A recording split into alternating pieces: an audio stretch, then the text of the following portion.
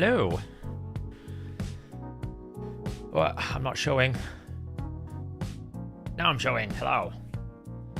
Hello, everyone. Welcome. I'm on time. That miracle. It's amazing. Yeah, I'm on the free-to-play, just using up the energy. I know it's traumatic the last time we were on stream. I promise you, I haven't been sitting in campaign since the last stream. See, when Player basically release updates that have one sentence, my day is much more easy. How are we all doing? See, I'm saying my New Year's resolution, I'm holding true to it. I need to upgrade some boots to level 8. I've got some boots. Who is sitting on some low-level boots at the moment? What's this? Ooh, not bad. Let's go with anything useful. Take that up to 8. Funny enough, silver on the free-to-play equally as traumatic as on the main account. Like, it's so bad right now. When using 3 classic arena bands, using 1 force. All right. What's the Hydra plan tonight? Well, we got to do all 3 keys, but I kind of need to look at the teams. I haven't built Alatrian yet because, to be honest, until I book him, it's a bit awkward. All right, can we stop? Thank you. So yeah, the plan is basically we've got to do all 3 Hydra keys. Probably have a bit of look at what types of teams we're gonna build. We're gonna do that. You've got freaking COVID. Ah, man. Is it your first time of getting COVID, or is it like, have you had it before? Because normally the first time is a lot worse than the subsequent times, you know? It's the first time that's the most brutal one that I find.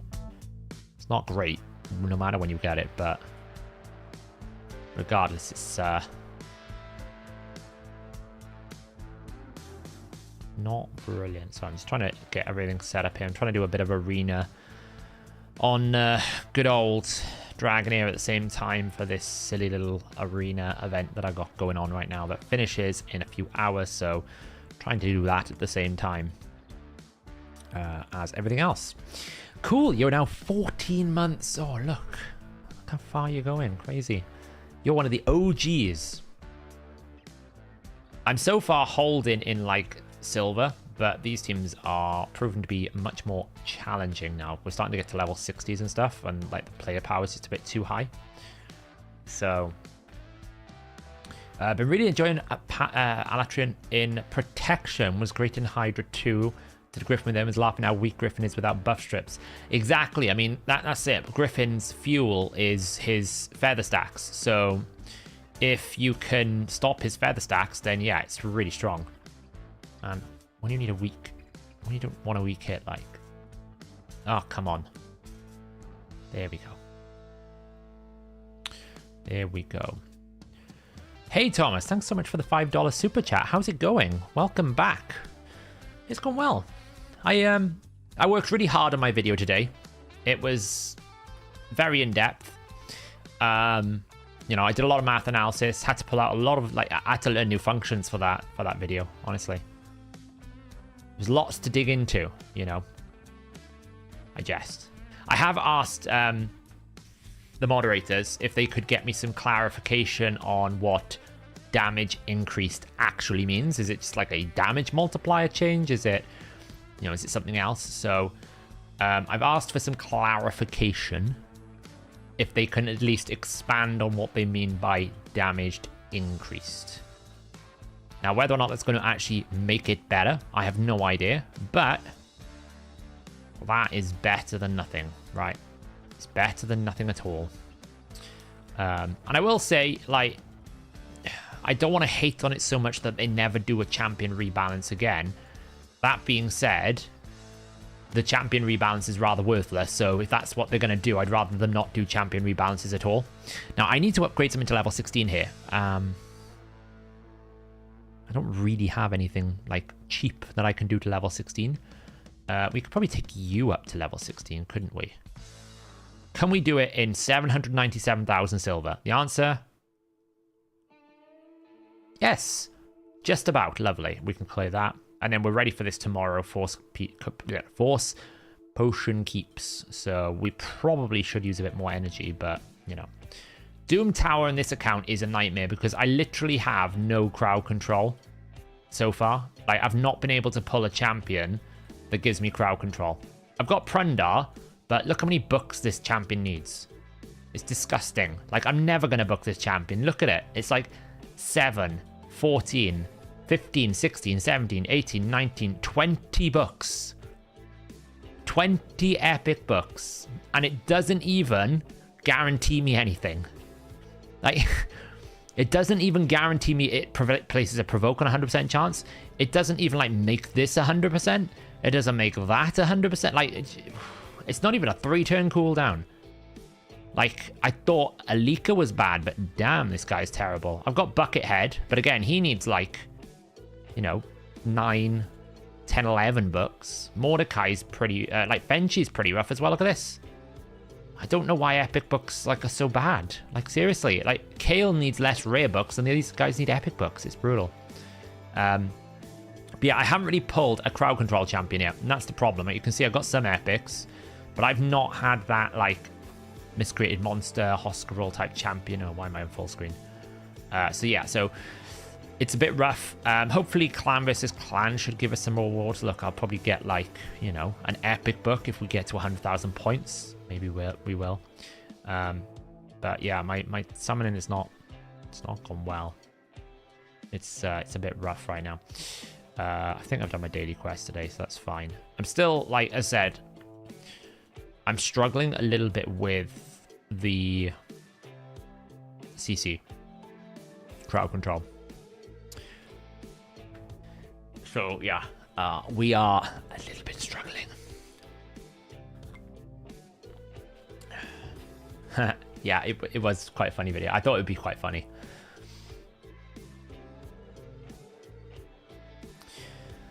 No, exactly. I mean, that's the thing, Bryce, right? I'd rather... we were actually having an interesting debate. People like saying, oh, well, you know, the Angar change, it's, you know, it's better than no change at all. I'm like, is it really? Like, they would have committed development resources to modify that champion skill set. And I'm looking at it going, it's not going to change, like, it's not going to change anything. Nobody is now going to use Angar based on those changes. So all they've done is commit resources to a change that's going to have no positive effect on anything. Players aren't going to feel like that rework was worth it. So they're not going to use the champion. They're not going to sell more shards to get people to chase that champion. So what's the benefit of that rework? And in that situation, it's like, well, no, it wasn't worth it. So I think I would rather, if that's the quality of rework, and if there's no other details coming out around that rework, if that's the quality of the rework, I'd rather they just not bother and spend their energy and time developing solutions for things like the game time, the silver economy, you know, things that actually matter to us as players, things that are going to have a positive impact to us as players, rather than reworking a champion to basically be a little bit less useless than he already is. Like, you know, that's the reworks that work really well are Vlad's reworks, right, where they changed his A3 to an AoE. That fundamentally improved his viability everywhere now because he's double AoE decreased defense. Like, these things really help. Things like the Candrathon. The cat's doing something. You know, the Candrathon changes was really good because they didn't just, like, change some numbers. They fundamentally changed the way that he operated to make him viable in arena. Things like the Marshallette, I think he was a rework. Right, so I think if they're going to rework and spend development resources, it has to result in some form of positive change. Even if that change is positive for them. I can't even see how this change is positive for them because nobody's going to chase these champions. Like, Angar, we were doing a bit of a shortlist. Is Angar really better as a provoker than Bivald, who can heal at the same time? Or Sigmund, who has the strengthen and shield on the A3? Or someone like Umbral, who has block buffs? Or someone like Archer, of course, is way stronger. Morley has turn meter control, right? You start running down the list and, like, you're thinking, well, this guy's a void legendary and he can't even outrank an epic, right? And that's the situation they've left it. Even with this change, it's still terrible because if you think about it, you're never going to be able to use him as a proper tank for Hydra because he's got the Islin problem. When, like, he's HP based. The Head of Decay targets the lowest health person. So he's never going to activate the concept of, hey, I counterattack and re-provoke you. Right? So why would you pick him over Morley? Because Morley does exactly the same thing as his A2. Pretty much word for word, like for like. You know, it's just a slightly better upgraded version of that ability. So he's so far down the list of priorities that the change does nothing for him. So what was the point of even doing it? Because unless he's systematically going to improve, it's just worthless. You know, even if you say, okay, well, outside of Hydra is very good. Well, the decreased attack only works if the person attacking is provoked. I'm like, well, how is that better than Stagnite? How is that better than any AoE decrease attack champion? It's not. You know, Krisk's passive, and it only goes on for 1 turn. It's not like it goes on for 2 turns. Like, Krisk's passive goes on for at least 2 turns. So I don't really know who approved those changes or what it's trying to achieve. Maybe someone in Playroom can clarify exactly where they see this champion now sitting. But for me, Angar basically is a worse version of an Umbral. And Umbral locks her abilities. At least Umbral has more utility. So, you know, I just would rather not... I'd rather them not bother and promise these reworks if they can't, you know, do them justice. Or if it doesn't... Not so much do them justice, if it doesn't add any value for anyone. You know, if they can sit there and say, well, look, we're going to sell more shards by doing this, even if the player doesn't like it, well, at least you've got that going for you, right? That you can sell more shards. I can't see how you do anything. Like, if they gave me a progressive chance for an angle, I'm not now going, that's really good. I'm going, there's 12 other champions that are better than that. You know, and they haven't really fundamentally solved the problem with Fortis because, you know, once you get to a boss, how do you activate Fortis's Astral Terror? Like the ability they've buffed? You can't. So that basically immediately removes him from pretty much most PvE content because you can't have a champion get into the boss that just goes attack one enemy, because that's all he does. If the fear component is missing, you have to run crit rate, which means that doesn't work. And you physically just don't have access to any of his abilities because you need fear to activate everything. So, you know, it's a problem. Damn, I didn't get an accessory. That's annoying. I can do it one more time. He's worse than Butcher. I mean, you're just never going to use him over anyone else, you know? So, yeah, Skiramis is a great epic. Good point, Kirk. So, yeah, I mean, you pulled the Archer today. Congrats, Bob. Well done. So I will be doing a serious video on it. Like, I'll explain. I might do a video actually talking about how champion rebalances should sit, right? What should be the correct process for doing a champion rebalance? Because right now, the process that they've gone through doesn't seem to have worked.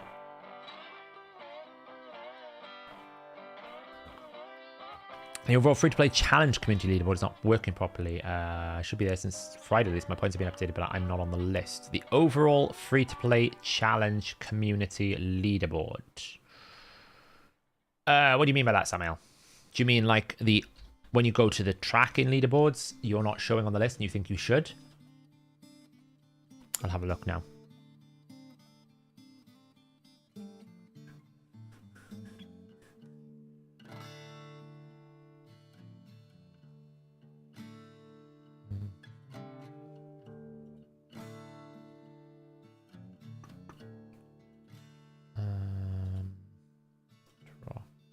Gotta find which team you're in, Samuel. You're in the creator tournament, aren't you, Samuel? What team are you in?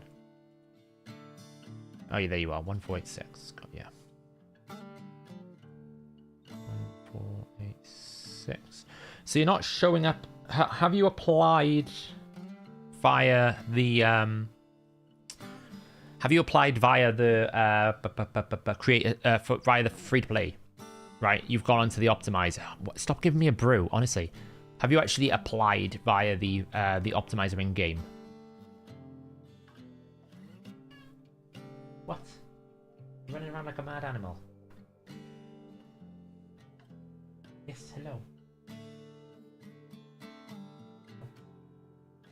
Yeah, so you're not going to show up unless you actually apply. That you'd have to sign up via the optimizer version, because there's two separate tournaments. One of them is the creator tournament, which I've manually enrolled you in.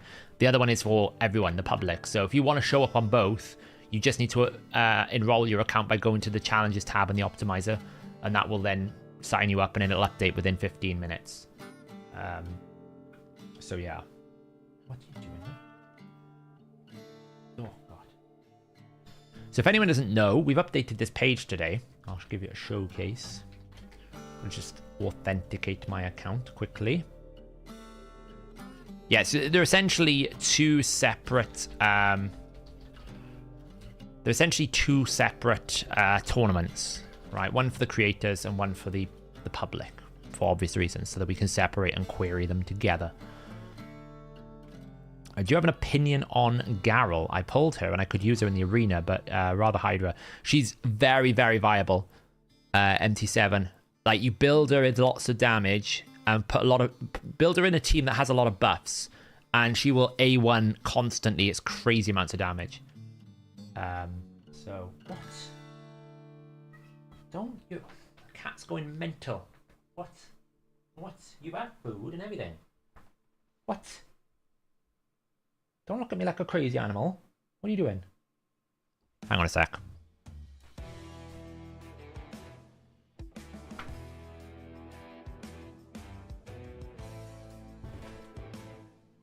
The cat has got the zoomies. There we go, finally. Ooh, an attack one. It's alright, I guess. Completed. Suppose I can use 3 glyphs, can't I? With the limited silver I've got. Right, so... Sorry, we gotta appease the cat. She's gone a bit mental at the moment. We'll probably start a fight with the bag now. That's what she normally does. Boom. Hey Noda, welcome. You haven't missed much. We've only just got started. Make 4 accessory upgrades. I'll try. I have a very, very limited everything. Who would this be beneficial for? Oh, look. Buckethead can have. There you go, look. Just do that. Thank you. Claim that. What else have we got going on here? Faction crypts. I don't think I can do anything here. I could probably put like 1 star through, but it's just not worth it right now. Oh, look. Jizzo can probably carry this, can't he? With no gear? Surely. Oh, I might want to put some gear on him. Let's put some random gear on Jizzo. See what he can do. We got a... Funny thing about Rathalos. I'm going to talk to you about the Rathalos set, because I have got a few pieces, and let me just tell you, I have some crazy ideas. Right, so let's take some speed boots. One of these is speed boot. Yeah, you're stuck now. Go, speed boots. We'll take that. Do we have a chest? We'll take that. Looks great with that. And then we'll take that with that. Lovely.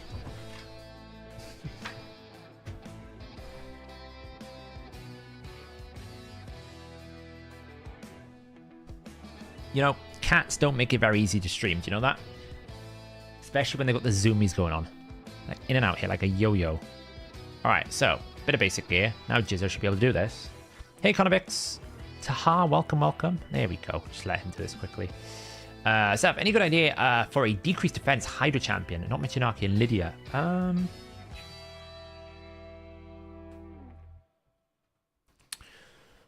Who would be make a very good decreased defense?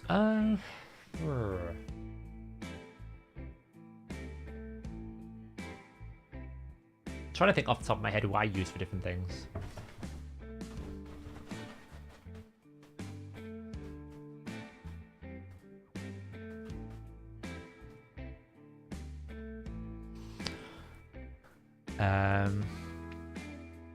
Lusa would know. Lusa. Decreased defense. AoE. Ugo's a great option. Catone, not a bad option. The only thing with Suzerain Catone is it's a long duration. It's 4 turns. It's really awkward if you don't have to Torment Head. So, funny enough, Noda, I'm kind of indifferent. I never expected them to fix the problem to begin with, so I'm not that shocked.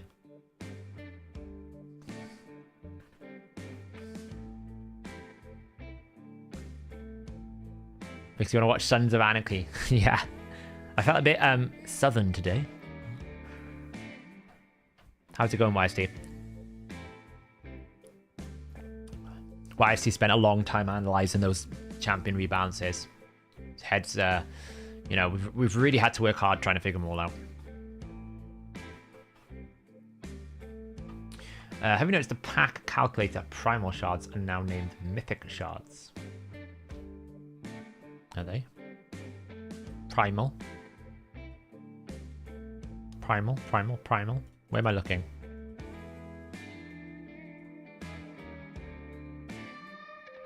Primal.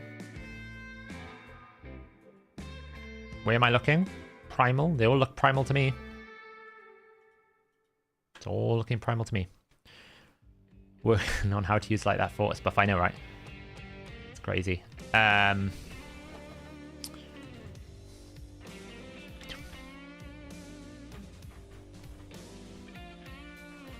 Honestly, I could do more levels, but I can't be bothered. I think I'm good here.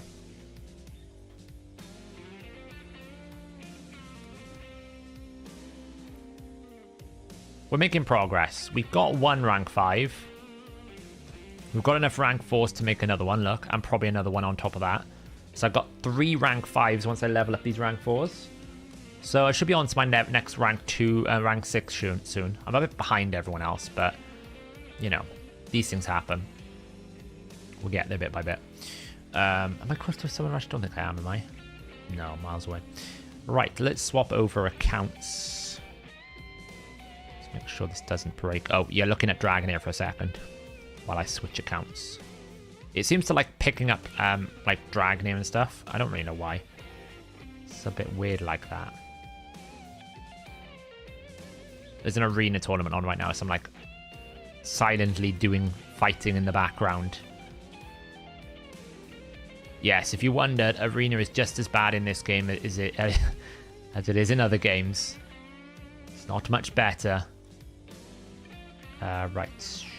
This. Properties. Go. Right, so what was I going to show you? Oh, well, I'll show you something once the cat has finished killing everything.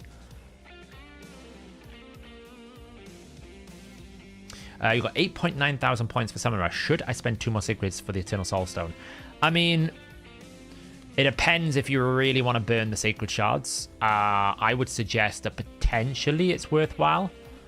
Purely because, you know, this is a very difficult... Like, it's hard to get these Soul Stones, right? So if you're close, then maybe it's worth it, Curry.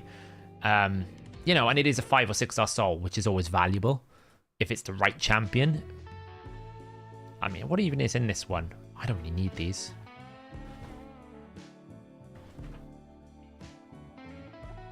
I did try for the Harima, I didn't get it, of course.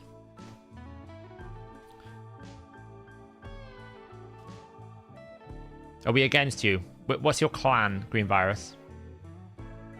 Which clan are you in? You this one?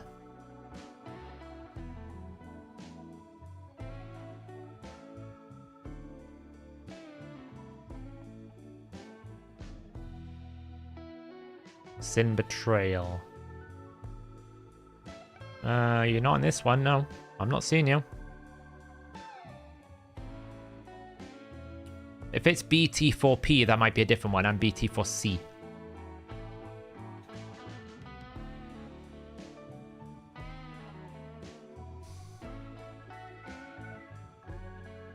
Oh, did I call him mythical? That's probably my mistake. Yeah, I probably called it mythical without thinking.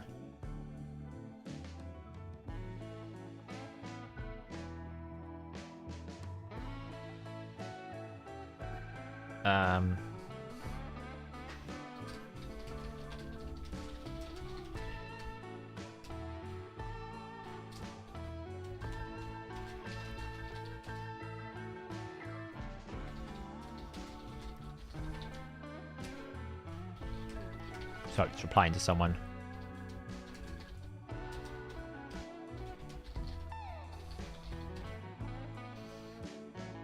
I think the cat's finally given up the ghost. She might have. She has these zooms moment at times.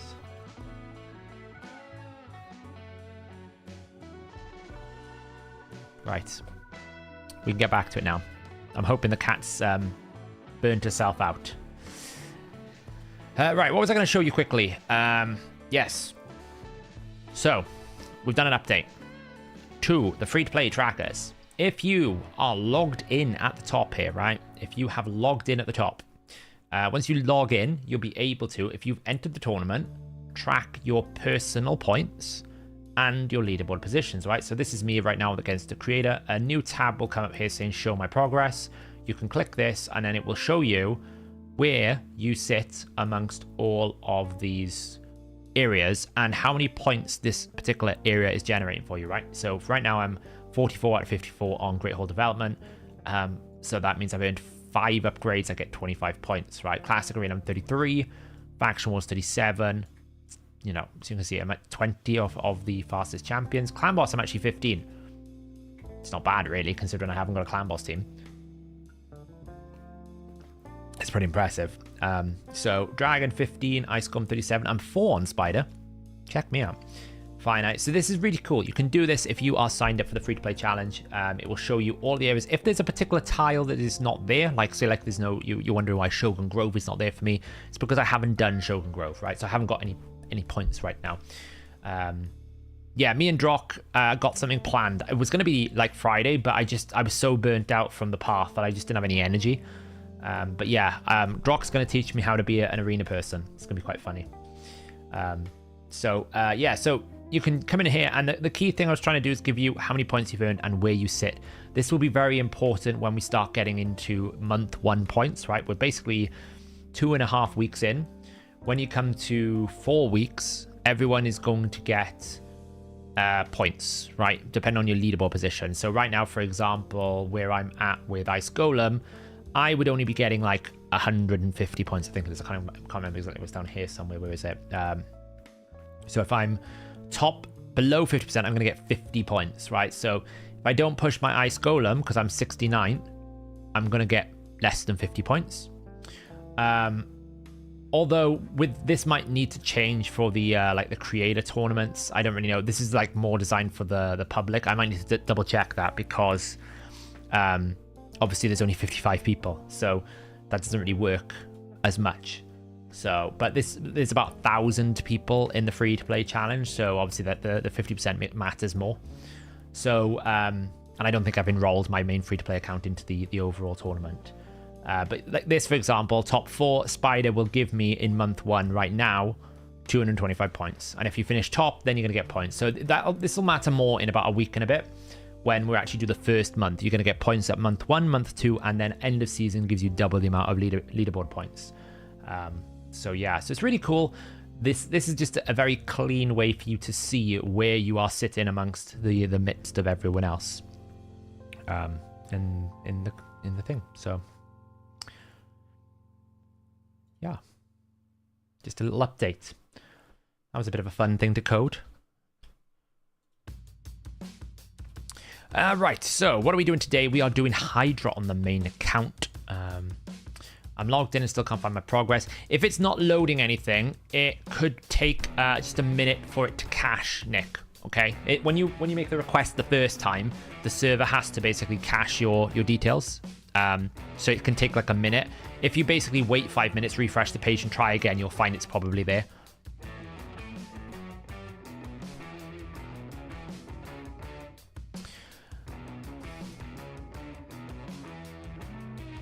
You have a question about Bacillus Rowanus. Does his A3 require accuracy to decrease turn meter? Unless it says it doesn't, it should. Okay, we're tired now. What? Bacillus Rowanus.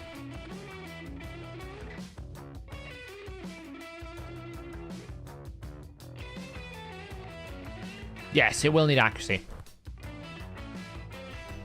Yeah, if you're having problems seeing it in Chrome, just Control F5. Like, I clear the cache, but no matter what I do,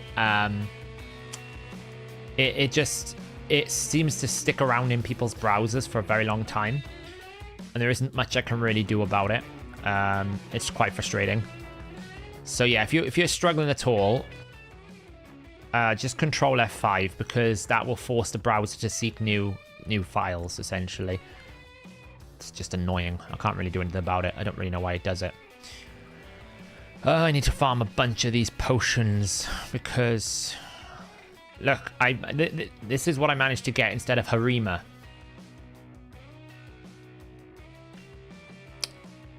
What am I meant to do with this thing? Useless gorilla. Funny looking Harima, that.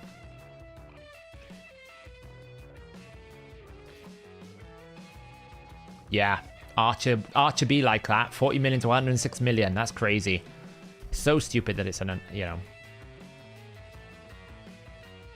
that it's limited.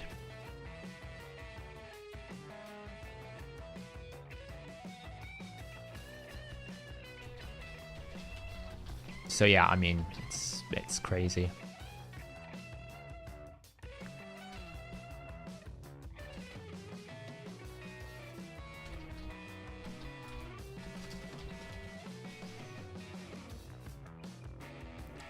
So basically, I've been planning my CVC points, and my plan tomorrow is to pull Harima. All right, we've got it ready. I can't wait any longer. I've been waiting for ages. So we'll be pulling Harima tomorrow. And actually, I realized that my my CVC calculator was wildly out of date on the website. So I've updated the CVC calendar on hellhades.com. If you don't know, bit of show and tell. There's actually a CVC calculator on the Kage. You know what I mean? You know what I mean? The Kage. I'm losing my brain. I'm losing my brain. It's all going downhill from here. Pull Mikage. Good lord. Can you tell my brain is... This is what happens when you make silly things about... about things. Anyway, I've kind of updated the Clan vs Clan calculator. If you guys don't know about the Clan vs Clan calculator, it's on the website, hellhades.com. It's a tool. You can use it to kind of like forecast what you want. That's really close together. I should probably try and make that a little bit wider. Not really sure why that's like so condensed, but it is.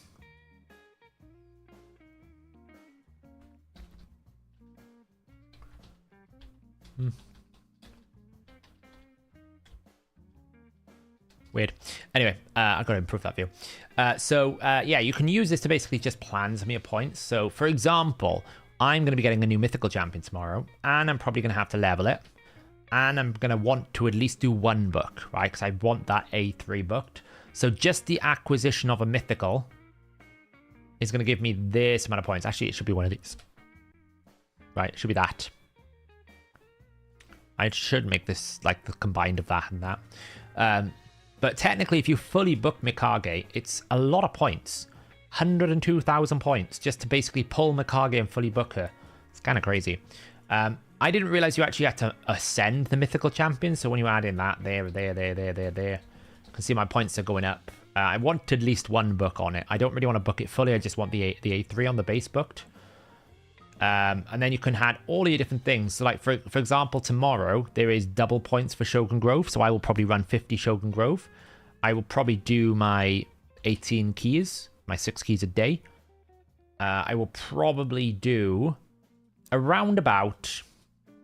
Now I'm going to do I'll probably do 210 fights, but because it's also a ×2 arena, essentially about 28 of them will be with double points. So about 240 tag team arena fights. We'll have 2 of these, so 4, 4, 4, 2 probably, and 2, I guess.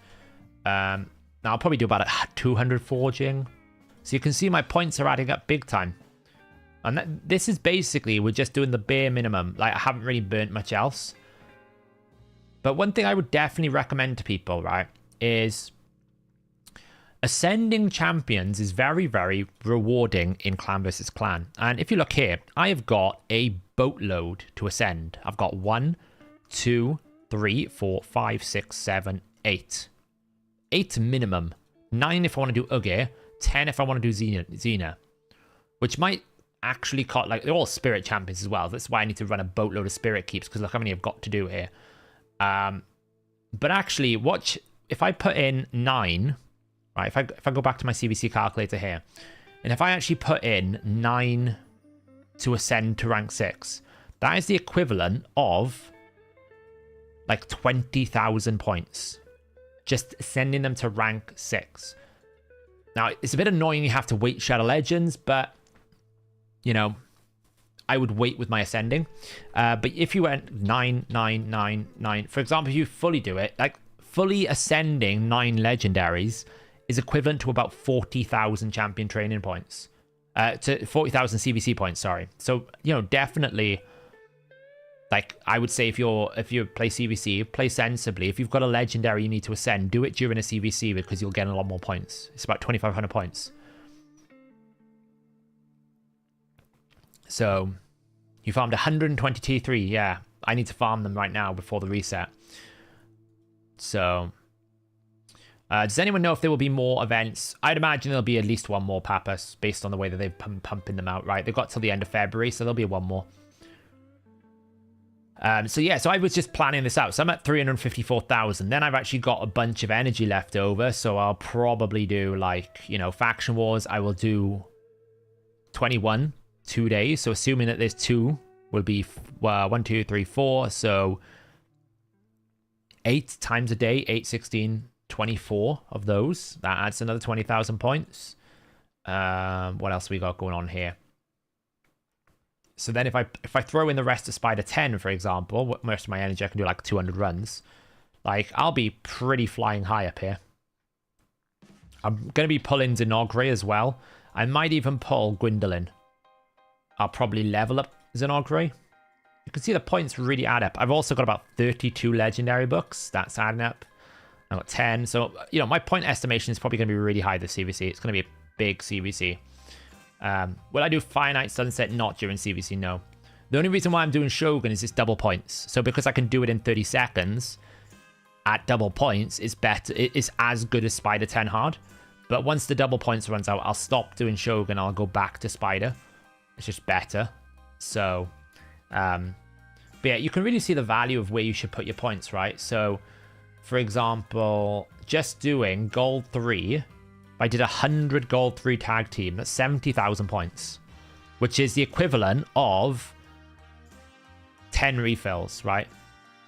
Because you get 10 battles a refill, 100 battles. So that is the equivalent of 10 refills at Gold 3. If you just do that, you're going to get 70,000 points comfortably, right? And about 30 of those fights will be double points. It's more like 130 for 10. So you should get at least 100,000 points just from your tag team. The difference is when you drop down tiers, and this is why I was trying to tell YST to stop slacking down in Bronze 1. He used to be down in Bronze Odd. Look at the difference in points. If you're in Bronze 4 versus Gold 3. Now, I'm not saying Gold is accessible for everyone, but even if you're in Silver 4, doing 100 battles in Silver 4, if you put one-man defenses in, you'll gain a lot of points, right? This is where you get a majority. The majority of your CVC points should come from tag team, Forge, right? So if we look here, if I get rid of this, boosted odds now, if you do 100 summons is 13,550 on average, right? When I do an average rating here based on the rank rarity charms, so it's about an average of 1350. Even things like ascending, for example, right? If you ascend something to rank 6, that's a lot of points. If you ascend 5 artifacts fully, that's 10,000 points. It's not as valuable as other places, but it's worth doing. You know, upgrading one of these, 1,500 points. So yeah, it's on the website if you want to use it. There is an expanded view which includes everything, but we figured that most people don't want to see all the fields. The minimized view is the stuff that people typically do, right? For example, do you really want to track how many of these? Like, you can if you want. Like, that'll give you 8,000 points, but most people don't do that in a champion training. So we simplified the view just so you can see things like epics only, awakening. Key thing about awakening is you have to summon the soul. Not actually awaken them. You have to summon the soul, which is a bit annoying. Otherwise, you could get loads of points and queue it up, I guess. So, but even things like rank 6 glyphing, that's worth 500 points. It all adds up in it's mini bits, but definitely your tag team, Spider, Forging is where you get all your points. Live Arena is not bad. Like if I fight like my daily fights, it'll give me 2,500 points. It's not too bad.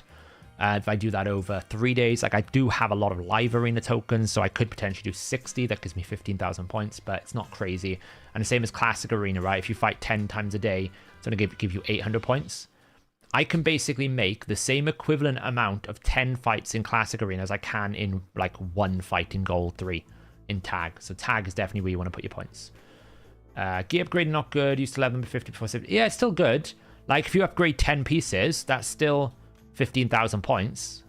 It's good. It's just not as valuable as something like, you know, Forge, right? If I do 100 Forge, if I do like 10 Forges, that's basically 10% of that, right? So if I do 100 Forges, that's going to be the same amount of points as upgrading. So there is tips you can do with clan boss chests as well, which is a way to do it. But, you know, predominantly, like the big thing is mythical tomes give you a lot of points as well.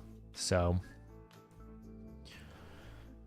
what I need to do tonight is farm the heck out of Spirit Keep before it resets, because I only have, like, how many points am I going to need?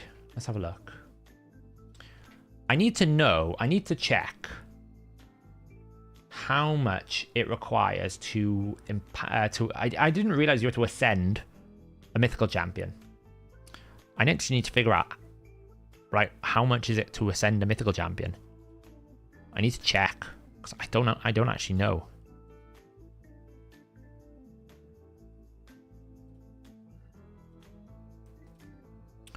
Let me see.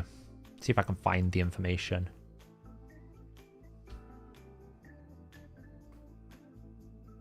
When it loads up. Ascend.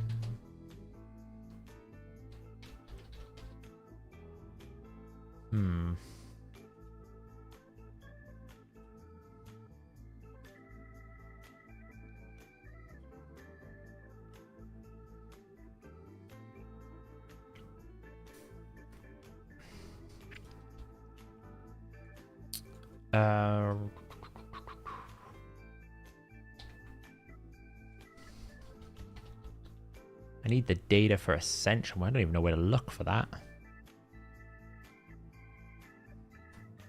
I meant to do this earlier. Because I had no... I completely just didn't realize you had to ascend mythical champions. I thought they came, like, pre-built. Apparently not.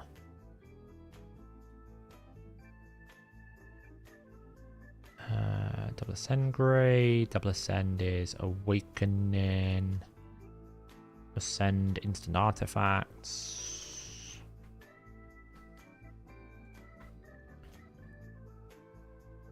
Ascend Materials, that's what I need. Okay.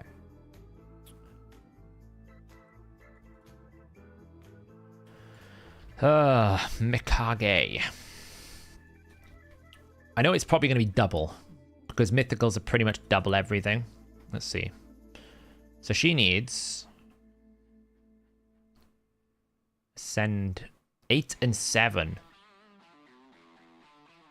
to go to the next level. Oof. So it's basically... Open Word up here. That's the wrong thing to open up.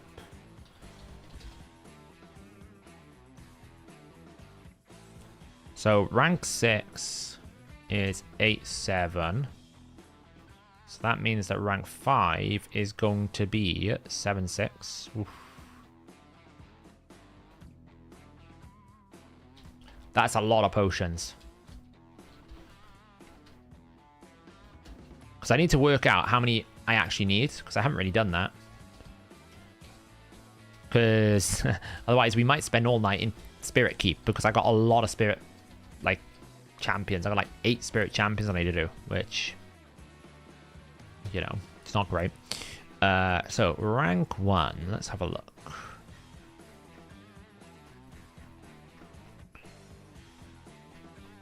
Okay, rank 0. It needs 3-2.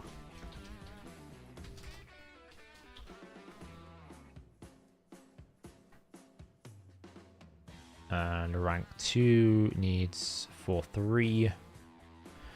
Has anyone got a mythical champion? They can just check for me to see if the first tier starts with greater or superior arcane. I got a feeling it starts with superior, which fills me with dread because I don't have many superiors. There we go. It starts with superior. Right, okay, so in the grand old scheme of things, let's do a little bit of math. Champion, rank 1, rank 2, rank 3, rank 4, rank 5, rank 6. Total type. This will be so arcane. So in order to make this work, Mikage is going to need 2, 3, 4, 5, 6, 7.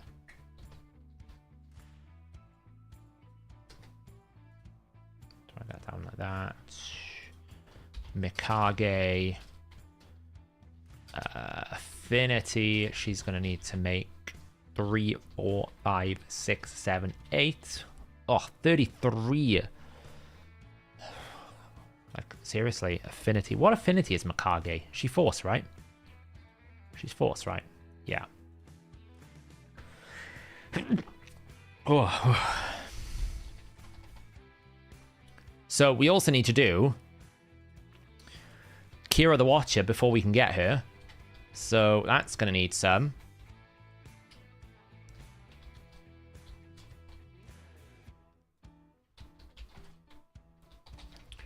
And then we also need to do Alatrian.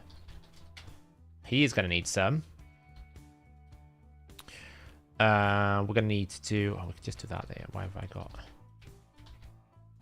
Simplify. We're also going to need to do Blizzard. Because I need to awaken Blizzard, but I can't because I've needed to I've needed to ascend him. And everyone in there, like... everyone wants it. Neldor... He's force. Rotus. We might actually get to build Rotus. It's only taken me like a month to even get close to doing it. Uge, Spirit. We also got Basilius Rowanus, who is force. And we've also got Astrolith. Like, this is where a lot of the points... These points here are probably worth it. It's going to be a lot of energy. I'm trying not to burn all my energy tonight ahead of tomorrow. But I don't want to run, like, Potion Keeps tomorrow because that's just not worth it. I mean, technically I could save it, but, One of the best videos ever. I aim to please, lads. I try my best. There's a good chance I'll do Xena. I'll probably upgrade Xena as part of the champion training. She goes forward. Everyone is like force and spirit. It's brutal. It really is. And then obviously we've got Zenogre, who is going to be magic. All right, so if you ever want to find the current points as well, you can come to the website. We have a guide to Artifact Ascension. I actually need to update it to include mythical champions because I had no idea. But this will give you the points, the potions you need for various different things. So you can see, for example, my Neldor is going to require 4 superior and 2 superior. So we can come in here and we can go, Neldor, you need 2, 4. There we go.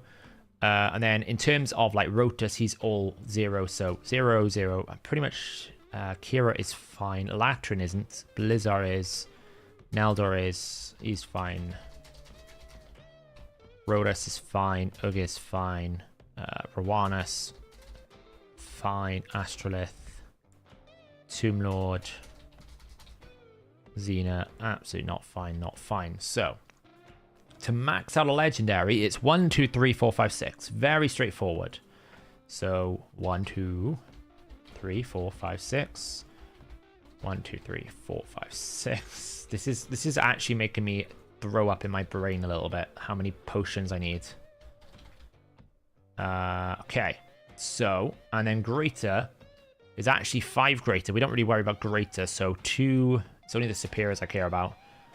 And that goes 2, 2, 3, 4, 5. 2, 2, 3, 4, 5. So everyone who is legendary here is going to need... I actually don't need one for you either because you're ascended. That.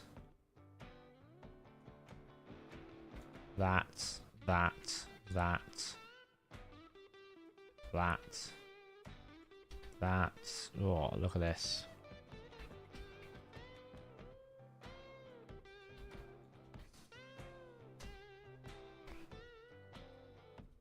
This is just disgusting, isn't it? And Tomb Lord then is going to need whatever this is. So, boom.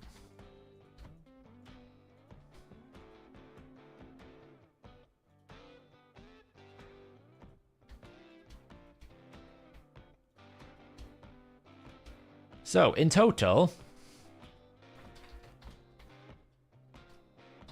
what do we need to actually get this going? Well, you know, using the powers of Excel.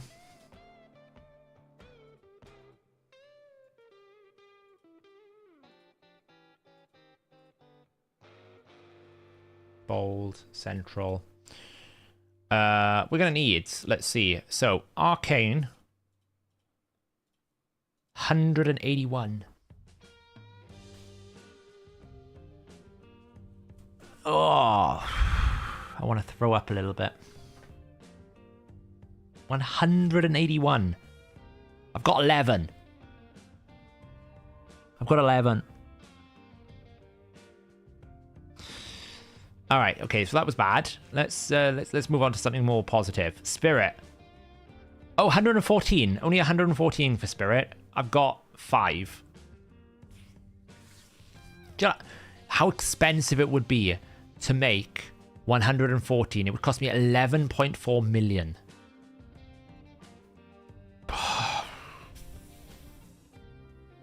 There was me thinking, I only need to do a couple of potion keep runs. That's a lot. I didn't realize there was that many. How much energy did that cost you, Green Virus? Like, I don't want to burn all my energy doing friggin' potion keeps. That's my concern. Like, I was trying to keep some of my energy for tomorrow.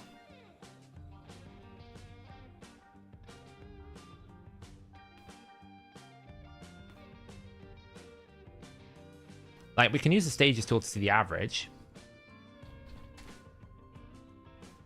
So if I go to, like, dungeons, spirit keep, normal, 20. On average, I'm going to get what? 2 plus 3 plus 4. So 9 divided by 3. About 3 with a 14 plus 12.25 plus 8.75. 3 over 35%. So math says hard. So if I'm going to get 3 over 35%, that means... How much energy is it per run as well? It's like 20 energies or 16 energy. Okay, so we got 16 energy. We get chance for superior is 35%, 0.35, and average is 3. So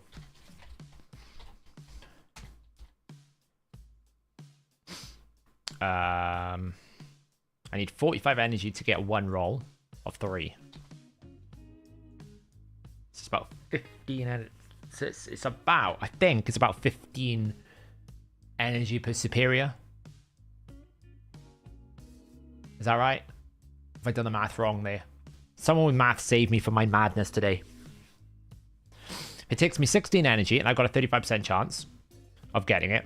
that means to get 1, I need on average 45. And then I can divide 45 with the average, which is 3, which means every 15 energy, I'll get 1 superior, which means that times that is 1,000 energy.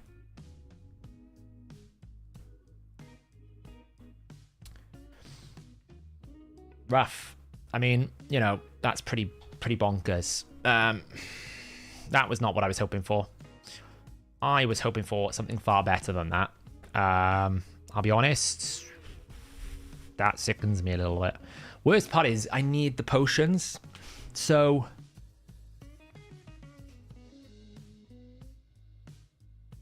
how much energy gets you 100 silver? Yeah, I'll offset it, no doubt.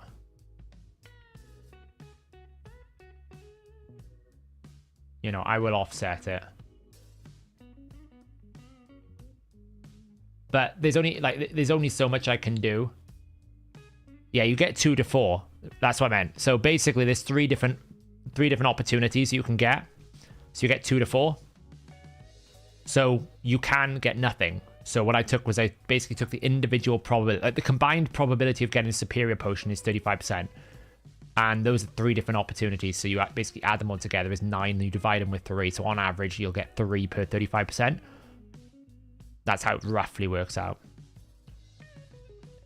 Don't use your 6-star serum potion keeps. No, this is quicker. These guys, this trio is basically like king of everything. This trio is probably like the main carries of my account. They go everywhere. The best buds.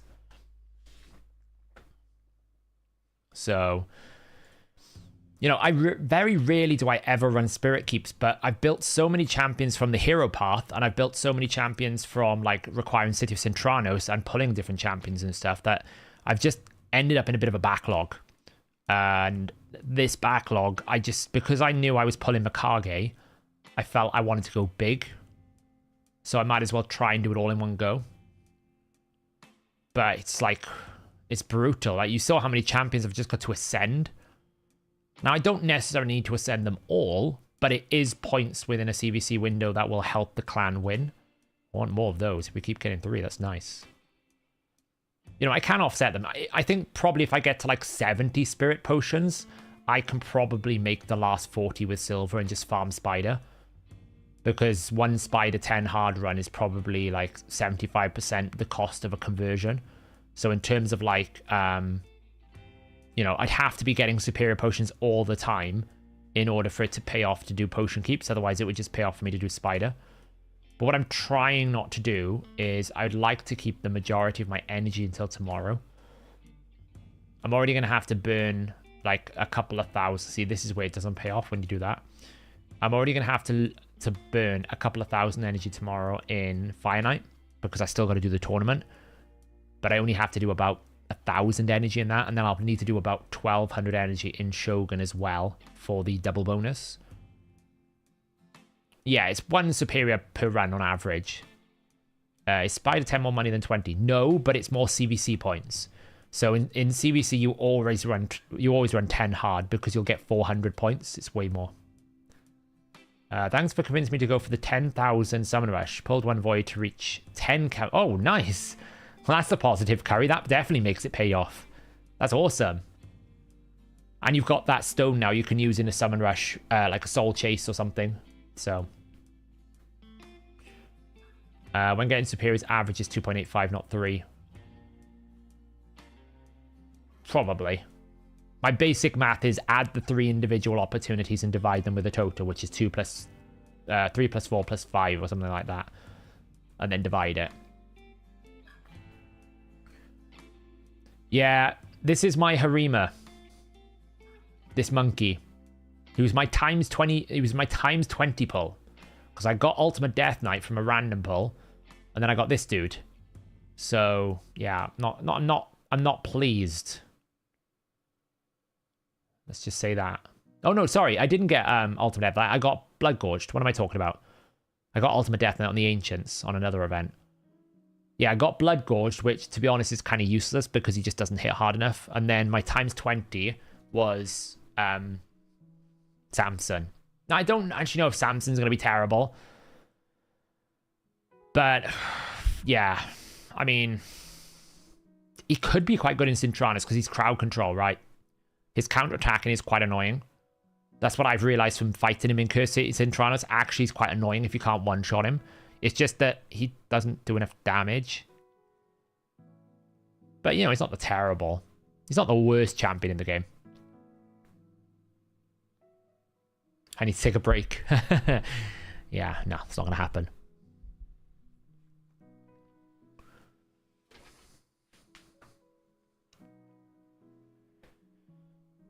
Oh, it's not that MT7. It's my third Ultimate Death Knight.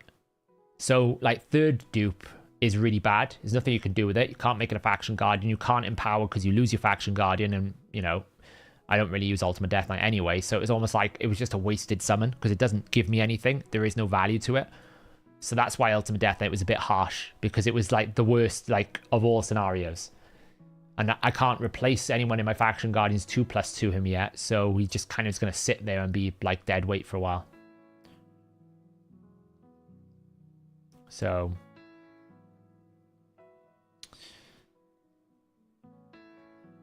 yeah, that's true, actually, Dan DeVille. Last time I took a break, I got ill for, like, a month.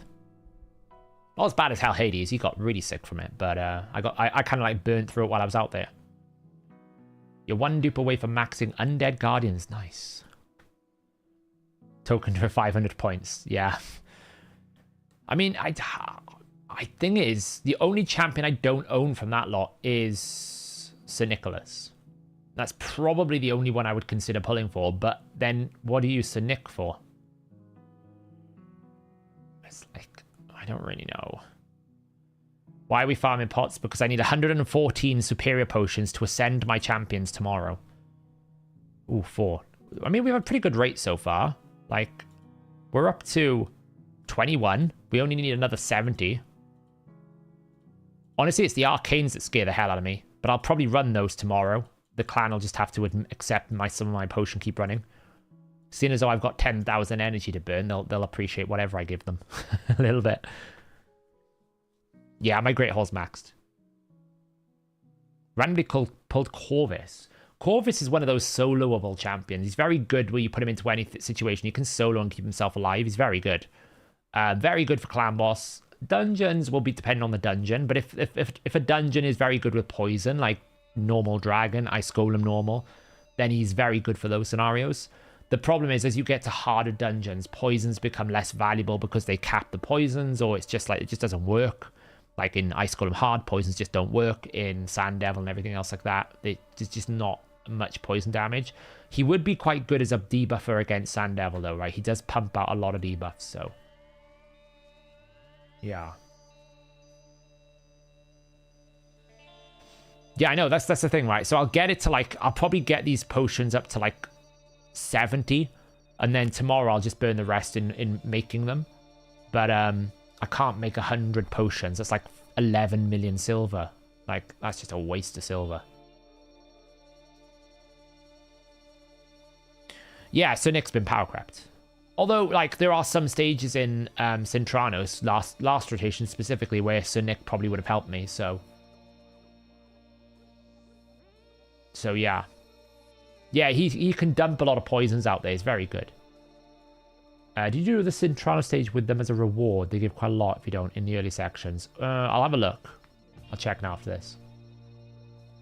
Would it be fair to change Faction Guardians allowed to pair triples? Is a good idea. No, I think duplicates is fine. I just think you just have this like really weird situation with the third duplicate where you just can't do anything with it for a while. Eventually, I get another duplicate in that faction, and then I can sub out the triple, so I can make a +2, which is what I've started doing with a few of them, right? That's why I've got a +2 Jintoro and a +2 Ghostborn and a +2 Martial Edge, because I think they're all maxed. Like, Shadowkin's not, but I just decided to do it anyway. But, like, for example, the... where is it?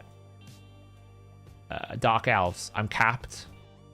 I've actually got another Ghostborn, so I figured, well, I can swap one in and sub it out. I've actually got, like, a +3. I can make a +3 Ghostborn and a +3 Vizier if I wanted to. I could even make a +2 Lydia for Dark Elves, which is kind of stupid. And things like the Mashaled and Undead Hordes, I'm capped, so it's absolutely fine. But there's that third dupe just sitting there doing nothing. But I don't have another duplicate to replace him. Actually, I kind of do. I could use Nethril now. I could actually make a +2 Ultimate Death Knight if I wanted to, but I don't use Ultimate Death Knight, so I'll never do that. Let's see. City of Intronos. Oh, look, there's some there. So we'll be able to get some there, which is nice. I don't know how much you get from that one. What is that? S20 normal. Cursed Cities in Tronos. In Soulcross. Normal. S20. We get 5. So there's 5 to get there. Is there any more lying around? That's normals. They're probably all going to be greater. Yeah, so I get 5 more, so that's decent. That's opportunistic, as they say.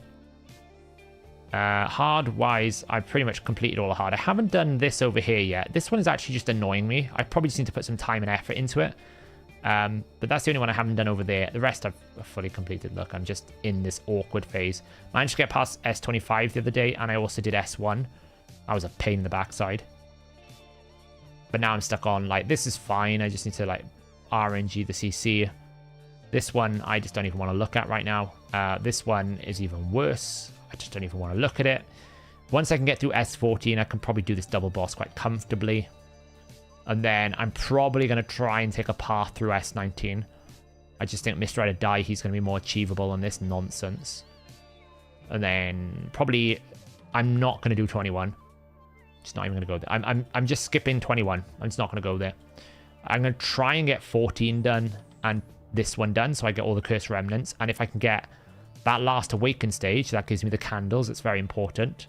And then these double bosses. But I'm not going to do 20 or 21. I probably won't even do 13. This plus that is just horrible. So I will probably be on like 99. And it doesn't really bother me because I can't do this anyway. Like, this is just ridiculous. Like, if I had Gothred, maybe, but I don't have Gothred. And I think he's kind of like essential because he gives you that AoE stun. I'm seeing Frolny get used quite a lot as well. But you can see, people have either got double Michinaki or they've got a Gothred, and I don't have either of those options. So it just makes it a lot more complicated to do. Like, see there, Gothred. There's not really a team in here that doesn't have one. It's not to say that it can't be done. I'm just saying it's not worth it. And 21 is even worse. Like, you're basically fighting the Force negative affinity. Because you can only bring Force and half of them are magic. So it's just, you know, people have done it probably with, like, the right setup. Like 6-star Sinetia for Crushing Rend. There, they probably just slammed CC constantly. So if you probably just bring lots and lots and lots of crowd control, you can probably do it. He's probably used Vasulf as a damage dealer there, I'd have thought.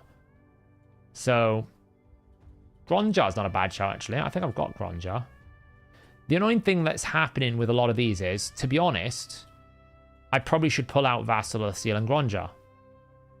Because, like, one of these stages, I think it's this one. Is it that one or is it the other one? I think it's the other one. It's not that one. It's this one, right? This one, Vassal of the Seal, is quite useful. Now, I've just got Bloodgorged for this one, so that might help me. But people have used Vassal of the Seal for this one. So what's forcing you to do it is actually, like, all the champions I've got stored up from the Doom Tower now, they're being forced out because I need them for something. Like, Chromax is quite handy. But I don't like using, like, I'm running out of fragment champions. There's just not that many left. So I'm using them sparingly because they are an emergency fund if I need them. So, but I'm not, like, this rotation, I went into it with the concept of I'm already 1 month behind, right? I didn't do 101 last month. So if anything, it doesn't matter if I don't do this again because it's going to take me 6 months minimum regardless because I've missed a month. So I'm not going to stress myself out trying to get some of these difficult rotations done. I'm just going to try and focus on getting this done, the Awaken stage, get as many mythical charms and artifacts as I can. And if there is possibility to do, like, some of these Cursed Remnants, then I'll grab them. But I'm not going to break my back for it. I'm not going to break the bank for it either. I'm just going to do the bare minimum that I can do. You know, if I get, like, you know, ideally tomorrow, if I can get to this awaken stage, then potentially I can get 650 energy. But that's very difficult because this is probably okay if I work around a solution. The only difficulty here is Cupidus is really slow. He's my slow Cupidus. I might have to just bring like a Nethril to bring this Termi to control and stun control. But I'd imagine that's how people built it. So your Nethrils. Just bring a Nethril in here. Right, he's brought a Katone to Tura. Actually, he brought the team that I've got with Martial Ed. So it's probably just like this Cupidus can't be this slow. It's a shame I can't test it. But yeah. Gronjar's first. I remember well. Yeah, you can see like he's being used. Where is he? Here, 6-star Gronjar. He's probably the only one with actual damage. That's why he's good. Because all the rest, like Vasolve does good damage, but it requires CC. What he's very good at is this. Damage. Burns and damage. So it's probably what he's quite, and he's quite tanky as well. But yeah. Do I actually use Feast? Not really. Never used one in my entire playing career. Right, we're at 23, so minimum I need to get to is at least 50, I would say. At least 50, which kind of sucks because I don't want to burn all my energy in potion keeps, but you know, needs must. We will start Hydra in about half hour. I'm not too worried about Arcane today. I can do that during CVC. It's not great points, like Spider's better. And again, I can't make 181 Arcane potions like by merging. That's just way too much silver. That's just like 18.1 million silver. I'm not going to burn that much. Are we doing confessions at the Church of Whisper? You absolutely can. Does a login reward count as champion? If you acquire the login reward, bro, really? If you acquire the login reward during CVC being open, you will get points for it. Yes. Yeah, Vassal's pretty good. I know Weiss, he's a massive fan of Vassal Seal. Shouldn't we get Fusion News? Probably Thursday, if anything. Boohog. Will probably be Thursday we get it. How long has it been since you've run Potion Keeps? I wouldn't be surprised if I said to you, like, if I mean by seriously running rather than doing the odd keep here or there, at least a year. Isn't Bathless that worth building for free to play? He's useful in a perma-taunt scenario. He's also quite useful in some of the Cintrano stages. That's why mine is built, because I needed him for a Cintrano stage. I wouldn't say he's insanely good, but he's useful. You're on Scylla the Drake's login. Lovely. Nice. Yeah, I'll show you Necret build now. Oh, by the way, we got a new upgrade to the Church of Whisper today. I'll show you now. Is your Elva, Emic, Pinkeeper, Demon Lord team have a lower speeds? I can't remember, but they were quite fast. Necret the Great. My Necret right now, if I can find him, there he is built in Bolster, triple reaction. He's at 107,000 HP, 3.1k defense, 195 speed, 398 resistance. Purely because I think he's got a resistance banner on because it was in reaction. I haven't really rebuilt him in a while. There's a very strong possibility that there are better builds in my account now. Like, you know, I've got a banner here that's attack. It's not very, very good, you know. But I've probably got better protection and bolster gear. He is in Bulwark, such, with a shield, fully booked. Life Harvest is what I've got him on because I want him to take turns more often. So, yeah. What's you aim for mid-game? It depends. There's three ways you can build a Necret, right? You can either build a Stone Skin Necret, which basically means that he's very hard to kill. Stone Skin Necrets are all about extending the duration of these protections, right? Because the way that it works is when you're using Necret in an arena fight, what you want to do is make sure that you are, let's see, like this. You're doing this, right? Necret needs to be last in the team order because you want the champions before him that you're protecting to take damage first. If Necret was in this position, then Necrek could get killed, and then these allies here don't get the shield component. The shield component I'm talking about is this one. Whenever an ally is attacked when under ally protection, this champion will place a shield on them. That's what makes him very powerful. If he's there, he dies on an AoE attack before he places a shield. If he's there, even if he dies, he's still probably going to keep these guys alive with a shield.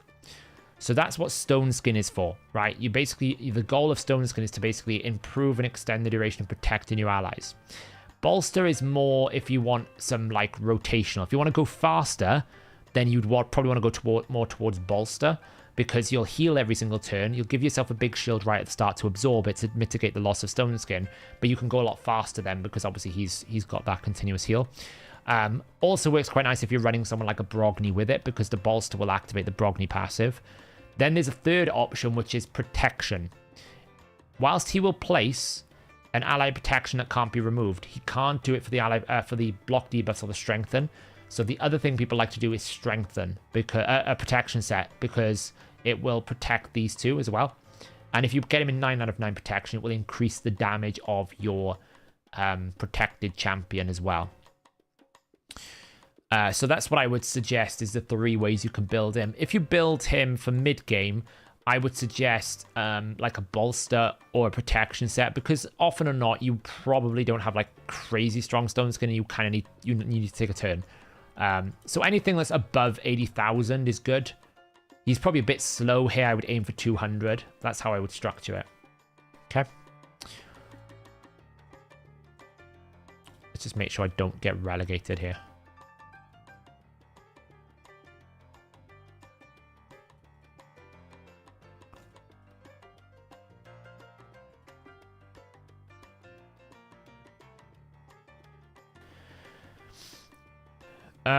Yeah, so the Whisper, we got a new the second Whisper is now 4-star. We're 2 stars away from having 2 6-star Whispers.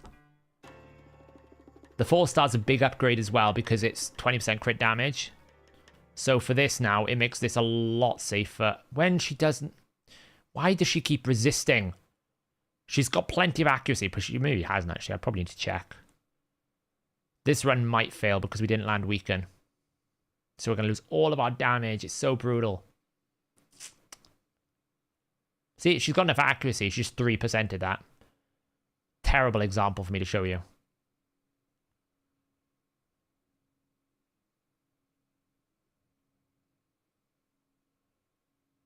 Probably can't survive this, if I'm being honest.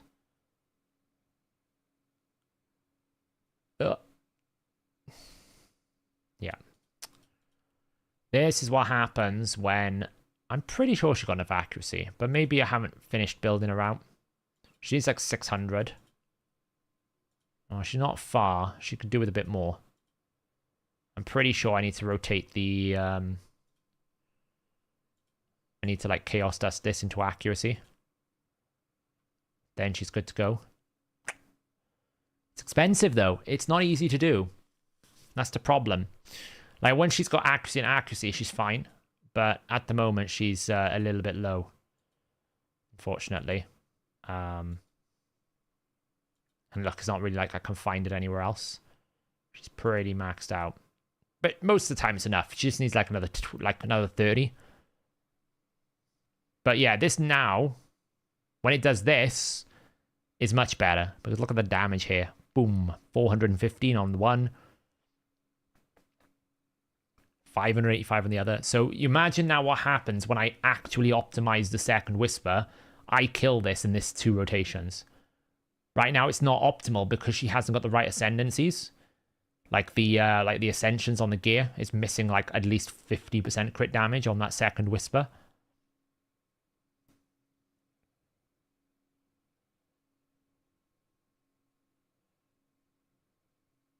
Boom.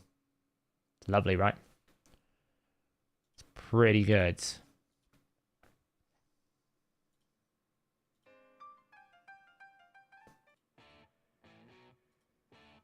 So, yeah, 4-star today. But, yeah, this second Whisper right now, she just needs more direction, because this is not the right thing. Like, this needs to be crit damage. But it keeps rolling the wrong one, you know, and this needs to be reworked. I actually need to upgrade this because that will go on this one. And then this one is probably going to go on this one. Even though that one's better, actually. Like, realistically, I want this one to be crit damage. Crit damage. Yeah, there we go. So I can take all this up tomorrow.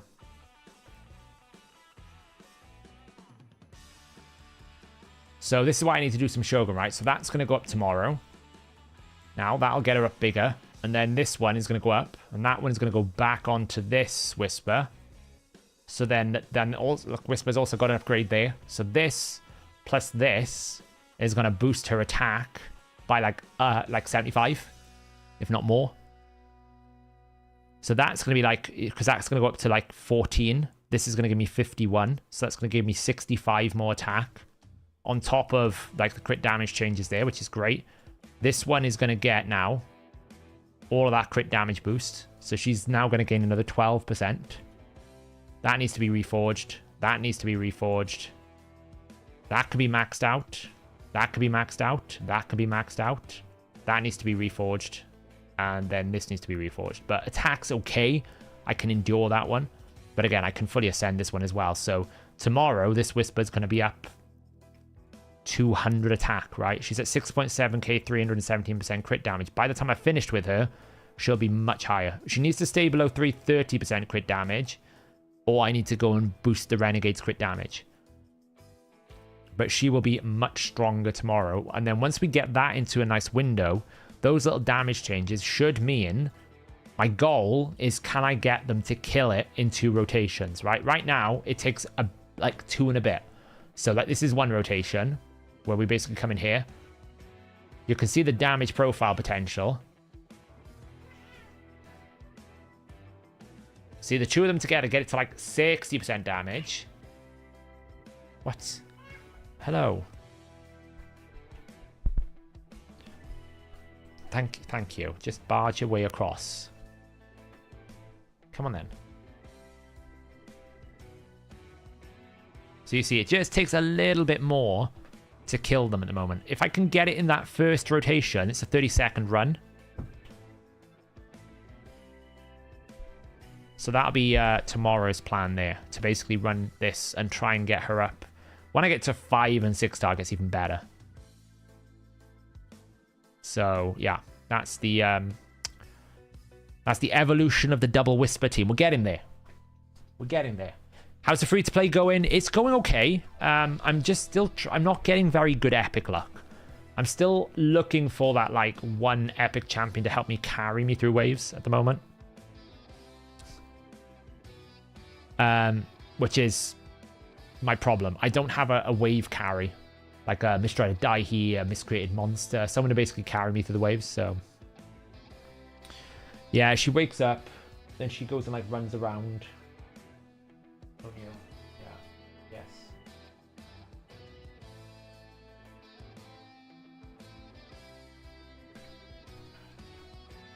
She's adorable, really, but she can be a pain. Why do I want mystical shots? Like, seriously.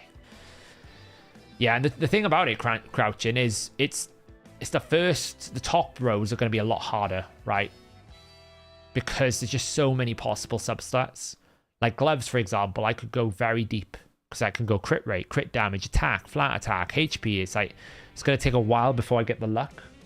It's not so bad with amulets, because you only got 3 possible outcomes. There's a 33% chance you get what you want. So you'll get it more often than not in a couple of, you know, runs. You get super unlucky and not get the one you want, but most of the time you can do it within, you know, 2 to 3 reforges tops.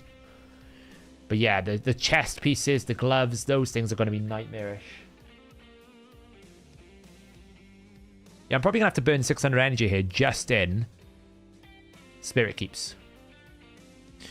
Saf, in the free-to-play challenge, my progress is days old. Is there a way to refresh it of the total points tally? How often does it refresh? If the page is not refreshing, So when you mean you don't have the total point tally, are you saying now that you view your progress, you're not seeing any of your own personal progress on the page, or are you saying that the number that it's giving you is out of date? I did see, that's why I'm planning my Sand Devil. I'm probably not going to do Phantom I'm not going to do Sand Devil. I'll probably do Phantom Shogun though. I normally do my Sand Devil during a Sand Devil tournament. That's when I will prioritize that. That's my like go-to farming time. But Shogun, there is no tournament, so I kind of wait for like an opportune moment.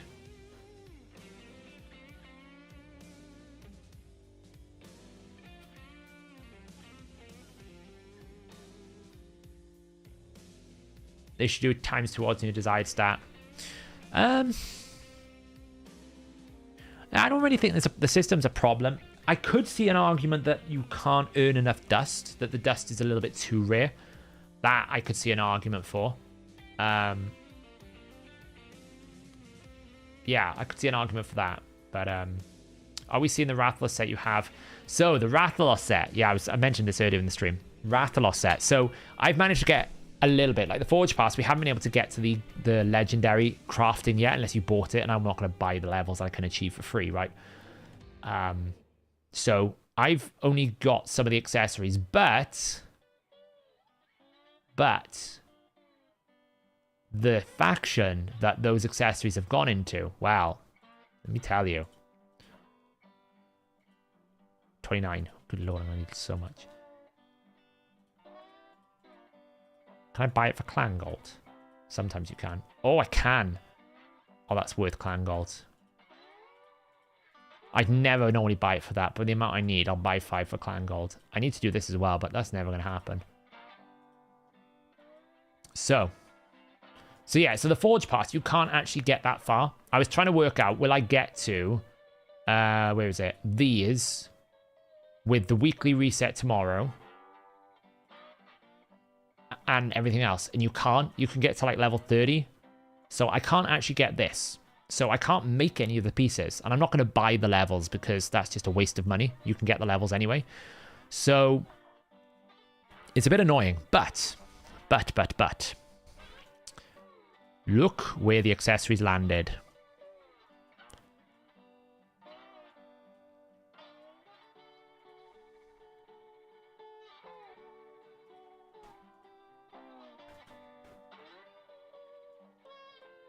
Look what we have available to us. We got 2 in the Sacred Order. Now, if I can get a third one with Cupidus, things could happen.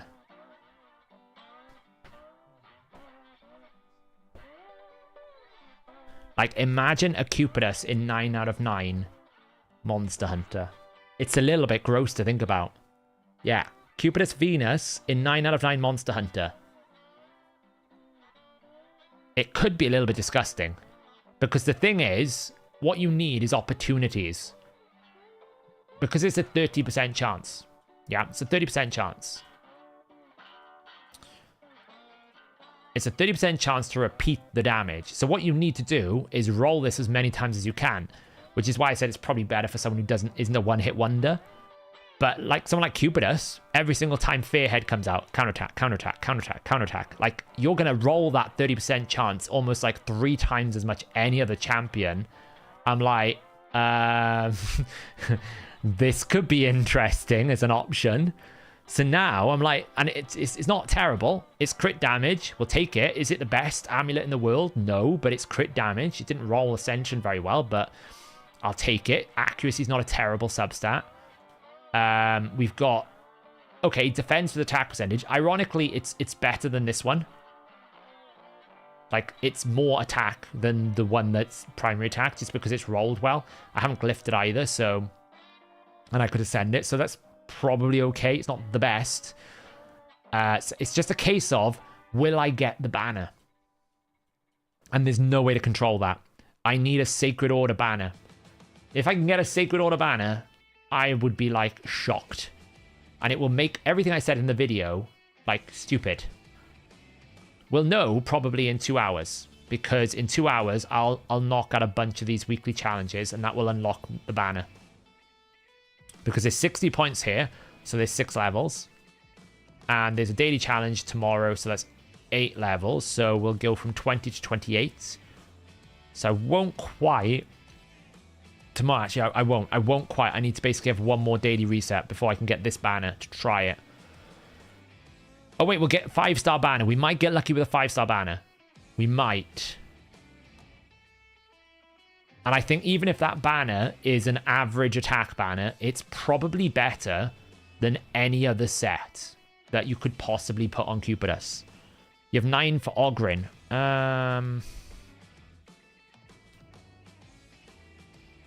Grisor? Are you kidding me? Grisor? That would be nuts. Because he's AoE as well, right? Every ability is AoE. That's really what you want to rock it on. Is people who have high AoE damage that are consistently AoE, like Biggin, consistently AoE. Ignatius, pretty good option. It's a long cooldown though. What else we got here?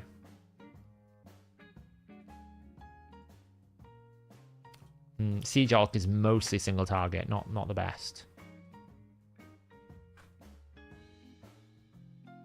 Squank's okay, but yeah, I mean, you're probably looking at Grisor or Biggin as the big one there. Those two are the ones that will be like, okay, this is nuts. This is nuts. Yeah, Garrel will be the gross one. When you get into this form with this A1 and you're constantly repeating that A1. Not the best set since he's defense-based. What does defense have to do with it?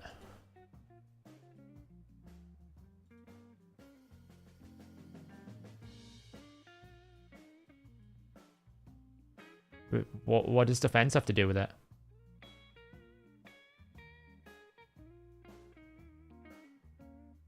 Grisor's max HP. So if you can repeat your max HP hit, you're going to get double max HP. That's crazy.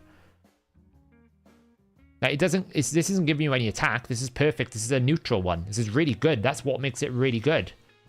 No. That's what I'm saying. That's what makes it really good. Unlike Merciless, Merciless has attack. So Merciless is much more for your attack. This one's really good because it doesn't have defense. So normally you'd have to like sacrifice some defense or HP or something for that cruel set. You don't have to here. What you're sacrificing is your single target damage. But for someone like Grisor, he's all AoE anyway. So he's basically getting lethal without any penalties, and he's also getting an extra 15% crit rate, 30% crit damage. So my Cupidus could basically have 15% crit rate, 30% crit damage, 10% speed, 20% fill every time he AoEs, full ignore 30% defense, and also a chance to repeat it. It's a little bit disgusting. It's a little bit disgusting, I'm not going to lie.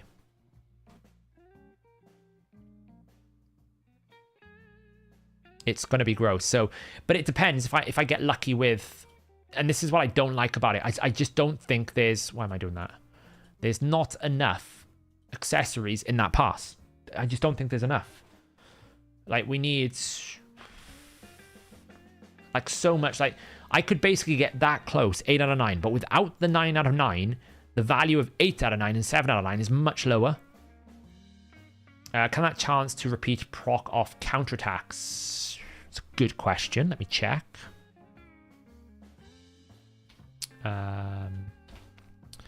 Rathalos. Oh, it's Monster Hunter, isn't it?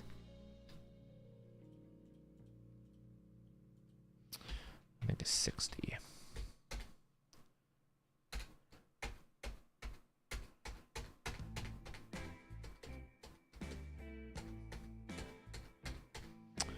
Apparently there's lots of 60s. Let's see. 9 out of 9.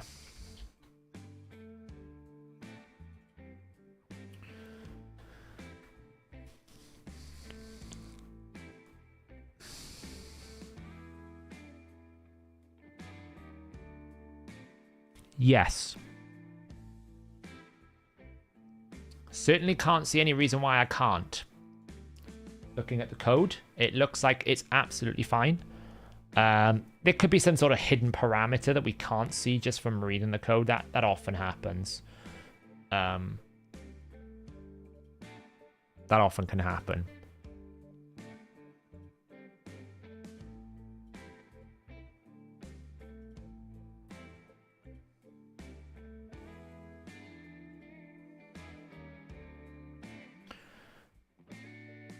So yeah, it does. Well, it doesn't. So it basically says the conditions that are there are the effect must be AoE naturally. The owner, it must be the owner who's produced the effect. Like that might be where it disqualifies it. I don't really know. It can't be targeted an ally for obvious reasons. It doesn't work with Brogni's shield because that always breaks it. And then it's basically that there must be sum of damage multiplied aimed to target. Now I don't really know what it means by sum of damage multipliers aimed to target. That's what I really don't know. It's an abstract terminology that defines like what something is, but it specifically says sum of damage multipliers aimed to target. But if it does work, then it will basically deal 100% of the damage that you dealt on that AoE, ignoring all defense and its fixed damage, and it cannot crit, right? So it's basically if I deal 100,000, I deal a bonus 100,000 damage. It's just the way that it works. It's just 1-to-1. Now, nothing there suggests that it doesn't not work on counterattack, other than that the owner must be the related effect. Now, that could be as specific as, you know, you just have to be attacking, or it could be that you have to actually initiate the attack, which would disqualify counterattack. But it could be that because his counterattack is not a joint attack, as in he's not counterattacking from a buff or someone else's attack, but actually physically part of his kit, his counter, it could well be that it works because of that nature, right? Because of the fact he is counterattacking from his own skill set, his skill that triggers the counterattack, not someone else's, that could qualify it. But like with all things, until I get it to test it and make sure, it's very difficult to know. I can make an assessment from the code based on my experience, but, you know. Why am I farming keeps? I need to ascend about 9 champions tomorrow, and it requires me to have 114 spirit potions, and I'm not spending 19 million silver doing that. So I'm willing to burn about 1,000 energy on this keep just to top it up to about 50. Once I get to about 50, I'll stop, which I'm nearly there, right? So I've only burnt about a couple of hundred energy. 50 or 60. I don't mind burning like 5 million silver. That's fine.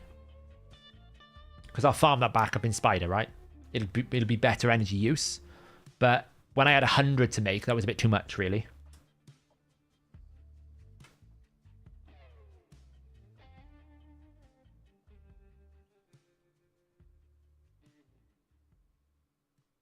The cat's gone into a zoomy mode again, which is... Oh, God. Well, that was a little bit awkward then. We almost fell off the cat tower.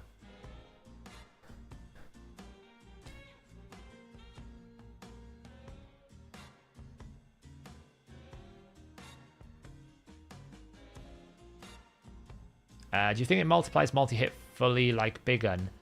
Do I think it multiplies multi-hit? It will do 100% of the AoE damage. So there's no multiplication bonus or addition. It's a fixed amount. So if you deal 100,000, it will deal an extra 100,000. It will repeat the damage. Do you think Archer could be viable in Rathalos set?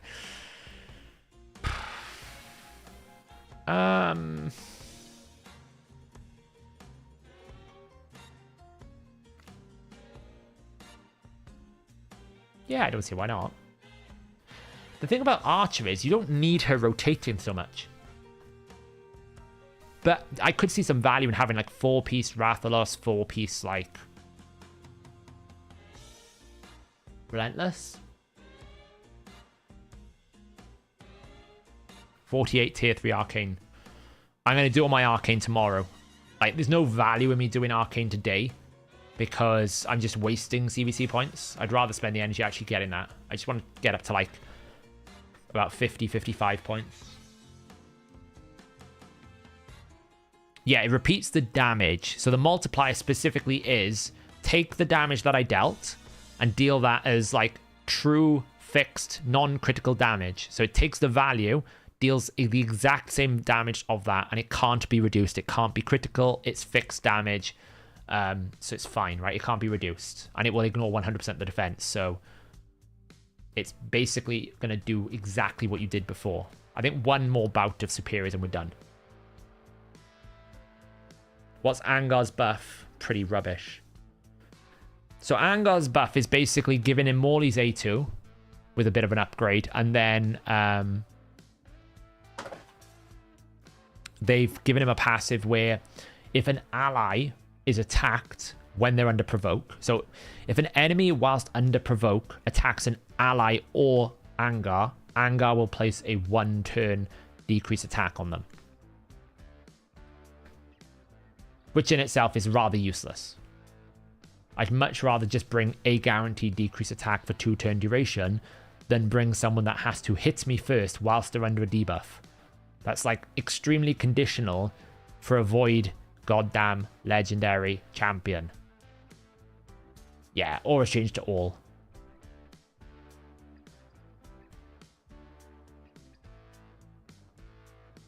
Have you booked your Blizzard? If you've booked it, that's where it becomes a problem. You have to go a lot faster if you book him. There we go, we're done. Right, we've got 50. So I would need to make another 114. So I'd need to make 64. So 6.4 million silver tomorrow. The thing is, it sounds like it's a waste of silver, but when you really think about it, if I'm spending, like based on the amount of energy, it's probably going to cost me another 500 energy minimum to get that many potions, if not more, probably another 800. You know, if we're being honest, it's basically 1 run per spirit potion. If I need 64, that means it's probably like 1,000 energy. If I take 1,024 divided by 20, I can run 51 spider. 51 spider runs is going to give me 400.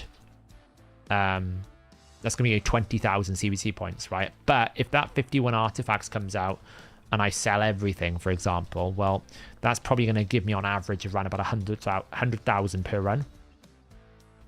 That's 5.1 million silver there. So it's going to basically offset me. I'll probably get the same amount of silver as it costs me to make them and run the energy in potion keeps. Whereas if I try to run it in potion keeps tomorrow, potion keeps give you so little reward. You know, 80 points. So I need to run like 64. So that would only give me 5,000, right? So I'd lose 15,000 CVC points. I mean, I'd save myself silver, like 1 million silver net, give or take. I just don't think it's worth it. The arcane potions, though, like, I'm not making, what is it, 180? I don't even think I can make 180, so I'm going to have to blast the normal keep tomorrow, which is going to eat into my CVC points a little bit, but it is fine. One thing I need to do first is, I can wait a little bit until later on. Right. Okay. We need to do Hydra. So we're getting smashed a little bit at the moment by good old Trender teams. You know, we love Trender teams so much that really... Plarium, please. They spent more time fixing Trender than doing stupid Fortis reworks, we might get somewhere. Yeah, that's what I was saying, Stiko. If I want to get on average 64 potions, it's going to cost me about 1,000 energy in Spirit Keep, which is around about 51 spider runs. And if I sell everything in spider, it'll grant me around about 100,000 per run, give or take. It's probably a little bit more, which is about 5.1 million silver. So it's going to cost me 6.4 to make them. So it's about a 1.3 million net loss, but I'll gain 15,000 more CVC points. So it's far better for me to just run spider and then make the potions than it is right now for me to sit here and spend another 1,000 energy running Spirit Keep. So yeah, so like I've got to like 50, which is a good start. And if I want to, I can always like go, I don't want to make, I'm just going to hold this one back. I don't need to ascend everything, but like I've got, let's see how many here I've got. Like I've got 24, basically 23 legendaries. Wait, no, sorry. Let me get rid of the arcane. I've got 11 legendaries that I could effectively make to a 6-star, which is worth... where's the Ascension? It's worth 27,500 points. So it is worth me doing it because I will get the potions back, so... So yeah, like, we can definitely get third. The clan's in a position to get third, so I want to push really hard.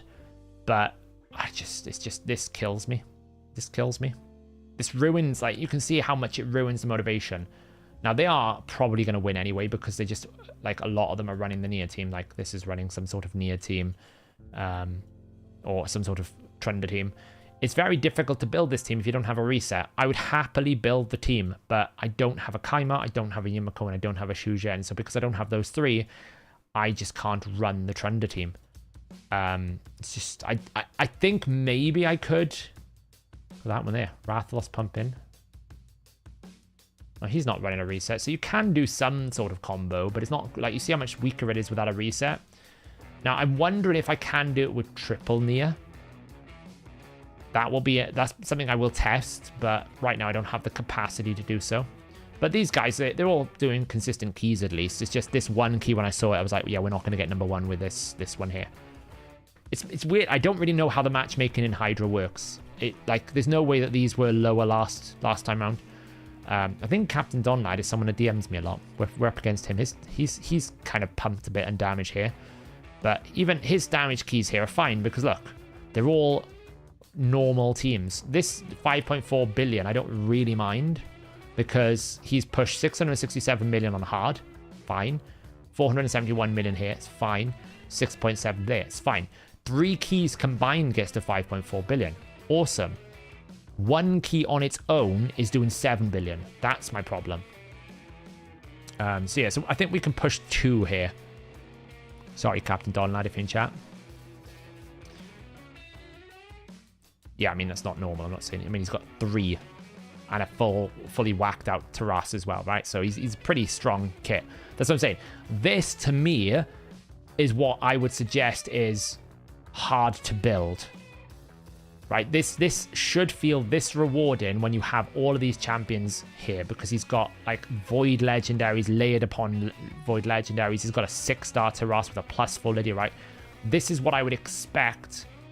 these kind of like because that's what the defense of the Trunda team is. Well, Trunda team is very hard to build, so you know that should be rewarding. Yeah, it's not really, because you can see here if you just throw any old team with a reset in, it doesn't have to be perfect, it'll do 1.3 billion. I can't imagine this is a very well built Trunda, but if you get it all the way up, then obviously it can absolutely scale. I think the record right now is like 54 billion. It's bigger than Cadaver was. So I'll be honest, I've not built anyone yet. It's a bit of a disaster class. I was hoping I would have time to build it thing, but I need the CVC to build everything, right? I need the CVC to book Nergigante Archer. I need the CVC to book Alatrian and ascend him. That's the team we're gonna run, which is who are we subbing out here? What was the team we were gonna run? It was Lydia.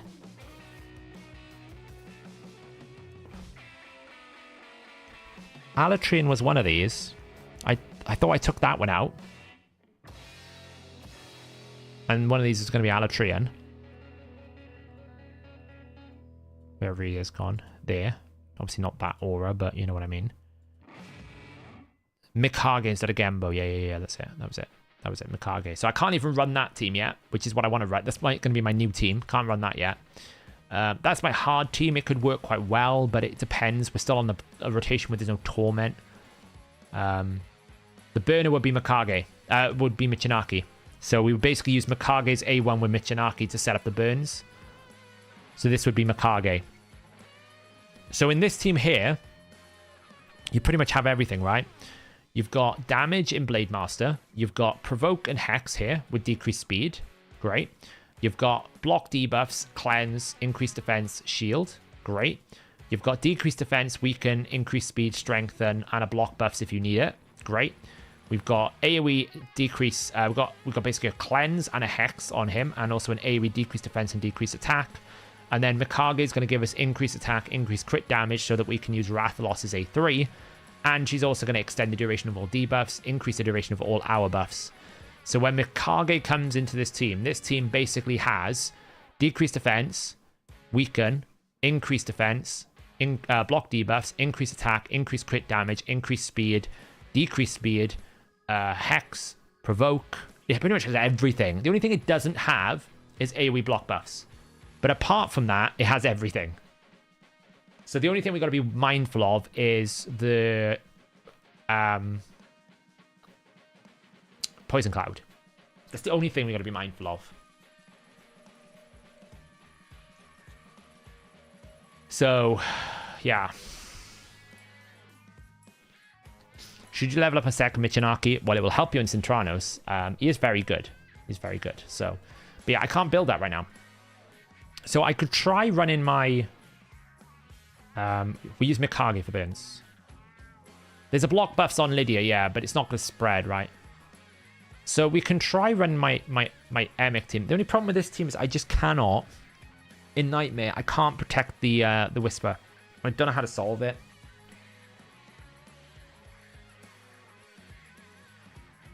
Like, I'm pretty sure if I run... I need to run at least one Reviver. Is he my damage Shamael? He is. One thing I should do, and I need to test this, so he can be my guinea pig test. You're in right now, Giant Slayer. I'm pretty sure he should be in Helm Smasher. Mind you, he's not in Lethal. He would need to be in Lethal with Helm Smasher. So I need to basically pull my Shamaels out and test that. Now, the problem with this team is when it doesn't have a Torment head, it takes so long to get this team going because there's just no protection for the Whisper. Whisper will always outbuff, and I don't know how to solve the problem. Basically. Because Whisper will kill herself easily, so I need a Reviver. You know, potentially Elva is a good option. But I worry about Elva's continuous heals. You know, considering I have no block debuffs here. If I take out Uko, I lose block buffs. So it is a bit of a problem, if I'm being honest. Emic is in Lightning Kit. Well, Emic, it doesn't really matter because she outbuffs her. There's no increased attack or increased crit rate in this team. So she's always got 2 buffs more than anyone else. So even though he puts on himself Taunt, he will never be with more buffs. Because even if he gets Lightning Cage, it's still not enough. It's still not enough.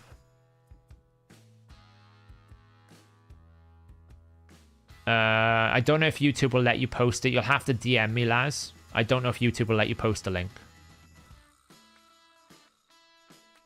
Now, see, if I take out Uko, this is the problem, right? If I take out Uko, I lose block buffs, and I lose Provoke, and I lose Decrease Attack. Because Uko's in Provoke here.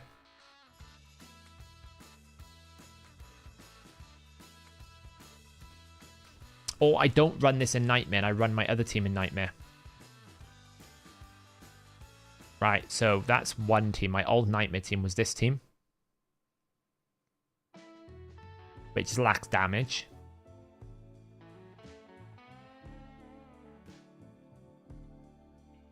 This is my hard team, but this one's a Feast or Famine. Again, the problem when you have Shamael teams is if there's no Torment head, Shamael is just a bot for a very long time. That just can't work without a buff extension. No, this is push week. That's why I'm thinking about it. It's push week, so I need to go hard. You know, this team has done really well in Nightmare. Once it gets rolling, it's fine. Would you say Hydra's your favorite content? It's the only content that challenges my brain. Favorite's the wrong word. It's the only one that I actually have to think about stuff and actually things that still push my limits. So, what head is decreasing your max HP? It is the head of Decay. Where is it? Whenever an enemy champion is healed, destroys the max HP up to 50% of the value, up to 25%. You can restore it by using Curing Set or by killing this head. Very difficult. You just have to accept you're going to lose 25% of your max HP. Just have to accept you're going to lose it. Do I have Ruark? He's a better Mischief Bait than Emic. Well, no, because Emic is reducing the cooldowns of all my abilities. That's the more valuable thing here. That's the valuable aspect here is Emic is also reducing the duration of all my abilities.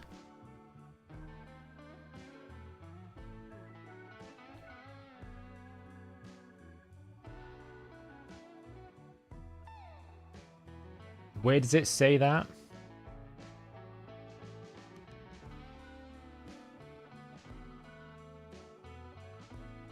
I'm on that website, lads. What am I meant to be looking at? This is just the website they had before. There's no dates on this other than just January, February. It's what it's been saying for ages.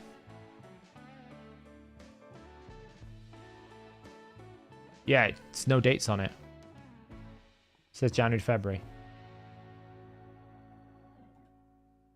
MX in protection, yeah.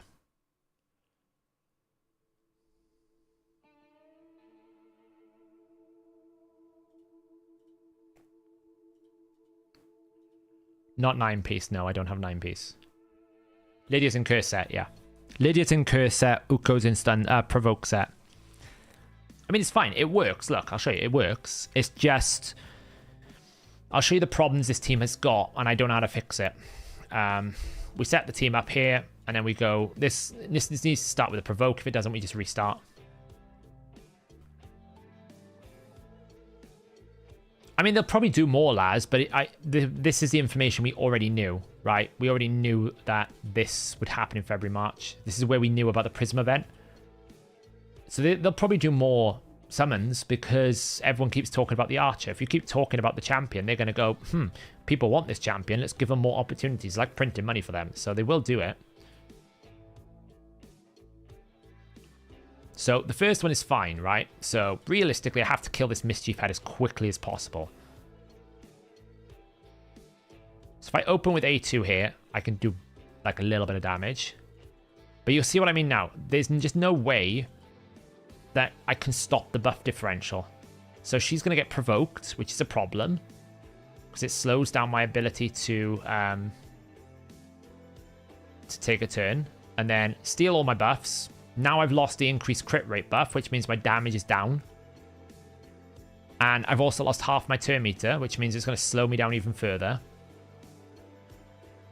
And this is the problem I've got. Because of the buff difference and everything else, it takes me so long to kill a head that it's just really inefficient.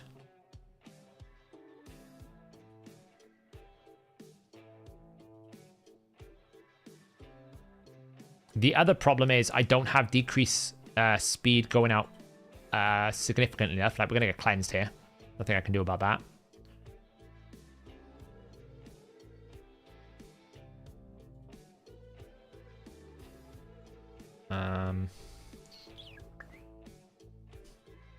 Bounce off that.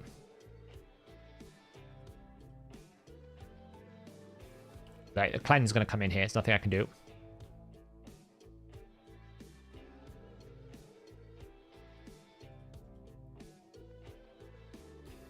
Oh, we got to provoke. That's lucky. And the other problem is Lydia's only got one AoE, so not the best if I want the Hex on that Mischief Head. So really, this team needs to kill Mischief as soon as possible, because the Mischief Wrath combo is very nasty, because she's going to get attacked again. Watch her get attacked again. And also, we take a decreased attack. So not only has she not got her buffs, she gets decreased attacked, she loses everything, and this is the problem I've got with this team. I cannot stop them targeting Whisper. No matter what I do, there's no solution to it. There's absolutely no solution to it. It doesn't matter if she dies, because this is why I said I need a reviver as well.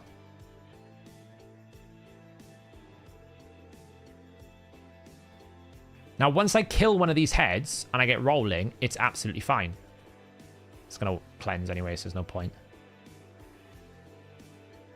Right, once I actually kill one of these heads and get rolling, and maybe if I get lucky I get a like a torment head, then we're in good stead, because then we actually have something to like bounce her off so she can outrun this cycling. But right now you'll see, like, I'm doing no damage at the moment because the setup is so awful. I just don't know how to solve this problem, because I need to cleanse the Whisper, and there's only 2 spots that I can actually bring with the stuff that I need.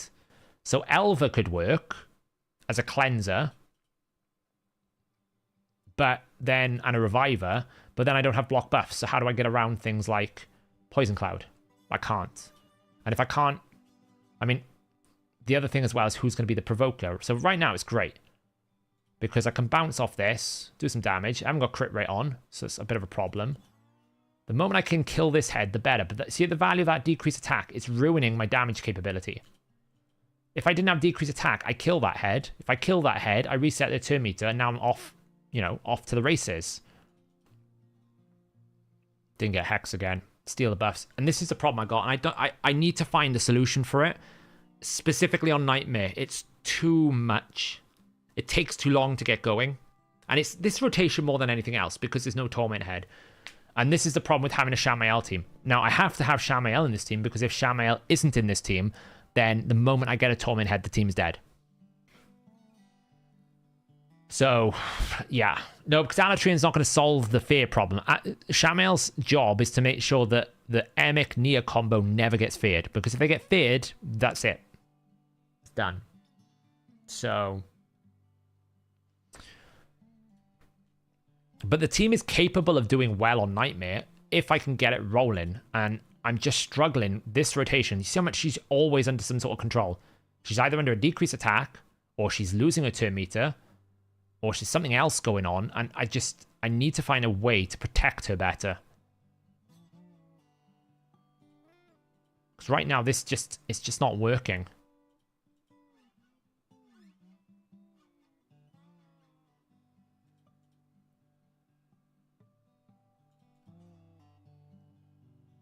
I'm not killing anything. No, Nia's in lifesteal because Nia will heal everyone up.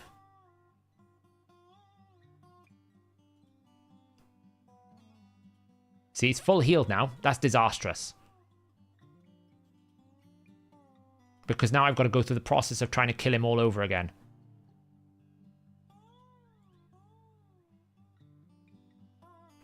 Maybe I can kill this Wrath Head. No.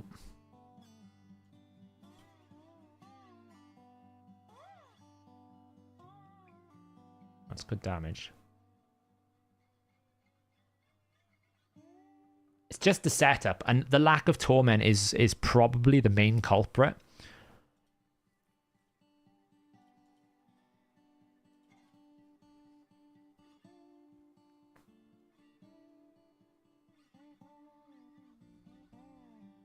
See, I've lost it again. It's so... The Mischief is utterly frustrating to fight.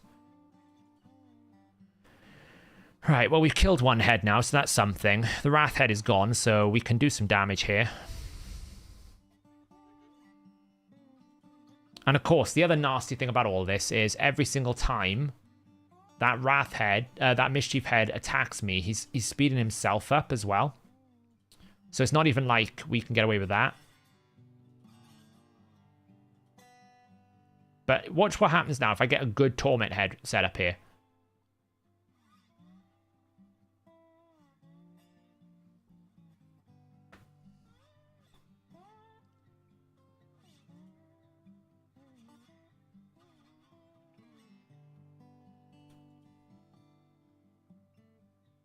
There we go. See, the damage is good. If we can get a good setup and a bit of uptime, the damage is great.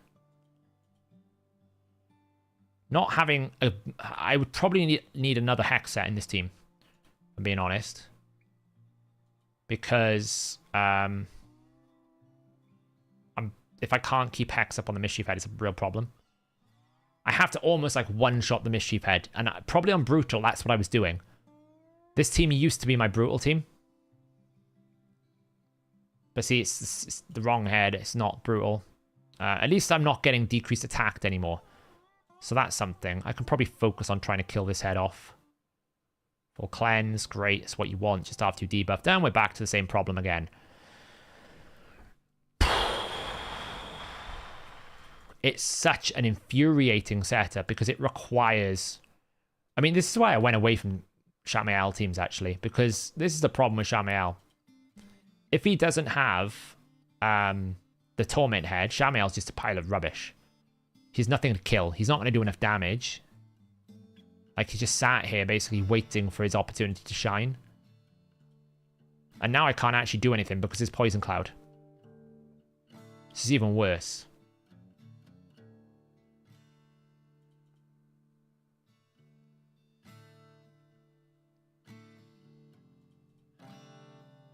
This is Nightmare.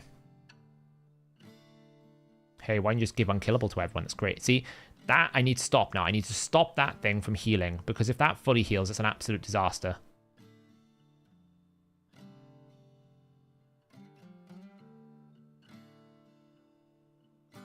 And it could just be that, to be honest, 180 speed is not fast enough for Nightmare. That's what she's running at the moment. You know, obviously we would artificially increase the speed with...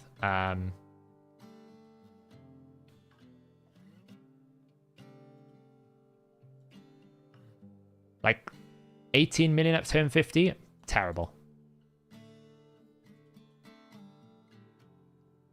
Man, we didn't get decreased defense over on that head.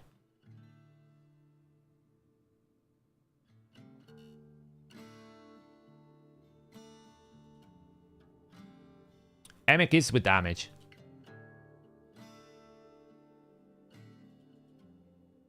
Emic has damage. Not Emic, sorry. Shamael has damage here. See, look. He's got damage. He's pumping the numbers. It's just he's never going to be as useful. Provoke sets. See, I just don't think this team can do it. No, I don't think Lightning Cage is going to help a bit, because all Lightning Cage will do is it will tie them up, so it becomes a 50-50 race. It's not really going to solve the problem, because he's got 5 buffs. She'll have 5 buffs.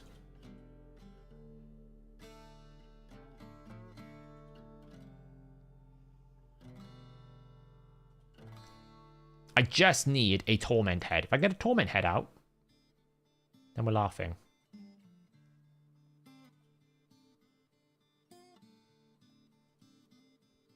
But Nia's not exactly the best decreased speed champion in the game either, because she's only ever attacking half the time.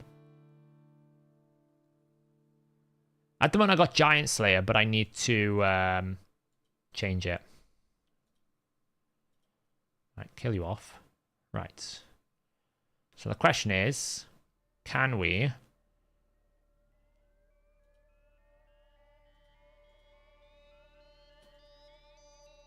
get a Torment Head? If we can get a Torment Head, we're laughing.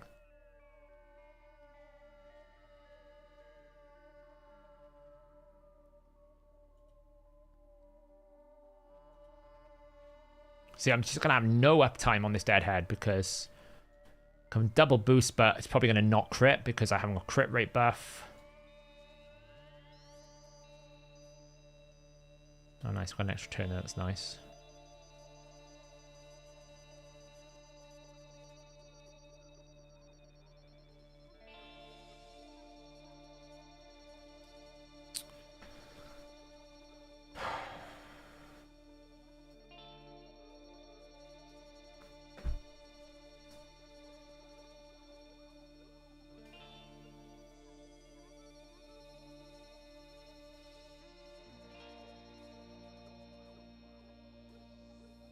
Yeah, she does. She easily crushes Newt.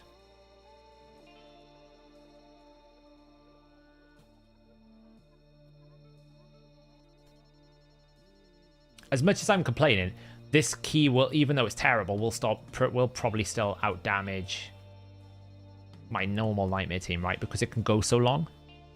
Because as much as it has problems with her, what it doesn't have a problem with is doing damage long term, right? It's never going to die. It's just reducing the efficiency so much that actually it's probably costing me. I was saving that and I just didn't use it properly. It's probably costing me 100 million damage, this key, easily.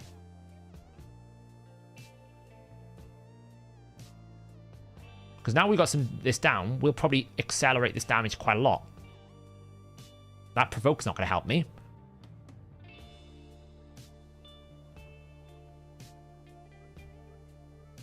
Neither is that buff, because it's probably going to kill my champions. Hey, we got a Torment Head. Finally, now we're going to see the true value of this. Right. Now we can see some damage. Hopefully she doesn't kill herself. Nice. Finally got a Torment Head.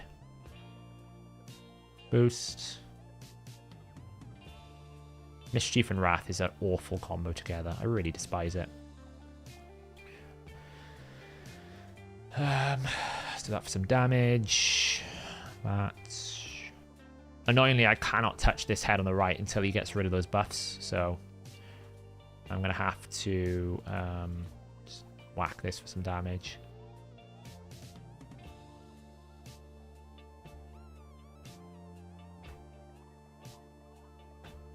How do I calculate getting over the max HP cap the bosses have? There's a spreadsheet that Dutchy put together, or you can use the optimizer. Either one works. See, look how much I'm getting back around to Whisper's abilities now. The Torment Head is like so vital for this team, which is probably why I'm struggling a lot with it, because I'm not getting enough turns, which is probably symptomatic of her 180 speed, realistically. If I'm being honest, she shouldn't really be on 180 speeds, so I can complain about lots of things, but that's probably the root cause of the problem. But that would require rebuilding my champion to a state that I don't want to. It doesn't solve like the decreased attack problem, but this will help rotate out of that decreased attack. Ideally, I want to kill the Wrath Head next, but no weaken means I'm going to go for this dude. So it's either the Mischief or the Wrath always needs to die. The Provoke again, and it's got a blimmin'. Hopefully I've got my A2. Please tell me I've got my A2 on Uko. Please tell me I've got the 8 there. Lovely. Thank you. Now, the only downside with having a damage Shamael is you kill the Torment Head too much.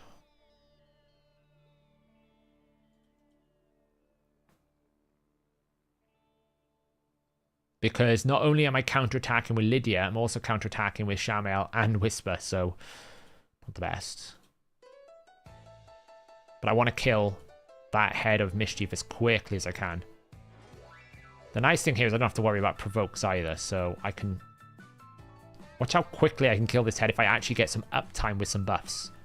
I can rip this thing apart. Nice if I get a Hex extension. Nope.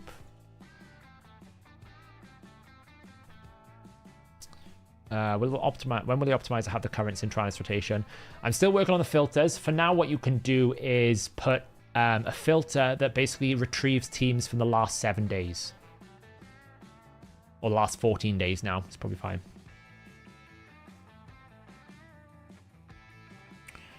So I can't hit that, so I might as well hit this head over here.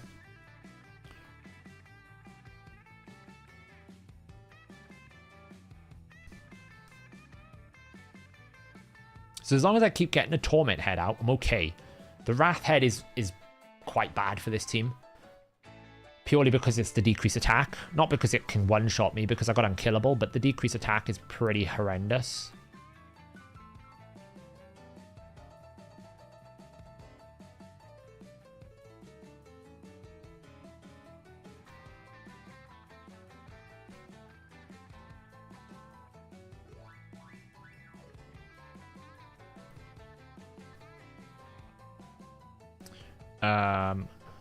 Lucky. Ah, damn it. Okay, well, we might as well bounce off you. Try and kill this Wrath Head off. Lovely. Lucky shot. Nope. Okay, well, it's fine.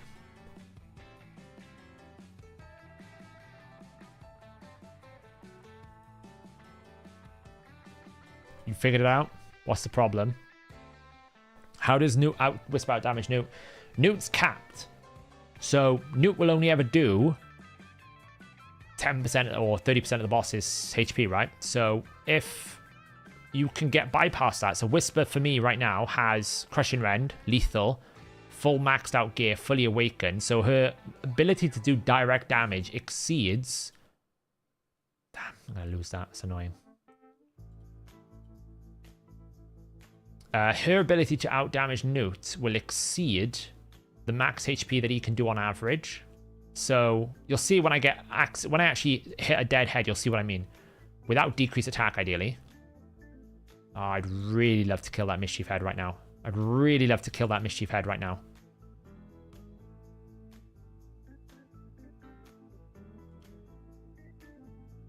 Don't think we're going to, though, because I've got decreased attack. Ah, damn it. Didn't see what I mean. Because of that mischief head stealing my turn meter, I didn't get any uptime on that decapitated head.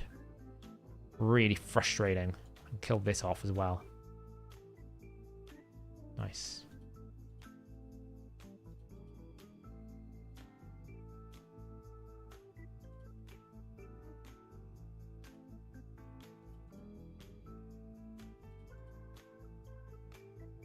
Right. Now, you'll see what I mean by damage potential. Lovely.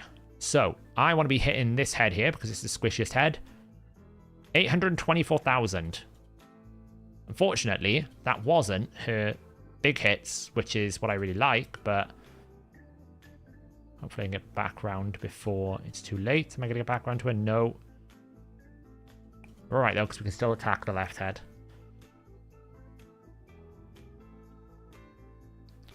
So, now I can do, what's that, 1.2 million into a 1.1, like 1 million. I've got an extra turn here as well, so I can do another, like, 810,000. I've got another extra turn here, so I can go again. This is what Whisper can do that Newt cannot do. He cannot do this. I'm proccing Cycle of Violence. I'm proccing her extra turn passive. I'm doing 100% ignore defense in the A2. I'm proccing Crushing Rend. Once I have a little bit of momentum, this team is capable of doing well. But it's so frustrating to set up when you don't start with the Torment Head. It becomes incredibly difficult, especially if I get a Mischief Head back right now. It's really annoying.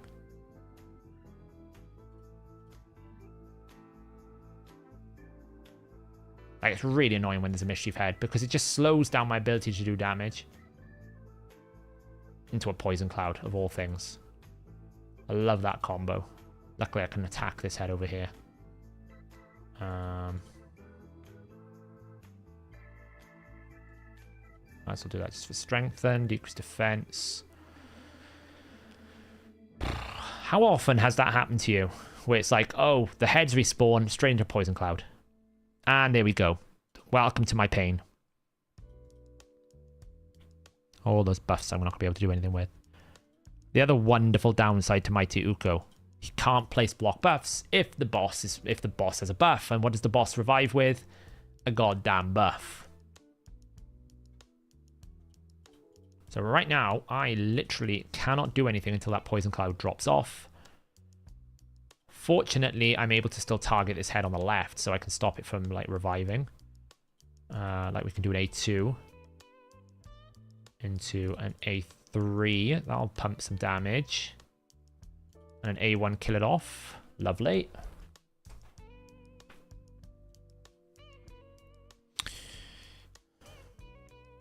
Blizzard built for Sand Devil is too fast for lower Sand Devils, I think. Yeah, you got to slow it down. You got to make it equal. I still can't use the A2. And he's going to cleanse again in a minute anyway, so it's great. Why there's so many legendaries? I know. We always end up back with, I'll just use Ugo because it works. Oh, you're kidding me, Lusa. This is why, honestly, I'm thinking of deconstructing my perma team permanently. Because we talked about it, didn't we, Lusa? We basically talked about building a rabbit team. But I just haven't had time to look into it. But I'm thinking of benching the perma taunt because it's just too difficult to build. There's just too many, like, what I mean by too difficult to build. It's too difficult to build if you want a high-performing key. It's a fine key if you want to just one key. It's like the easiest one key you'll ever build, Permataunt. And I highly recommend anyone who's struggling with Hydra who has Emic, Nia, Shamael, that this is the best way for you to one key Nightmare. See, I'm not really struggling to one key Nightmare. One keying is not what I'm worried about. I'm worried about doing 200 million damage because I need to for my clan, right? I have to represent, as they say. Oh, Torments. Thank you. Thank you, gods of the underworld. Never have I been so happy to have a Torment head in my life.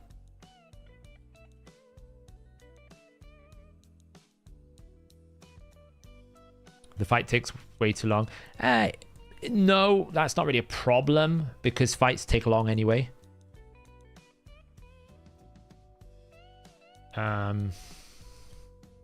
Nice. The main issue with it is you just have no capacity for what you need in a team, right? You have to commit 3 spots just to keep the permataunt in routine. Oof. Thankfully, I had my taunt protected there. That was a bit annoying. So, like, in order for this to work, I can't take a fear, and Nia can't take a provoke. So I have to run it in a specific way to make it work. So you almost have to have the Shamael, because if you don't have the Shamael, well, you're going to get feared. And the moment you get feared, your permataunt fails, right? Even his A1 fear, this normal fear, because of the taunt effect, he will A1 normal fear you. So that's why you can't, like, get away with it. You absolutely have to have a Shamael. So that takes up the 3rd spot. You need Nia to reset the Emic.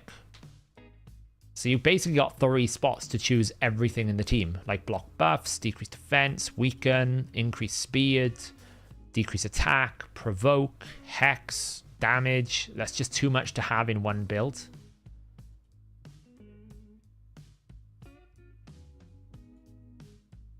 And you can see I'm never getting decreased speed out enough because Nia's only ever attacking once every other turn. So if you pull Firol, you could replace Shamael with a much better option. Honestly, I'm thinking of just ditching Shamael again and going back to just kill it really quickly. I just feel like it's a better option.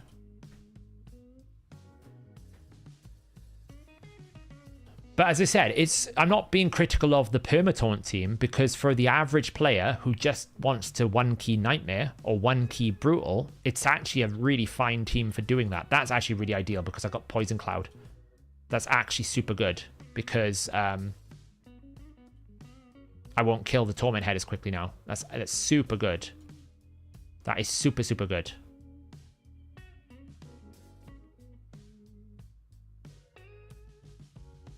Like, this team is absolutely fine. If you want to 1-key any difficulty of Hydra, this team is probably what I would call the easiest 1-key team to build.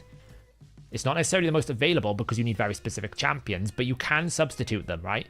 There are substitutes for the Painkeeper, for the Nia. You can run double Painkeeper. That will still 1-key Nightmare.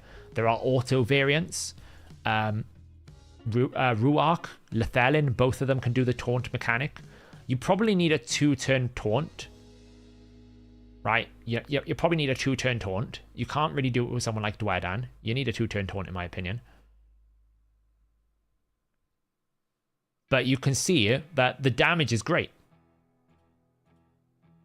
It's just this, like, I will say as well, you can't really get away with Whisper. Like, I'm trying to force a 180 speed Whisper into Nightmare Hydra. That's kind of me going, I definitely can do this. I'm flexing, right? It's not what I would recommend. Like, if I rebuilt her with more speed, this would probably be much more stable. It doesn't necessarily alleviate the main problem, which is, like, the lack of consistent decreased speed, the lack of, like, block debuffs to stop the decreased attack, the lack of stopping the provokes, right? There's still issues, but just going faster would help.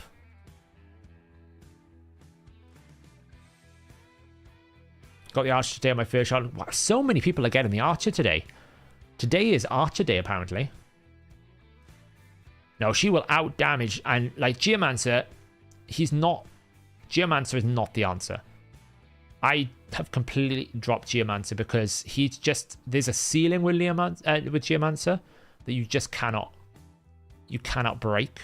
And the requirements for Hydra Clash these days means that Geomancer is just never going to be able to do the damage that you require out of your, like, Hydra teams. So, why not Razzlevarg? One of my new teams will probably be a Razzlevarg lead. After I keep seeing Lucer's Crazy Rabbit, one of my new teams will absolutely be led by a rabbit.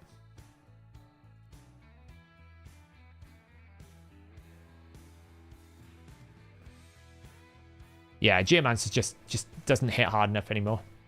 Like, you need to be doing, like, 600 million keys, right? That's kind of like the tier that I need to be at if I want to help my clan. So, took you 17 seconds to get Archer, but no regrets and well worth it. Yeah. So I really need to kill probably now the I can't talk today. The provoke head.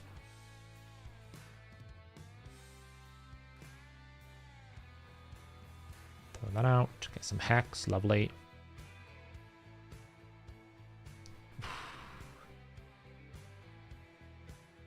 What build was it in before, Lusa?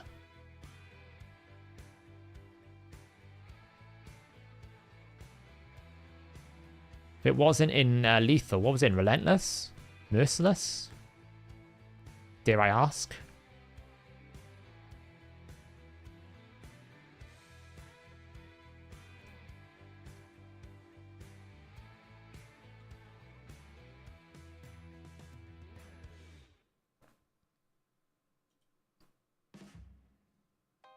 Random gear. Oh, wow.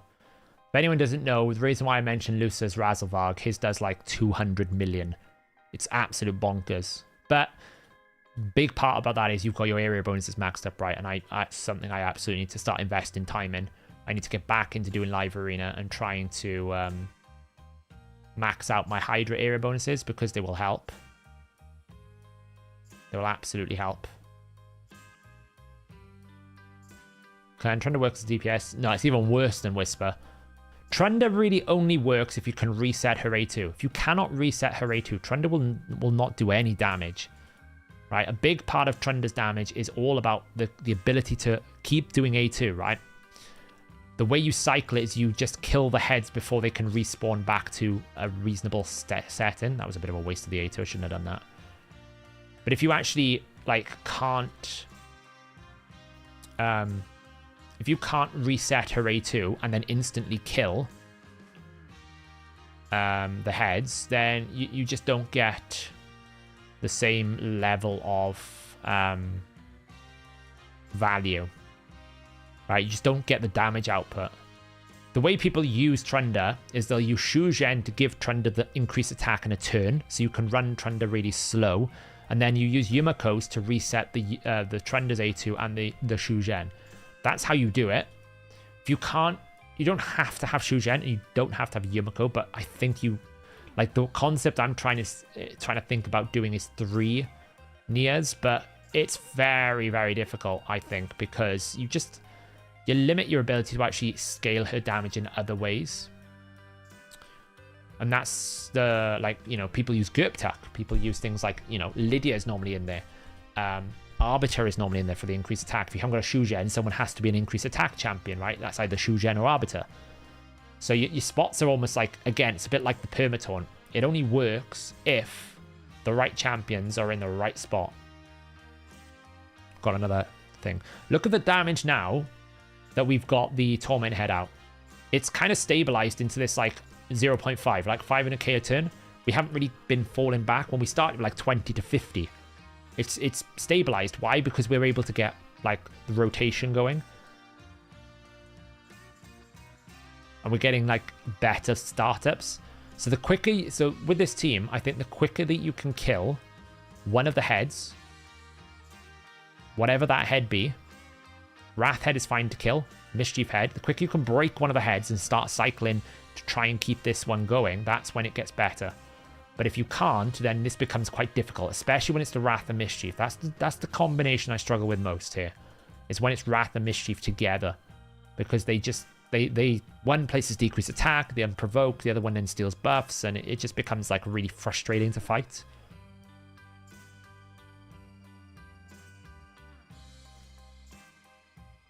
Like, this setup is probably not too bad, purely because we have no like cleanse head, so we can keep our decreased speed up when we actually get it out.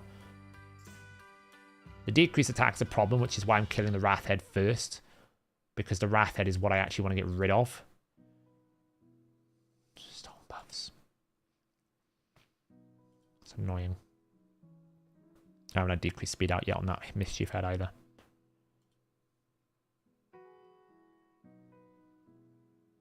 Should, if we have A2, be able to kill this head now.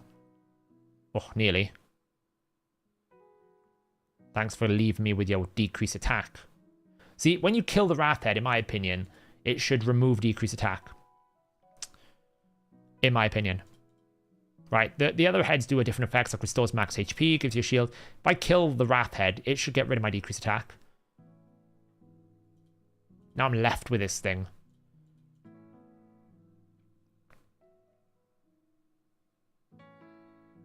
What exactly does Emic's Taunt do? I don't have Emic, but I have Ruach.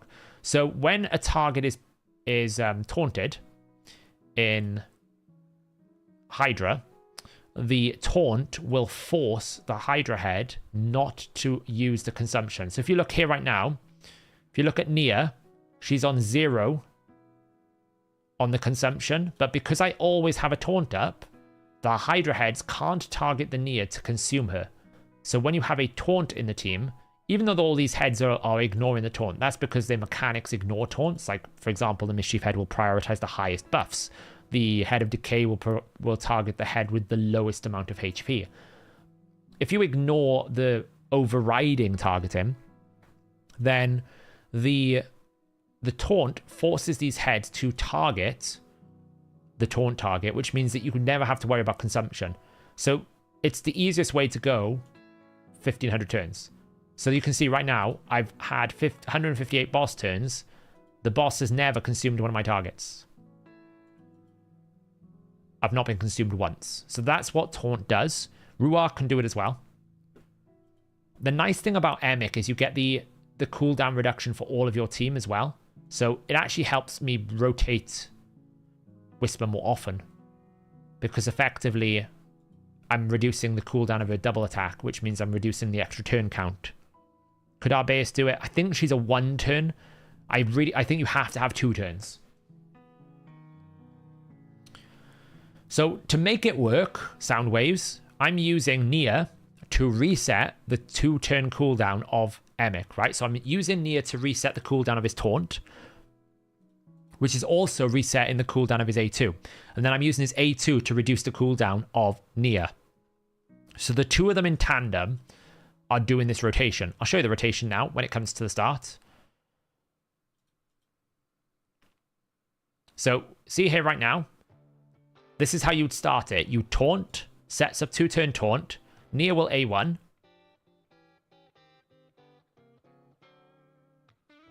And then we just cycle these.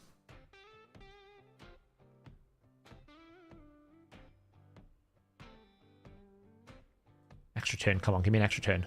Ah, unlucky. Sometimes it can happen.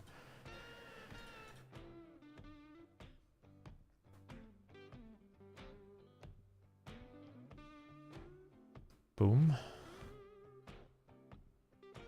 The value of Torment Head here just constantly boosting. I got background to this ability now, so I'm going to be able to do 2 of these. It's not possible without the Torment Head. Boom, big damage. 1 million damage. So, it was basically into the A2 now. So I did A3 last time, A2. That's going to reduce the cooldowns of all our abilities. He's on a 3-turn cooldown left. So what do we need to make that work? We need a Nia. She's going to reduce the cooldowns by 2 turns. Goes back to there. And that is the rotation. As long as you have those 2 working in that rotation, then you will never have a problem. Could 2 Emics work? Possibly. I've not tested the concept, but probably, you know, it's fairly likely that it can. And the reason why we got Shamael is you absolutely cannot take a fear. Because the fear can't be resisted, you can't outbuild the fear. So therefore you need to make sure that you never get a fear. Because if you get 1 fear and 1 taunt doesn't go off, then the consumption breaks and you lose. The other thing I had to do was build Nia in high resistance. Because she can't get provoked. And ideally you don't want to lose turn meter. So I found the best solution for that in the end was to basically target, put her in high resistance. I've got Emic also in high resistance because you don't want to lose your buffs. Right? That's the whole point here, right? You have to make sure that they don't get all of the different things happen to them. So pretty much the people that can't move is Emic, Nia, Shamael on this team. The rest can be flexible, but Emic, Nia, and Shamael, they're fixed. I've also got Nia in lifesteal, because Nia's passive will heal everyone by 20% of the healing that she does. So because she's attacking with War Master and a bunch of other things, it basically means that she's going to heal 20% of all of that healing. And she actually performs quite well in lifesteal. I'm actually trying to build a decent Eternal Dragon set now, so that I can put it on her as a future. Because obviously that's like an upgraded lifesteal set. But you can see there, I proc Cycle of Violence on that A2. See all that healing that she does? So actually having her in lifesteal helps keep the team alive, which is quite nice. And then Emic, I've got in as much protection as I can get. You can't always get him in a lot of protection, but if you've got 9 out of 9 protection, that would be better. Because if he's in 9 out of 9 protection as well, he's going to boost the damage of your entire team. So that is an added benefit. No provoke. That can happen. But we killed a head, which is the most important thing. So, and we can redo our debuffs. And we're back to the usual order of things, which is how quickly can we kill the Mischief Head before the Mischief Head kills us?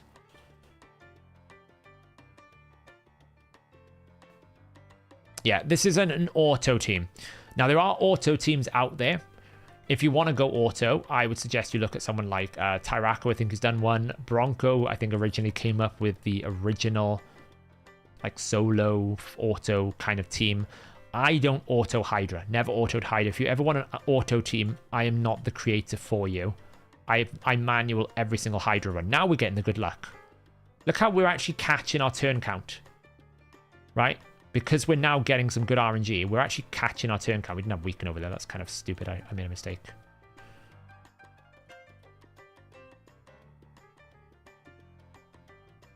Yeah, protection is really hard to get.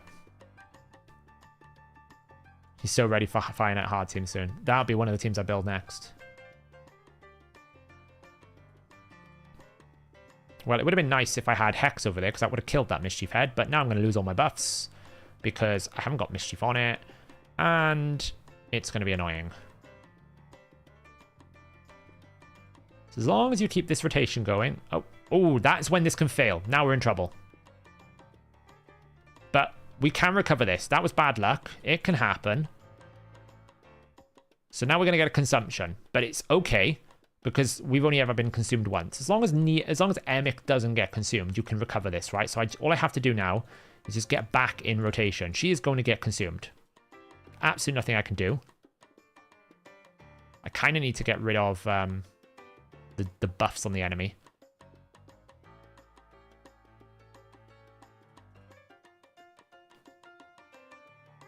I didn't get rid of the one buff that I can't have on him. It's really annoying. On the bright side, how do you solve a problem which is... See, I have to target him, but he doesn't actually then force me to target. How annoying. How annoying is that?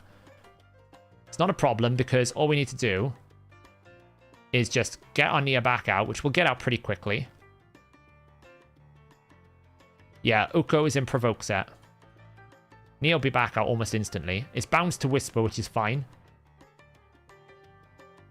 And now we just need to make sure... Okay, well, it's bounced to her now. It's fine. Can I just kill the 10 HP with, like, Mischief Head? Oh, so annoying.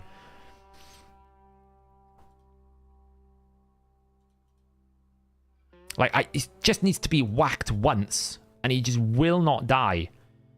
Right, well, good news. So, I'm not going to do it right now, because there's absolutely no rush to get the taunt straight back up. We can take our time. There we go. That's nice. Right, so next rotation now, we should be good. So you can recover these things when it goes wrong. You just have to be careful. You need to remember what the rotation is. Emic A3, Nia A2. Emic A2, Nia A1. That is the rotation here, right? So right now I'm not going to do anything. I'm just going to A1. So I'm going to get back into the rotation. She can do some damage over here for now. Right, so Emic A3.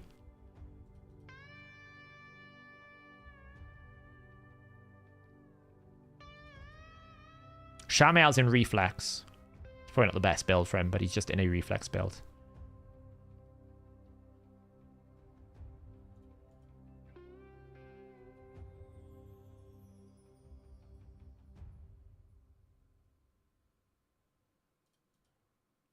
Some damage out here. 1.2 million. Lovely. Near A2. Emic A2. The back. You can recover these things. You just have to be very careful when you need to set it back up. No, she got eaten, John. She got eaten. She's slower than him, but she got eaten, so there will be a bit of a speed differential, but it won't be a problem. Like you'll see right now, she'll A1 here, and we'll be back on top. We'll be fine.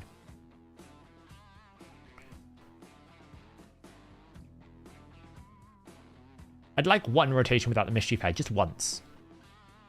Thank you. See, A1. And then Emic will be A3 available here. Right, kill this head next. See, Emic A3. And we are back in rotation. So all you have to do is just be very... If it goes wrong, just be careful when you bring them back. Just hold your skills until you get them back into that rotation of Emic A3, near A2, Emic A2, near A1. That's the setup you need. This is Nightmare, yeah. Do you think that a 9 protection set would be good for Alatrian Blade Master? People have been using protection set on him. I don't necessarily think it's like the best set because he's already got protection sets. But if you've got 9 buff, then you're going to basically give everyone 15% damage boost because he does 3 buffs.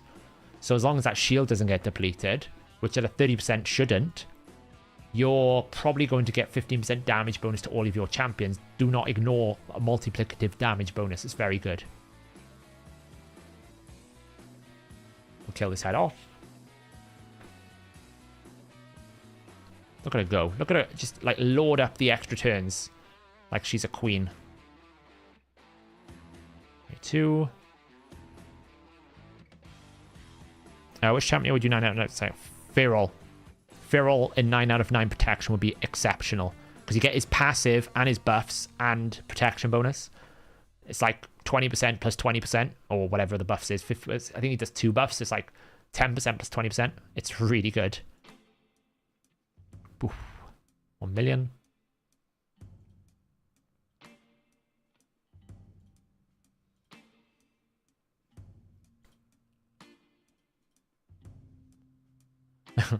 We actually extended poison sensitivity to 17 stacks there, the amount of times Lydia counterattacked. Now, can we get decreased speed? Nice. Provoke. Then we can, lovely. Decreased defense. Beautiful. You're the squishier head, so we'll go for you. Boof.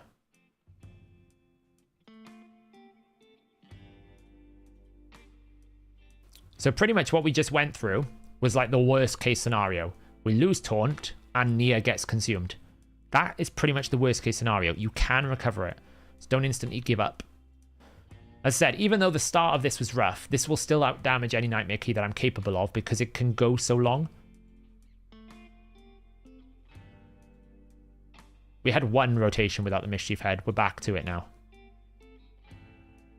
Can't have all the fun. But this team is very dependent on Torment Head. You can see it performs so much better when we actually have a Torment Head out. It it feels so much better. But, you know, we can't control these things, so we just have to live with the reality. I'm ready for my Whisper to lose all her buffs. There we go. Woohoo. Love it. Thank you so much. Give me Torment Head. Give me Torment Head. So I have to stream every Hydra Clash. I normally stream every Hydra Clash. I normally stream a Hydra Keys. Because I find it's good to talk through what's going on. And I also think that people learn a lot. And it also, for me personally, it feels a little bit more engaging. Ugh, didn't get one. Whereas if I have to do it on my own, I can be a bit bored, you know. I don't want to be bored. We can bounce off this head, like so. And whack it for some damage. Kill the Mischief Head as fast as I can. That's what I want to do. Alright, let's get rid of some buffs. Kill the Mischief Head as quickly as we can.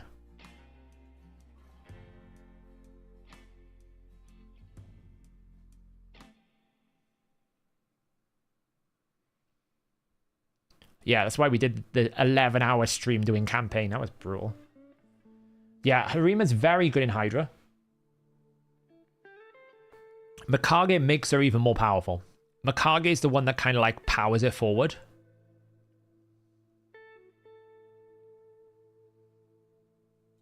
I think we might get cleansed. See what happens.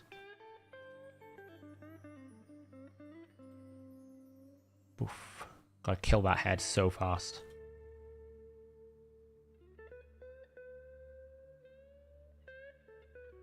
I'm fusing Mikage tomorrow. I cannot wait. If I have to wait any longer for Mikage, I'm going to lose my brain. So Mikage is coming tomorrow. Zenogre is coming tomorrow. We're booking everyone up tomorrow. Tomorrow I'll have basically my new Hydra champs built up, ready to go. I need to do masteries on some of them, but this is about as awful as I could have got. This is about as bad as it can get right now. I've got no debuffs out. There's poison cloud out everywhere. And the life barrier is on. The one champion I don't want it to be on, which is the Mischief Head. Because he's the one that's going to like boost. So probably what I'm going to do is I'm not going to use her A1 or A2. I'm just going to like cycle her out and wait. Oh, we can actually attack that now. That's good. Do you have a Duchess or Hydra? I don't use her in Hydra anymore. The problem is Duchess doesn't do any damage. Like, you can't really, like, as much as you can find it, you should basically have every single support dealing damage unless you absolutely have no choice. And Duchess, not only does she require, not only should she do no damage, she also requires someone to extend her buffs. So you get the worst of both scenarios. Oh, come on. You serious? Stun him. Oh. How much life barrier has he got? Can't have much more. The nice thing about Emic as well is it gives you unkillable. So your team can actually be quite squishy. Like, you notice how low my health gets. I don't really care. Because they all have unkillable. I don't really want them to die because they get out of Terminator rotation. But they want to, like, you know, kill me. They can't.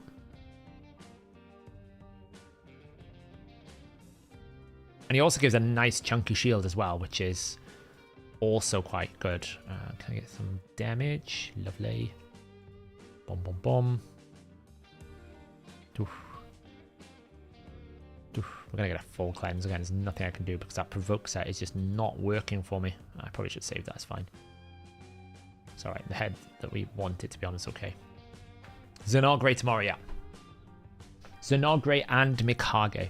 Yeah, that just needs the extension. Duchess Krisk is kind of like a starter position for most Hydra teams, right? So it's where I would start with most of my Hydra teams if I was a newish player, and that's what I had available to me, and I hadn't done a lot of Hydra. Duchess Krisk gives you the base foundation for absolutely everything. And look at her go. She's just like, I'm going to destroy this head. She's angry at the head of Mischief. So she's like, I'm going to hit it as many times as I can.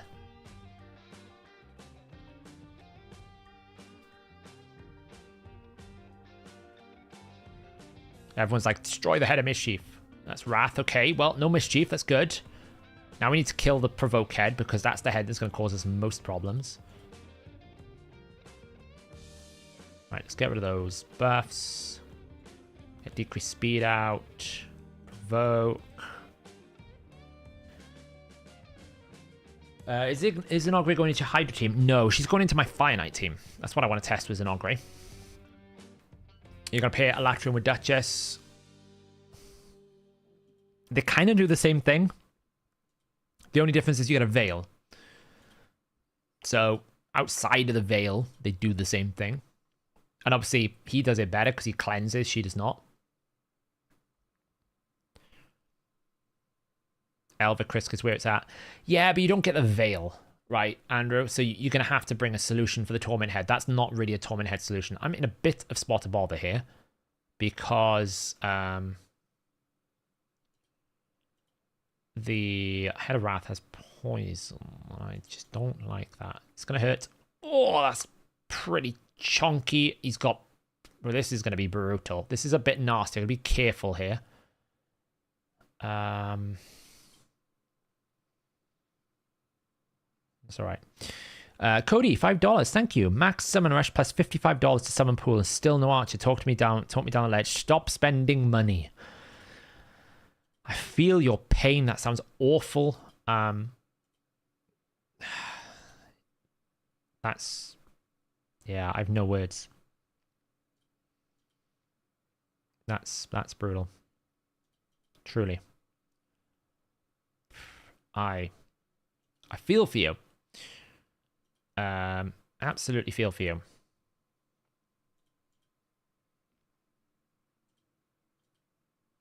I should be checking my...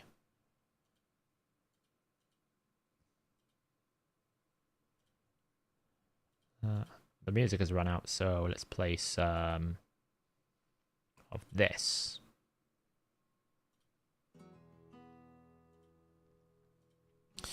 Right, let's see. Oof. The Suffering Head is the mischief.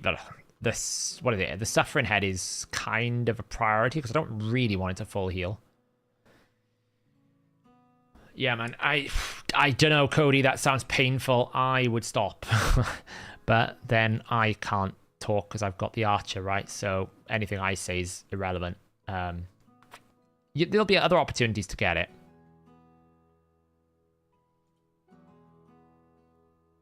So that's good.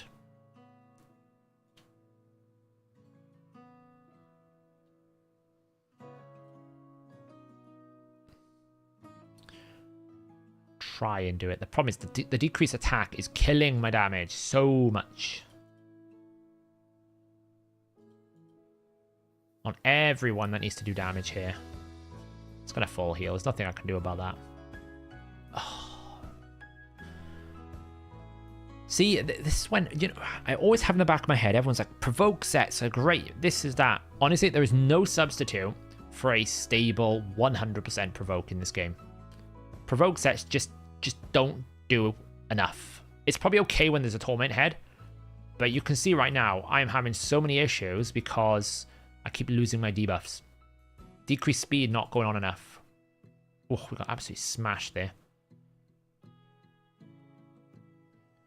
I'm not a massive fan of that's full heal. It's not the end of the world, actually, because Suffering Head is a pretty okay head to have out.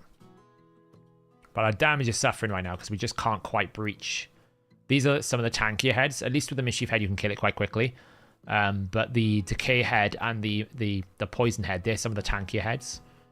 I absolutely do not want this one to get Poison Cloud if it comes up. So I want to try and kill the Cleanse Head if I can.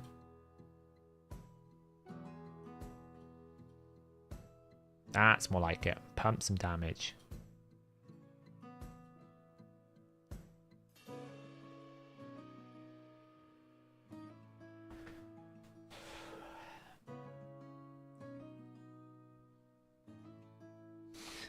I was thinking the same thing, JFA.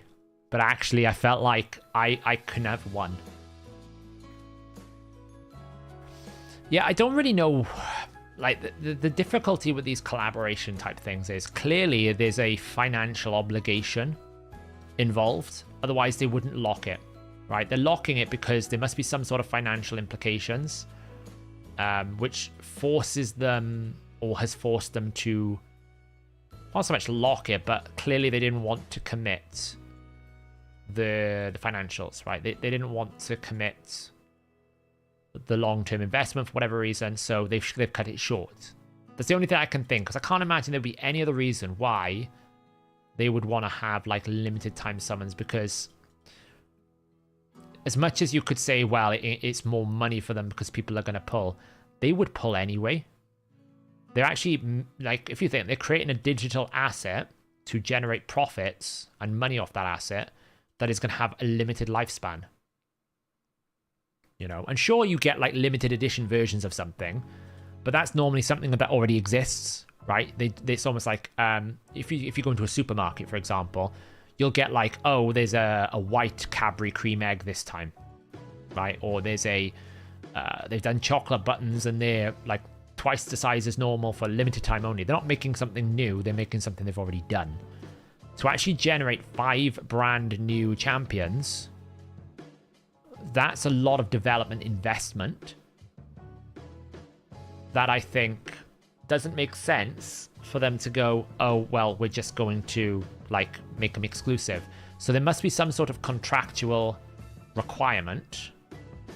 Oof, getting pummeled here. Please tell me that didn't bounce. That's good.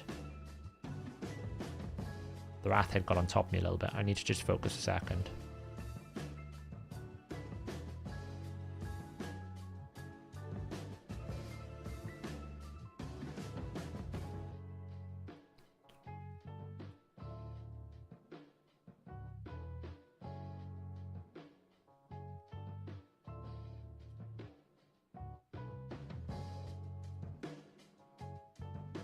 I could have really done with a provoke there, I'm not going to lie.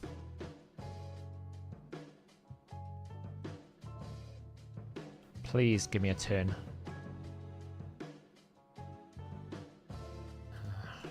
Please. Yes. Yes. The RNG gods like me. Okay, we're good to go now. I just had to focus there. Yeah, so I think there must be some sort of financial reasoning behind what they've done, because it just doesn't make sense to me that they would lock an exclusive champion or 5 exclusive champions unless there was a licensing agreement that meant that they would have to continuously pay something for those.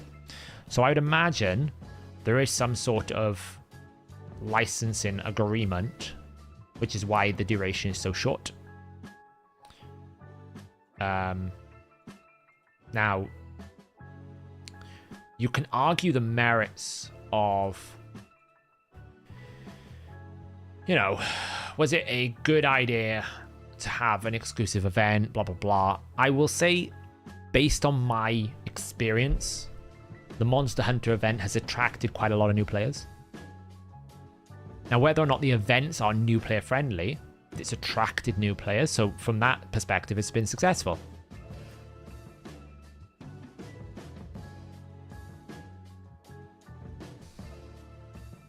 So it's one of those situations where I would imagine it was a bit of a, well, whatever we do, it's not going to go down well. So, I mean, the one that everyone is really frustrated at is the Archer, because the Archer is so good for Hydra. I don't really see anyone complaining that much about Fatalis. I can see why people might be unhappy that Fatalis is, you know, exclusive, but you don't really see anyone getting that frustrated by, oh, I didn't get Fatalis like me. I'm not really, I personally don't give a damn. I hope to God that I never get that champion, because I don't want to waste my Void Mercy on a champion that I know is never going to get a rework, because there's no way any of these champions are going to get rebalanced, ever, because they're not going to want to commit more development resources to an asset they cannot sell. So Fatalis is going to be Fatalis. Unless he's hotfixed before the end of the window, he's going to be a Fatalis for the rest of his existence. So he's going to be one of those Void Legendaries. If you got him, he's going into the back of your vault and you forget he ever existed, because no matter what you do with him, he's never going to be viable. The only place I could imagine he might be good is if there's some sort of obscure, like, if there's some sort of obscure... Let's do this, because I thought I'd kill it. It's fine. Some obscure Cintrano stage that requires us to use him, right? If there's some sort of something like that, that's the only place I can imagine you're ever going to use Fatalis, because he just doesn't do enough damage and doesn't bring anything in his kit. Right? He's a bit like Fortis in that instance. If you can't enable his kit, then he doesn't do anything. He just attacks. So if he's not going to kill someone, which is the whole point of his kit, then he just does nothing. That's one of these risks when you have a champion that is exclusively designed to kill people. If they can't hit the numbers required, they're about as useful as a, like, I don't know, a rare champion. Because he might not die, but he's not going to do anything. He's not going to win. He's not going to achieve your success. So, and I just can't imagine they'll ever rework him, because he's an exclusive champion. Why would you rework a champion that nobody can ever get? Firstly, you're going to create a PR scandal for yourself because you're essentially going to rework a champion and people are going to go, well, that's great, but I don't have him and he's an exclusive champion, so how am I meant to get him? Right? So you're instantly going to create that problem for yourself. The other problem you're going to have with it is you're going to be dedicating developer time, which is money, to a champion that you can't sell anymore. Because you can still sell Fortis. You can still sell Angar. Right? And it wouldn't shock me if after the champion rebalances, all of a sudden they're placed on a progressive event or a ×10 event. Because they'll be like, oh, we've reworked this champion, you must want this. Even though the reworks are a bit lame, that's the whole point of reworking a champion, is to make it more fresh and in players' memory, and then give you an opportunity to resell that item. That's what the whole point, that's what it should be about. It should be about bringing a bad champion up to a level where they are good at least something, and then you put it in a sellable event, so you make back the development time that you spent rebalancing it. That's how I would run it as a business owner, right? If that was my game studio, I'm not just going to make the developer do something for fun. There might be some things they do, like balancing the silver economy isn't necessarily going to generate revenue, but it's good for the overall health of the game. But actually, like, rebalancing a champion, it has to be some sort of payoff somewhere. Which is why I was quite critical about both the Angar and the Fortis buffs, because nobody benefits from it. Plarium certainly don't benefit from it, because players aren't going to suddenly want to have Fatalis. Or it's suddenly not going to want to have Angar, because he doesn't do anything more than what he did before. Right? Players are going to be looking at it going, oh, cool. He can provoke for 2 turns now. Wow. That's amazing. You know, I really want that. It's like, well, there's plenty of champions already can do that.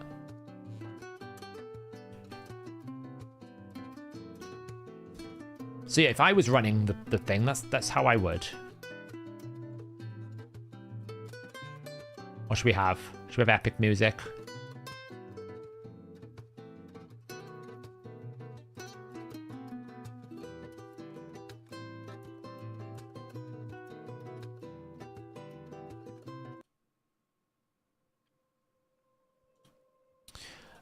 Yeah, so how would I fix the silver economy? So I was talking in the Raid official Discord earlier about it. There'd be 3 things I do straight away. I would basically, the first thing I would do is find all of the campaign sets in all of the dungeons, and for every rare or above rarity of the artifact, I would remove the campaign sell penalty, so that you normalize the silver income from Ice Golem and Dragon to what you get from Fire Knight. Because that means we should overall generate a bit more silver per month, because we obviously have to dedicate at least 2 Ice Golem runs, maybe even more, and that's just going to cost us silver because you just don't generate enough silver. So things like Life Set, when it's rare or above, just sell it at the normal price, get rid of the sale penalty. Then I would permanently reduce swap costs by 50%. So you just swap, half the cost is for swapping. I wouldn't remove the swap cost completely because I don't know how that would impact the economy of the game. I'd want to see how it balances. And then what I would do is I would publicly come out and confirm a fixed schedule. A fixed schedule for rebands, for free regearing weekends. And I would basically have like 1 month, Friday to Monday, free regearing weekend every month, and have it on a schedule, just like we know when Times to Ancients is coming and Times to Sacred, so that players now will generate a bit more income, will save a bit more income, and can plan effectively around regearing. Whereas at the moment, they'll go, hey, it's Tuesday, let's do a free regearing. I'm like, it's in the middle of the week. People don't have the resources and the time for that because they couldn't plan ahead. Whereas if it's on a Friday, Saturday, they can go, do you know what? I haven't got time to play tonight because I've got a family event on Friday, but Saturday, I'm going to put 2 hours aside. I'm going to regear some champions, right? Give players the heads up. I think if you do those 3 things to begin with, then that gives you a good basis of fixing the silver economy. Then I would give it a month or 2 and see how players feel about their silver economy. And I would use analytics to see what kind of silver counts we've got, how much is being processed. Just get a bit of an idea, because player sentiment is quite easy to pick up. You just have to go over Reddit, YouTube, and a bunch of different things to see if players are feeling like the game is performing better. You know? So, and then if that's not enough, then I start going a bit more aggressive. I'll start doing things like, okay, we need to eliminate silver costs from different areas. Maybe we have it so that there's no more silver cost for upgrading champions. Maybe there's no more silver cost for ascending, not so much ascending, for like booking champions. Maybe we remove the cost pricing on summoning champions. Maybe that gets reduced down. We start targeting things like, do I need to give everywhere in the game a base 10% silver increase? Do I maybe need to create a marketable currency where maybe we create a silver daily pack of equal value and strength as the daily gem pack, right? If they basically said to me for $10 a month, you can get like 50 million silver, I'd probably pay that based on the current economy, right? Now, is that moral? Well, it's a whole different topic, but you can easily create a valuable pack that people will buy as a monthly subscription at low cost and try to mitigate some of the silver economy. But I would do it in iterations. You can't just solve this kind of problem with a one-hit wonder. And a lot of these things that can be fixed don't require significant system changes.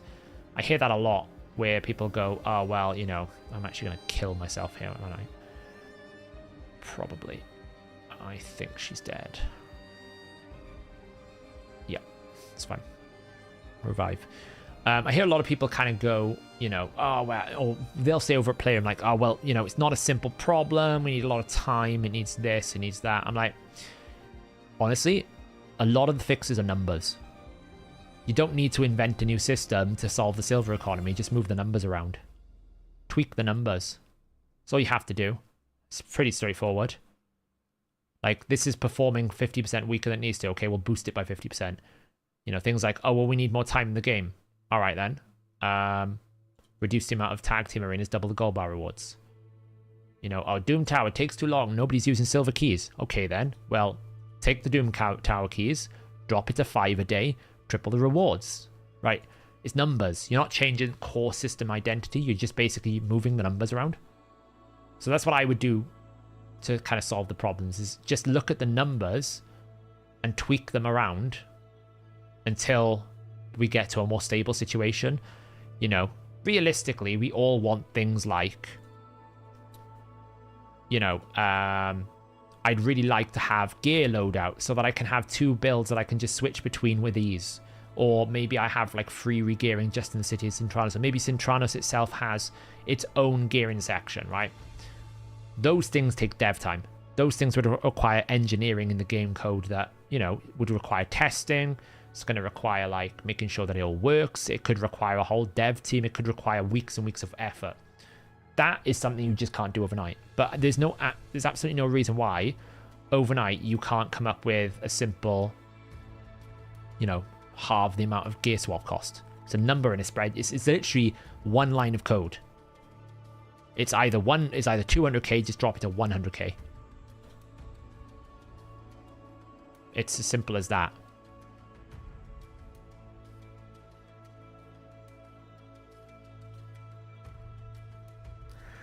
You think we'll get more Archer progressive events? I would put my money on there probably being more. When? I don't know. How many? I don't know. But, I mean... Oh, that poison cloud. Look how much health is left on that. It's so annoying.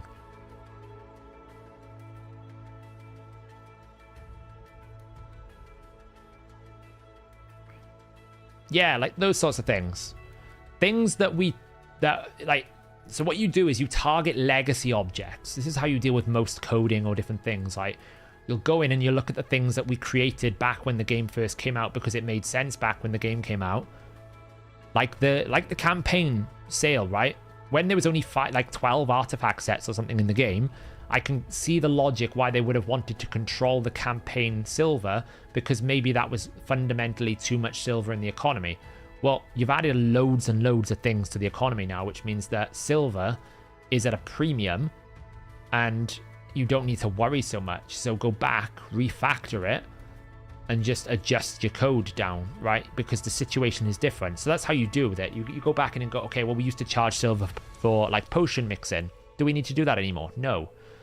Maybe you still want a fee for it, but just don't have it as 100,000. We have a champion chase coming this weekend. Are you saving any champs for it? Well, it's not a fusion one, but we'll see. I've got available to me 200 points that I can skip right now. Because I've only missed the 50, which was the artifact enhancement, because I just refused to do it. I haven't done the Dungeon Divers or the Fire Knight boss yet. I'm waiting for the Dungeon Divers tomorrow.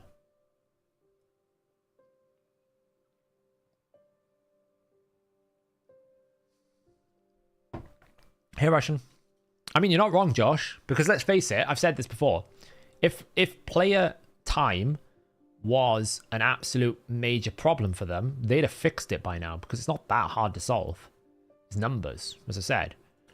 If you want to reduce the amount of time a player has to play in the game, we'll take the number of currencies they need to consume in the game, halve it, and double the rewards. Simple. Now I have to basically do... now I basically have to do the same amount of effort. I get the same amount of rewards for half the amount of effort. But what will that harm? Daily playtime analytics. It might harm DAU. Players might get a bit like, oh, this is too... I'm not spending enough time in it and not fully commit to the game. There's lots of different weird factors. Right? It's not as simple as people imagine. There is actually a lot of complexity to making these decisions.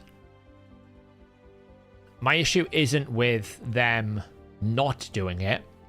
My issue is with them coming out and speaking to content creators going, yeah, you know, we're aware player game time is right at the high of our priority. We know it's a problem. We know we need to fix it. It's like, well, fix it. Because you haven't. And you can. If you just come out and say, we don't want to reduce the player game time, then fine. They won't do that because that's bad PR. But essentially, that's what they're saying. Is we're absolutely quite happy with the player game time. Then what they want to do is find the balance where you're committed enough that you still want to play, but you're not so tired that you want to quit. Now, I do worry lately this new Titan event is pushing a lot more people towards I'm done with this kind of mentality, you know, that they're just like, I'm so over this game right now because of the amount of constant grind that I have to do. So perhaps they've now hit that kind of like critical mass moment where they go, okay, maybe we need to just work our way back a little bit. Maybe we went a little bit too far. That's why I think the Heroes Path was an experiment to see how many people would do it. I don't think it was a successful experiment because I think a lot of people didn't do it. But I absolutely think that's what it was an experiment to see how many people would commit to doing it. And if lots of people did it, they would do it again.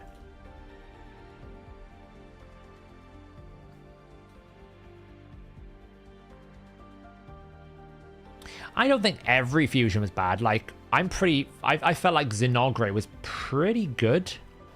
We'll probably get a fusion announcement, if anything, Thursday or Friday. Maybe next week, though. Depends on the patches, but yeah, we'll probably do a fusion. I think the fusion will start with like 5 days to go of the Titan event.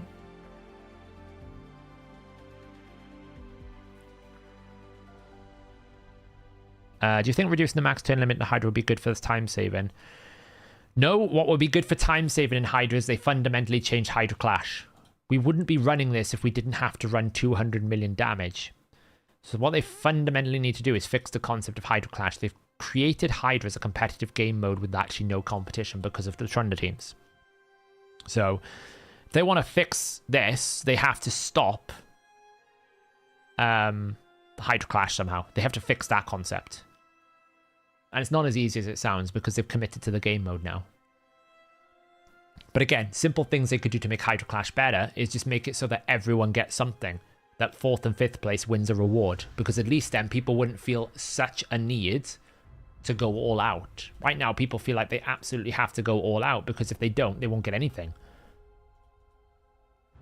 If they at least gave 4th and 5th something, like, you know, the lower chests of 3rd and 4th, 3rd and 2nd, well, that I think is already an improvement because even in CVC, everyone gets the team rewards. You get something, right? But for some reason in Hydra Clash, they decided you get absolutely nothing if you come 4th or 5th, which is just Like, that's you can't control that, because Hydra is a very champion-specific game mode. If you have the right champions, you can easily do, like, for me, for example, I could easily do a 5 billion Hydra team if I had double Yumiko, but I don't have double Yumiko, so I can't. So in that essence, Hydra Clash isn't truly competitive so much as it's like, oh, you've got the Trunda team, you win. Are you aware of the bug with Supreme Gaelic passive activating when Decay takes a turn? I am not, because I do not have him. I was not aware. Yeah, nerfing Trunda. I can't really bounce off anyone, but I can whack you for some true damage, so we'll do that. Alright, well, we'll bounce off you.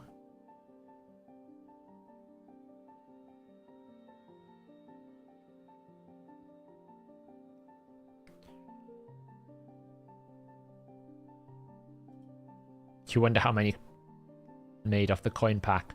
Honestly, the thing about packs are, they wouldn't keep offering that coin pack if it wasn't successful every single time they did a hero's path. So I'd imagine they make a lot of that pack every single hero path. Gotta remember, a lot of people that play this game aren't on YouTube or Reddit, right? They're not on YouTube, Reddit, they're not in the social media network. They're just basically casual mobile game players that like the game. They probably see the pack come up and think it's a pretty good deal. And to be fair, it probably is. If you just take out the concept you get nothing for it, it's not the worst pack in the world, is it, really? It was 1-to-1 for the energy for the last Hero's Path. It saved us a lot of time. It's not the worst pack in the world. It's reasonably priced compared to other things. Like, it's $30 compared to like $60 or $70. And I say reasonably priced in the world of Raid, you know? I just don't like the fact that the only answer is a nerf, honestly.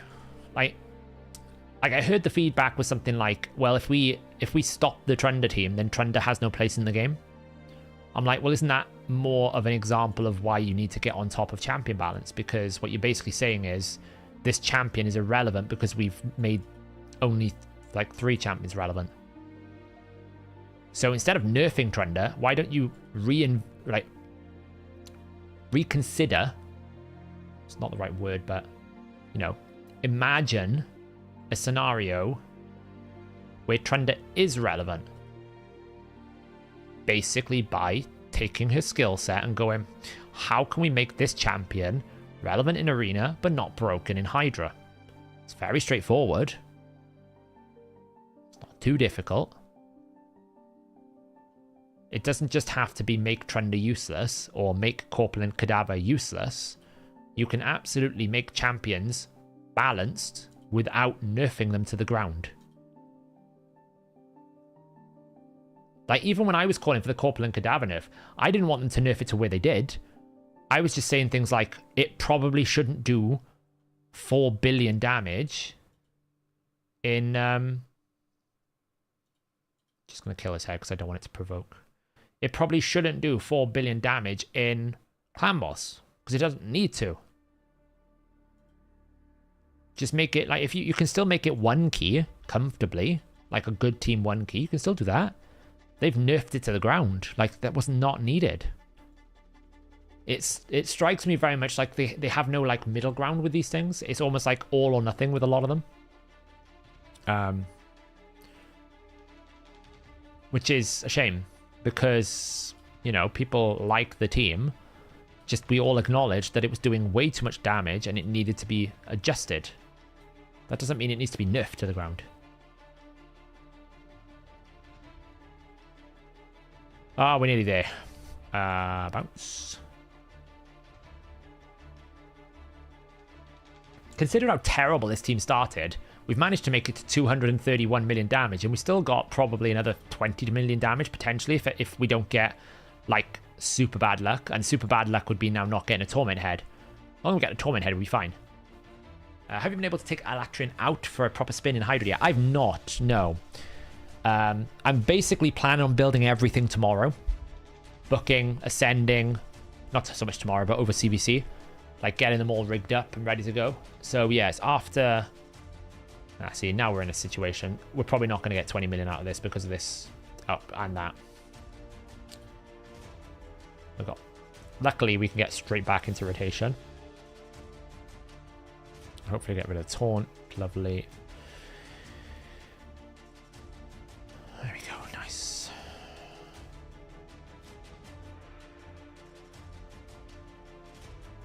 Make sure he's got block. I've had some feedback on Alatrian, but I'm waiting on confirmation as to what I can or cannot say in the specificness of it. But I did feedback the bug, and they did come back to me with some details, but I am waiting to get confirmation of exactly the detail, just so I don't say things that are incorrect. But that does just go to show, if you can put some proper feedback together, they will come back to you, because, you know, I did give them a full breakdown of the problem. To be honest, though, the more I've thought about it, and someone in the chat, in the comments of the video, did make a very good point. Emic's got taunt here, which is really annoying. It's going to slow me down. This isn't even the worst case scenario either. It's fine. I can recover from that. I just have to be careful when it happens. Again, it's making sure my skill rotations are going to be fine. It's fine to do it for now. We can get some damage out here. Stupid decrease attack. But yeah, someone made a very good comment in the video where they basically said, well, isn't it like when you AoE place a debuff, but some things can resist? Some things can like have a chance to AoE. And actually, when I thought about it, it kind of does make sense the way it's working. As much as I don't like the way it's working, it kind of makes sense what it's doing. Because it's operating in the same function that an AoE debuff would work. Which is like, target every enemy, roll the accuracy, did it roll successfully? Great, excellent, I can place it. Which is what it's doing in the buff extension. The issue is our assumption, where if something says I do something to all my allies, it does it 100% because there is no accuracy checks on allies. So it's a bit different. Now, whether or not that's a correct behavior is a whole nother topic of conversation, but I can see why the default coding matches those things.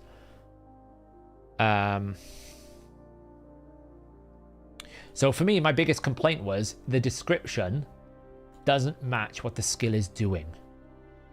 Which is always the first problem, because people will make a decision about whether a champion is good or bad based on reading the skills, which is like how you should do it, right? If I read a skill that says attacks one enemy, deals damage, I expect it to deal damage, not nothing. Right? So if it's not doing as it's described, it's almost like saying this will provoke 2 turns, and then actually you only ever get no turns. Well, it's like, no, that needs to be corrected. Oh, this is really rough. Right, I can't do that, so now I have to ally protect. Right, I need to kill this to give me some time. Okay, we've got time. Protect. Decrease speed. Nice. Please don't kill her. Nice, decrease attack. Don't kill her. Oh no, the cleanse! Oh, this is rough. This is rough. Oh, this is gonna hurt.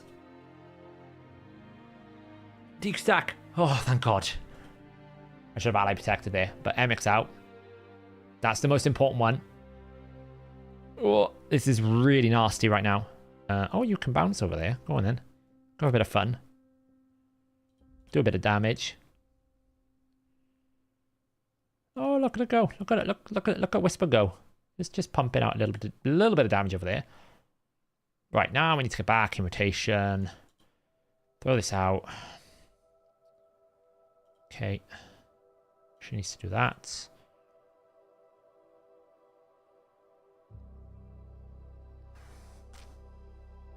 I need to get back round to Emic before 6 turns. Provoke. Boof. It's fine. Revive. Drop to immediate cooldowns. Poof. I think we're alright. I think we're okay. I don't really know. It's hard to tell.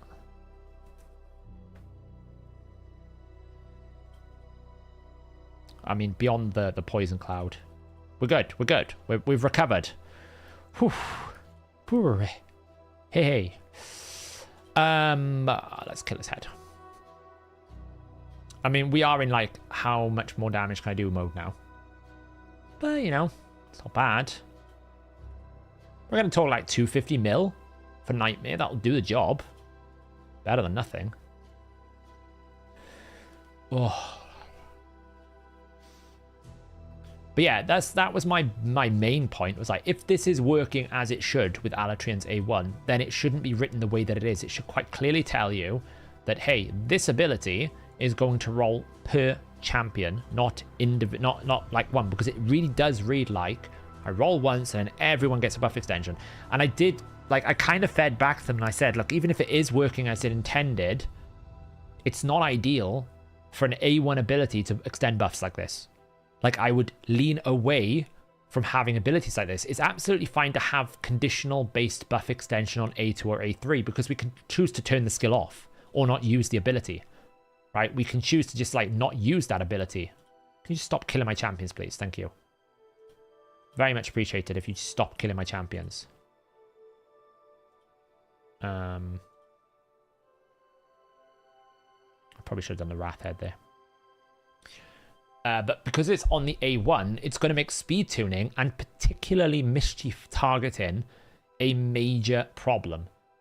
Potentially a problem that might kill his viability problem. Because if essentially... he's going to full heal, it's fine. It's not like there's much there. If essentially the... who are we going to pick on over here? Let's go pick on this head because he's going to cleanse in a minute. It's very frustrating. Bit of damage. This is what happens sometimes in Hydra where you can't get back on top of it. And this is what's happening. I can't get back in control of the fight because of the cycles that the bosses have gone in. I'm not going to die, but because we got double provoke with decreased attack, it's a bit of a problem. Especially when we're not provoking ourselves. Like, this cleansing constantly is a problem. And he's provoking at the worst point now, because I don't really care about provoke now. Provoke is irrelevant now. I need the A2 big time. So our damage is...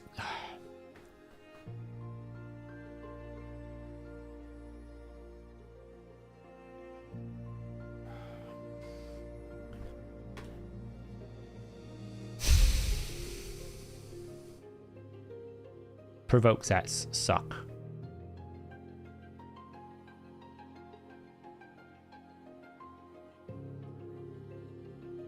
Provoke heads. Like, provoke sets are just terrible. I don't care what anyone tells me. I hate provoke sets. Oh well, Whisper's gonna die. It's fine though. Could be worse.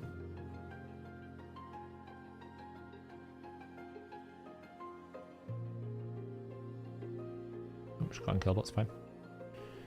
Which head do I hate the most? This team, Mischief Head. Mischief and Wrath is the main problems for this team. Wrath Head is normally okay. The only problem with Wrath Head is if you just lose control of him, like now. I've lost control of him, so he's pumping damage at me. As long as you keep decreased attack and block buffs on the Wrath Head, he's basically he's a bunny rabbit. He's not really a problem. But if you can't get on top of him, then you have problems. Like right now, it's a problem because I can't get decreased attack, I can't strip buffs, I can't do anything. I'm basically waiting. Now I can start attacking this, and a lack of block debuffs against Wrath Head is a bad idea. So you see how Lydia keeps dying now because we had a break in rotation? When Emic got consumed, we basically broken the nice rotation we had where it didn't really matter what happened because Lydia was always alive with unkillable. It's not the end of the world. It's just, it's killed our last key bit of damage, right? We've only done like 4 million damage in 40 odd turns because we just haven't got back under control yet. We're slowly getting under control. It's just taking us a while. Like, hopefully we'll be able to stun this head now. It's nice. This is going to give me a brimstone proc, which is nice. See here, I've got no, like, way of surviving right now. Right, there we go. Let's block buffs here. Unkillable. Great. Now I want to proc his passive. Do you think Giscard is worth my 5th 6-star? I need buffs 45 days in. Giscard is a great carry because you get both of the buffs you really want. So he's a great carry. It wouldn't be a terrible option, no. I think it's a good idea. Depends what you've got, really. Like, see how much damage you take if you don't have decreased attack on him. But this is why I have Nia in Lifesteal set, because she'll be able to heal a lot of this up.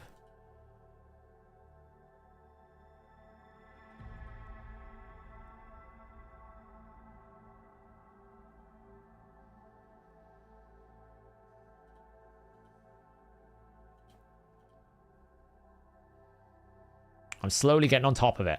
Slowly. I'll probably get in control just as we run out of turns, but you know. Do you know if you can speed doing Gwendolyn with Valkyrie for Clan Boss? Probably. I do have a 5-1 Gwendolyn team. I'm going to try when I eventually summon her. But yeah, you probably can. All you have to make sure with Gwendolyn is if she's going to take her extra turns, she takes her extra turns at the right moment. That's the key thing with Gwendolyn. She's got to take her extra turns at the right moment. Damn provoke. Like, look at that healing that we're going to get out of that. Right, hopefully I can get rid of this provoke head. Oh, don't cleanse. Oh, come on. Please don't cleanse. Don't cleanse. It's going to cleanse. Just as I'm about to kill it. Forever not allowed to do damage. I hate provoke sets.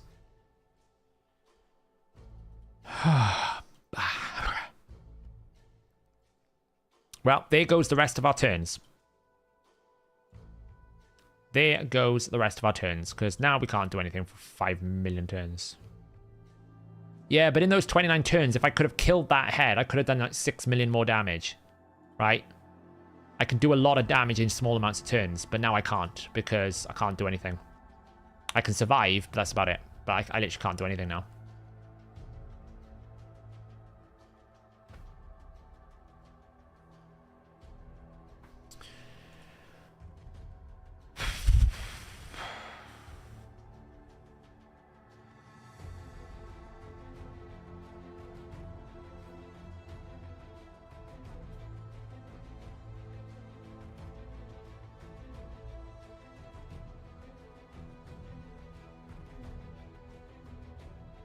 At least that rotates.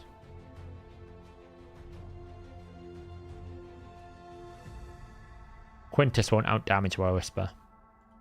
And Quintus won't solve this problem.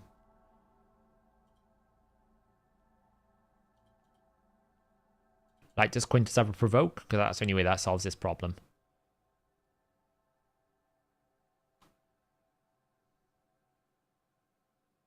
%.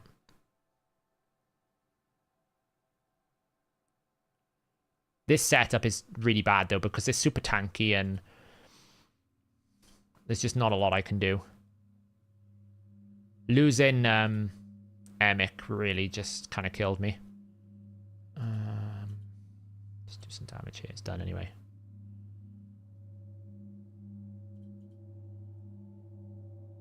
Losing Emic ruined it. I could have got to like 260, 270 million, but losing Emic. But, you know, it's good enough.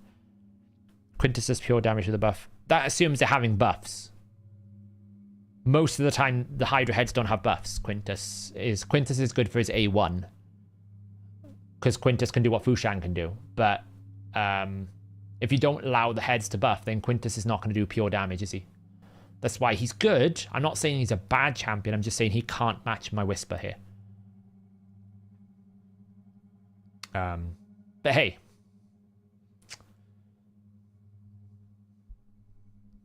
Anyone can really be a replacement for Whisper. Whisper's just damage.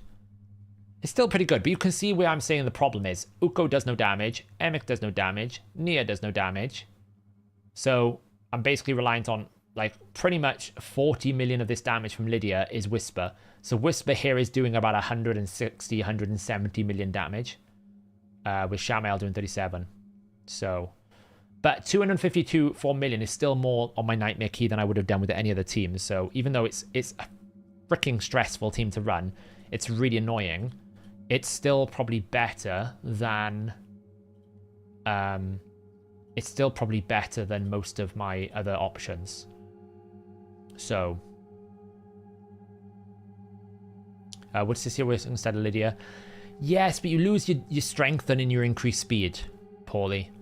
Lydia's one of those champions that she's like Mithrala, so difficult to replace just because of like what she brings.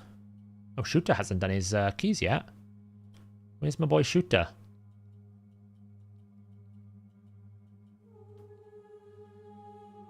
Shooter hasn't done his keys yet. Oh, that'll be a big power trough. Shooter's Hydra's normally pretty good. How well would Geo do on 1500 turns? Probably like 60 million, 70 million Crizzle. He won't do 160 million because that's essentially what she's doing there because she's the Hex component as well.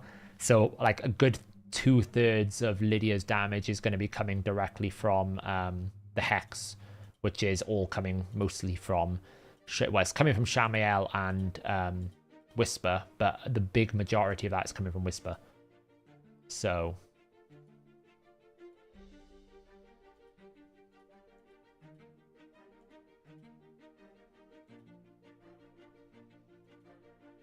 he's just lost his place a bit because there are just more powerful champions with the changes to Hex.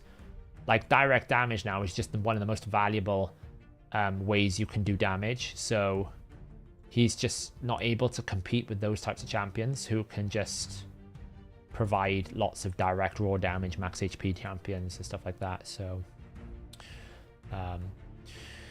yeah, you could use Uko for increased speed. I don't really use that. The thing is, if you're using... Here's the thing, Paulie. If you're using Uko in a provoke set, you can't afford not to run his A1 or his A2. There's very few windows where you're going to be able to use the A3 because you've got a provoke out.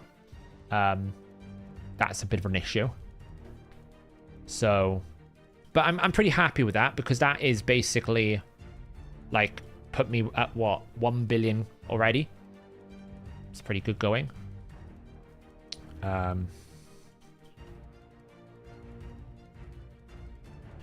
Now, what I need to do first is buy 1, 2, 3, 4. Now we need to go and do some tag quickly.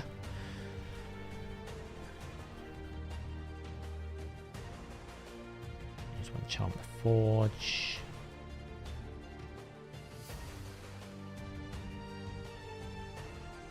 Wrestle chicken.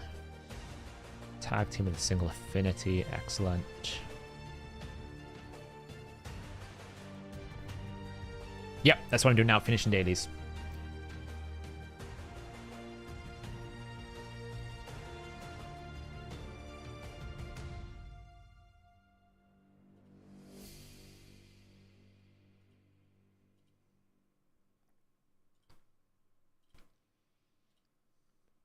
You've got in Silver 1 tag team. Congratulations, Trey. You're climbing. Tag team is the other area where I still have quite a bit of fun sometimes. It's a bit frustrating because there's Ultimate Death Knights everywhere, but it's at least a challenge.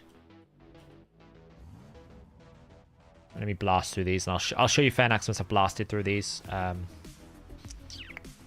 just need to do my dailies. Honestly, for me, it's not even about Wukong. It's Ultimate Death Knight. Like, whenever there's a problem, like, people talk about the meta and the Tarichka and the Tarasis and the Marichka, and, like, to me, it always comes back down to Ultimate Death Knight is the ultimate problem. Because he's the one that slows it all down. You don't have to deal with Ultimate Death Knight. You could do with lots of other things. But, you can't use Wukong because of Ultimate Death Knight. You can't use Maraudus because of Ultimate Death Knight. Like, there's so many problems. Just get rid of Ultimate Death Knight. Honestly, delete the champion. You just fix Ultimate Death Knight is how you get around a lot of the problems. But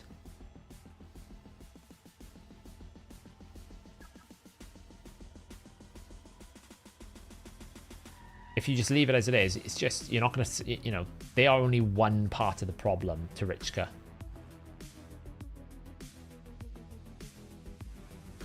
In my opinion, at least.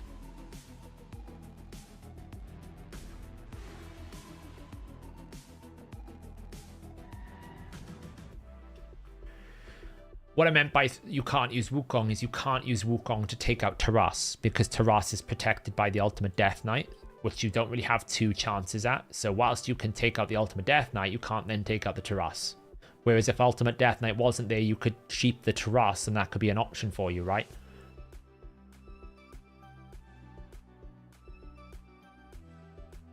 I'm finding Gold 5 far more competitive now as well, the Classic Arena. It's getting really crazy.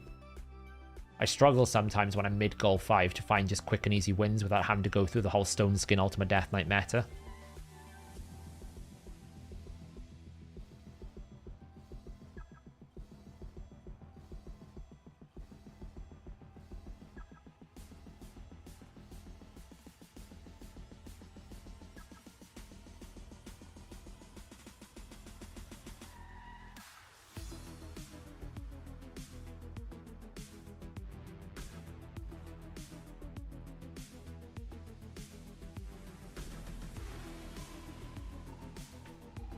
Touch, check, and dragon at the same time.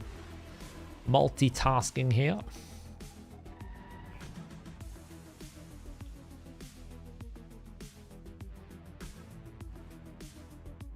As they say. Over here. Number 9. Well, we might as well use Nergigante Archer now instead of Scylla the Drakes. Seeing as though she's built, she actually has gear. Unlike most other champions on my account.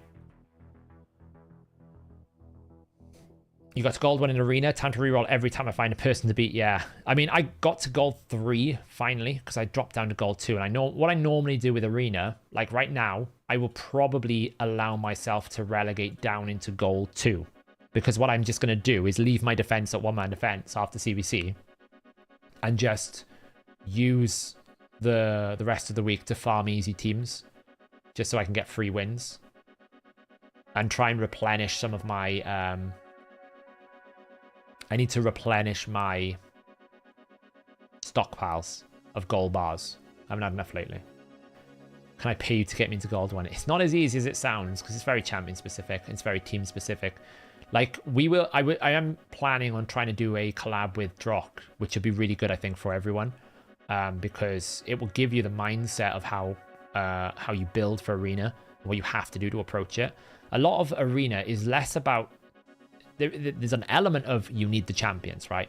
You've heard me say that a lot. For me to push into the arena that I would like to be in, which is the top echelons, like, I've got to have some more of the meta champions because I'm just going to get outdrafted. But also a lot of it is understanding how to pick and counter various things. Like tag team arena specifically is all about how do I create teams that I can match up better against the enemy's defenses, right? So if they pick an Ultimate Death Knight Rotus, how can I solve that problem? If they pick a Cupidus defense team, how do I solve that problem? If they pick a Hegemon, how do I solve that problem? And normally in tag team arena, that's where the fun is, because actually you can build compelling counters and different options, right? I can use my Cupidus Venus to pick on teams that I know are speed teams because they're going to try and kill me. I can avoid things like buff strips so that my stone skin doesn't get removed.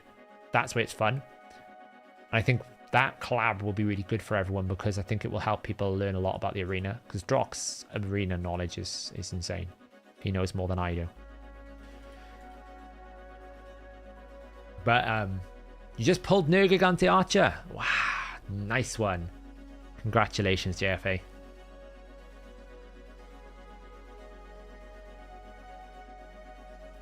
Yeah, Rotus helps a lot. But then again, I've got other damage dealers, right, Stiko?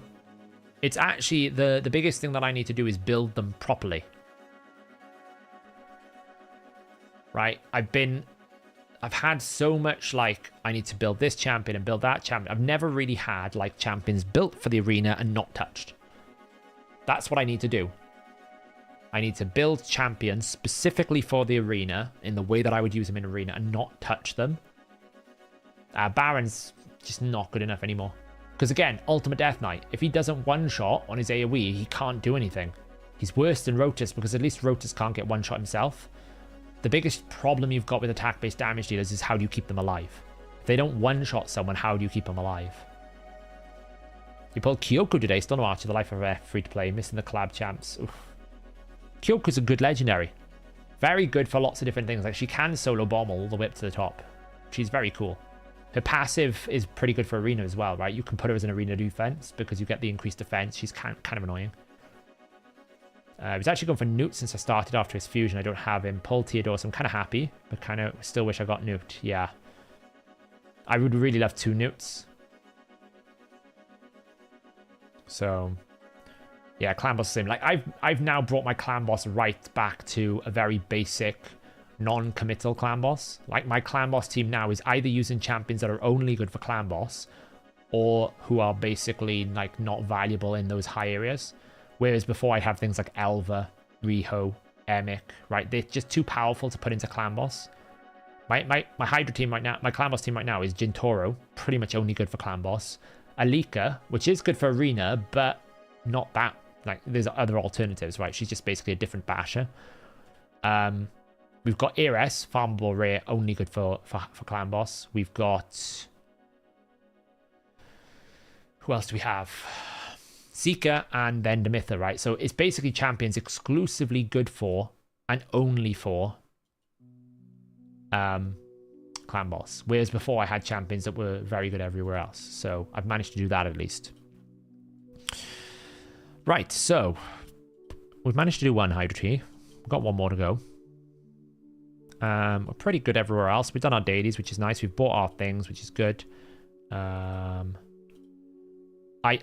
I picked up this clan quest thinking I would do it during the Dragon Turn hack, but I just didn't do it. This is going to last till tomorrow, right? So I'll be doing this tomorrow. I'll also be doing this during CVC.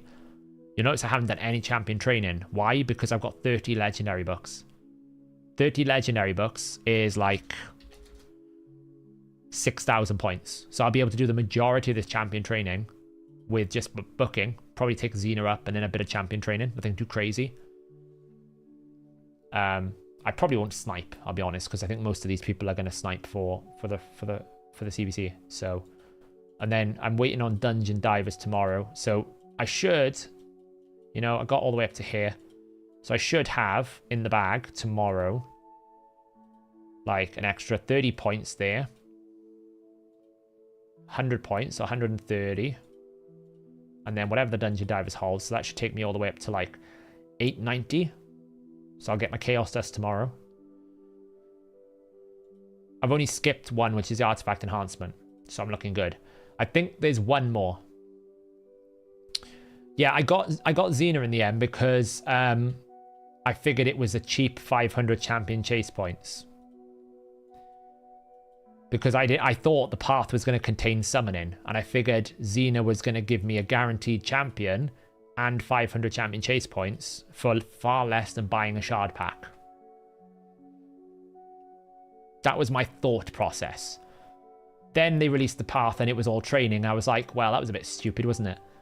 But, you know, she is quite good, I think, in the right setup. Again, she's a champion I would probably dedicate exclusively to Arena. Because into the right setup, this is very good. In the right setup, this is very powerful. Because if you can get the right team to go into it, then the fact that there's lots of buffs on the target will help her. The only downside is trying to make this passive work because she almost goes too quickly. You almost don't want her to take a turn until they finish their first round of buffs. Then you want to go. She's pretty good. Yeah, she's good at those triple buffers. Right? So if you absolutely don't have the meta... Right, so my arena nukers will probably be some sort of combo of, you know, Phenax, Rotus, and Xena at the moment. And probably Basilius Rawanus. Right, because what Basilius Rawanus is very good at is killing Rotus. Very good at killing Rotus, this. This kills a Rotus. That's what you use him for.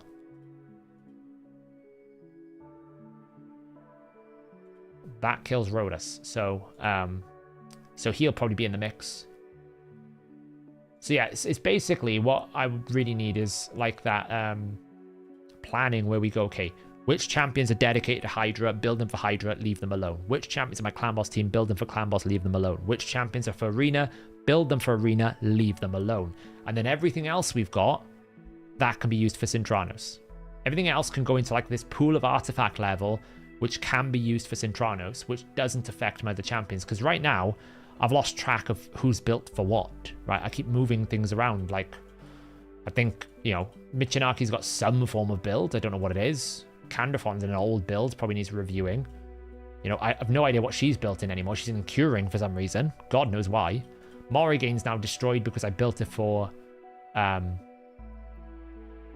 built her for Amius. So she's no longer a speed lead, which she was before. So that's the situation we're in. Yeah, Shinny is like me. Has been very unfortunate with the meta. So he's got to work with what he's got. A bit like me, right? I don't, like, even though I got Rotus and Necret, I don't have half of what the people like, you know, I don't have a Yumiko. Shu Zhen. Those two are out. So I don't have those options. I don't really have, where is she? Where is he? Where is he? Jorgid. Not an option for me. So I can't really use him. I don't really have, where's the other one here? Siphi. So I can't really pay my Siphi with the Rotus that I've just got. So that's a bit of a problem. Don't have a Kaimar. Can't use a reset option. Let's see. What else do we don't have? Don't have a Warlord, so I can't do any form of lockout. I can't do any form of reset. Don't have Crixia. Don't have Leoris. So, you know, you start really pulling back the, okay, right. Well, we've got rid of all the S tier because all the S tier, I don't have those. Apart from Rotus now. So then you have to work your way back to going, okay, well, if you're not going to use the S tier, you need to use your A tier. People like Supreme Alhain, Xena, Tormins can be nukers if you set them up correctly. Helikath, right? They're not the big S tier nukers, but they are competent enough that they can do a job for you. So yeah. I don't think Duchess is all that. No, I think you guys overvalue Duchess. Duchess is not very good anymore. And the reason why I say she's not very good is because of her revive. You'll find that Duchess is not in many teams anymore because her revive. Right? She revives with no turn meter. And it's a big problem. She's been power crept by people like Marichka that revive with turn meter. For paid members of the optimizer, maybe allow backup by date that allows you to see what your champ was geared before. It's on our plan, Sniper Gotia. We want to bring some like either like past optimizations or like past builds. It's on our plan. We just haven't got around to it yet because of various different things, but it's definitely on our plan. But yeah, people put Duchess in the S tier. She's not in a lot. She's not, certainly not in Gold 3, Gold 4. Like, certainly not in Gold 3, Gold 4. 0 turn meter and revive in live is a real problem. Like, it's a massive problem. You might be seeing Duchess a lot, but I rarely see Duchess. You know, she might be picked because she's been around a long time. I'm just simply saying that she's not as valuable right now compared to things like Marichka, Siphi, right? Because they revive with turn meter.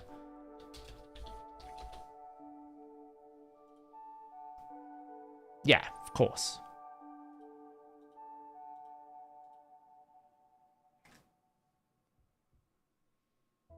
So yeah, I'm just saying, she's not as. I don't think she's S tier.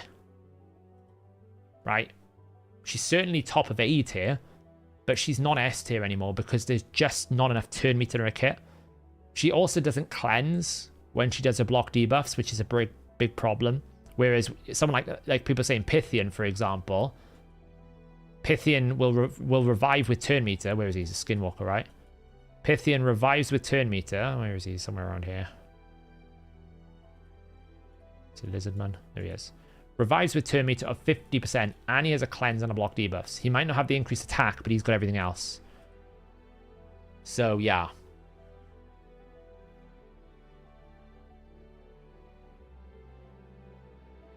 So I think if you had a choice between Marichka, Sify, Duchess, Duchess is third, right?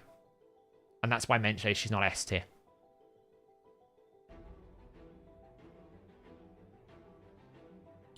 I'm in gold 1, basically, live arena. So... No, I don't think she's S tier. I think she's A tier.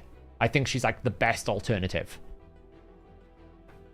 I think in terms of, like, the top revivers, you would probably pick Pythian over her. You would probably pick Sify over her. You would probably pick Marichka over her. I think those are the S tier. And then, like, how far do you go before you stop? Like, how big is S tier? I would put S tier as, like, top 3. Pythian over... Not really. What are you trading? You're basically trading decreased attack. Because you'll have 5 debuffs anyway. So you trade an increased attack. He heals more. He revives more. He has, like, better base stats. What?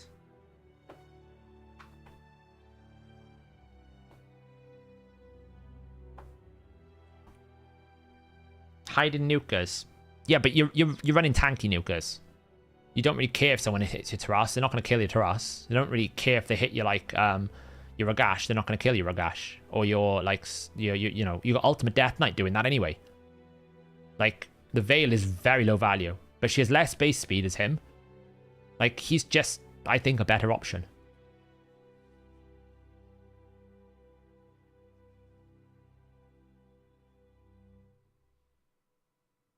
I mean, the Stone Skin Duchesses, what I'm saying is, once you get beyond the first wave, she's not as good. She's not as good, because I can just kill people through Veil if I need to. Like, Veil isn't going to keep the attack-based champions alive because they're beneath Veil. It might keep the Candrathon alive, if they're using Candrathon. We'll see now, right? Let's just do... Is it open? It's active in 17 minutes. Right, let me see if I can find... I probably can't find a Duchess. See, this team doesn't have a Duchess.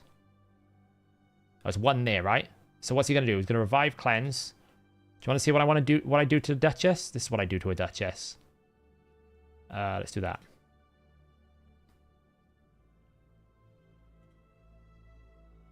I should lose this one. How am I faster than this Sify?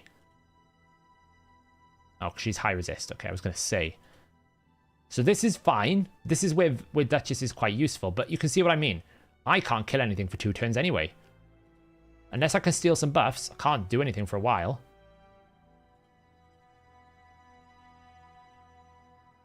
I don't think that blocked revived somehow.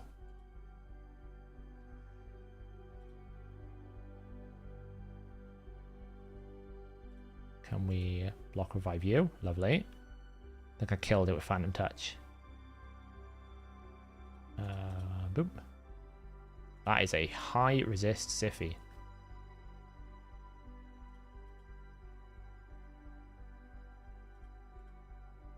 that out again. I managed to kill it with Phantom Touch again. Twice in a row then. Now the question is it all resist or is it all tanky? It's all tanky and resist. Okay, so it's going to take us a while.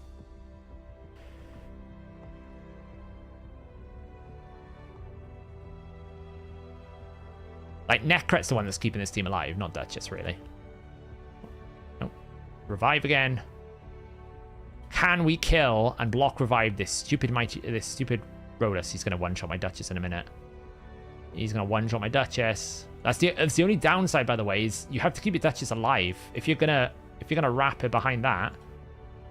There we go. 3rd time of asking. Lord of buff. Well, why do I have Phantom Touch on him? Because what else am I going to put on him right now? Normally you put Phantom Touch on just to help them kill. It can be helpful, but it can also be hurtful. What? You've eaten all your food, alright. Oh, this is going to take a while.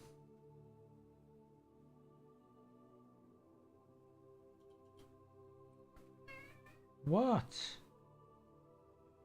Honestly.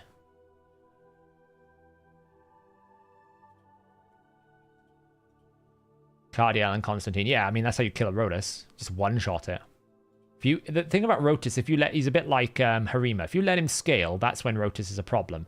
But as long as you get on top of him early, you're fine. This is just going to take a while because I can't actually, like, debuff. So it takes a little bit longer for me to, like, kill them.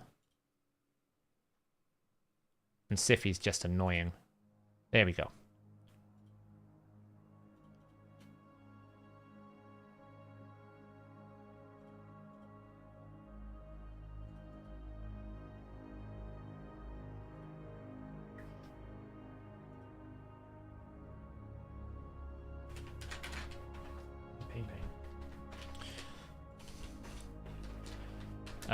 Because Wukong's my solution to Ultimate Death Knight.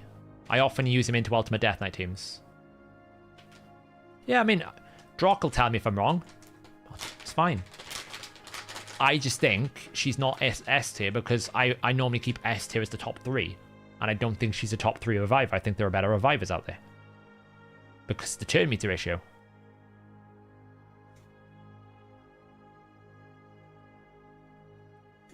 Like, this is how much value Duchess is right now.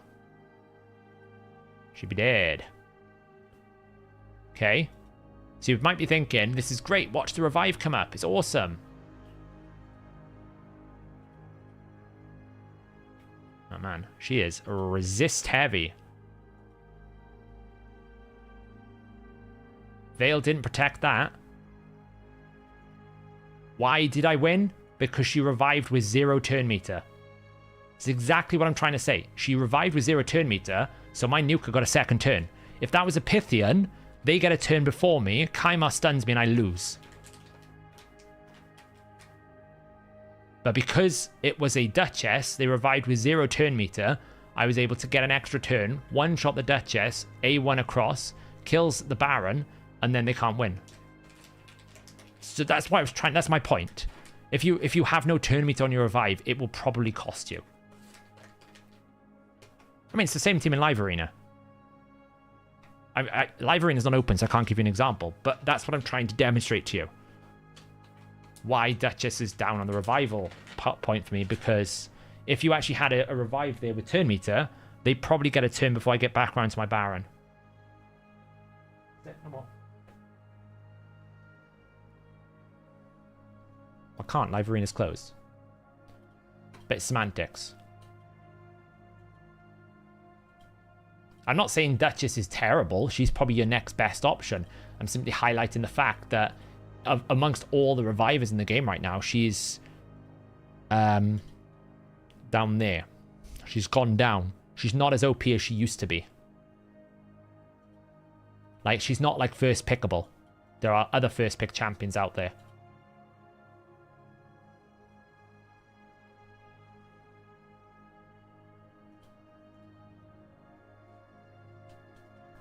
I'm not saying she's not meta. I'm saying she's not S tier. Right? Well, you got to understand, when I'm talking about S tier, I'm talking about these teams. Right? I'm talking about these teams. And right now, these aren't the meta. Like, you got Panda in here with his +4. Like, if you have a +4 Duchess, probably better than anything else, I guess. But, like, this is more of the team that you see a lot. This is the preferred team. The Siffi, Ultimate Death Knight, Taras, Marichka. That's probably what you would want preferred. There's another option. I mean, you do see Duchesses in here. But that's probably because they're +4 6-star. Or you could just have like a +4 fully awakened mythical team. Like, how much has this guy spent on mythical champions? Right? Yumiko is another option. It's very difficult coming here looking at it because you won't see these properly set. But you can see, like, this is the desirable location people would go. This setup. You do see the Duchesses, but you're only seeing them when they're fully awakened. Like, this isn't a reset team. So, but you're only really seeing them when they're +4 6-star, which kind of overwhelms everything else then, because you probably don't worry about her revive because you can never kill her. But this is the team I'm trying to say is, like, the Siffi is better paired with the Marichka, and then if you have this trio, you put like a fourth Ultimate Death Knight, Yumiko, something of that nature. You don't really see the Duchesses paired with the Marichka and Yumiko. It just doesn't happen. But like I said, we're just on reset, so these teams aren't reflective of the final reset window. You look at the final reset window, it is literally Marichka, Taras, Ultimate Death Knight, and like Sify. Marichka, like something like that. It's not, like she's not the number one pick. So when I talk about S tier, I'm talking about what would be your first choice champion. She's not there. She's like top of A tier. She's just not S tier. But that's my opinion. Everyone's welcome to have their own opinions. Absolutely fine. Right. Next team.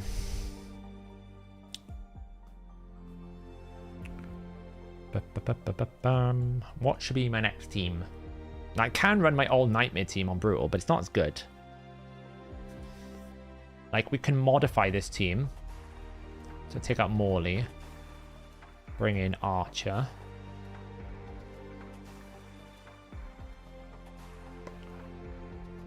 I wonder what soul to put on Archer.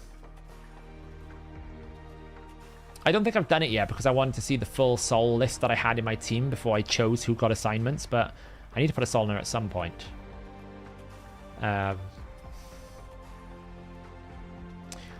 Is this enough damage? I don't think. Is this like... I think he's the damage Uko. He's the damage Shamael. Oh, someone asked to see my Fenax earlier. My Fenax is... there.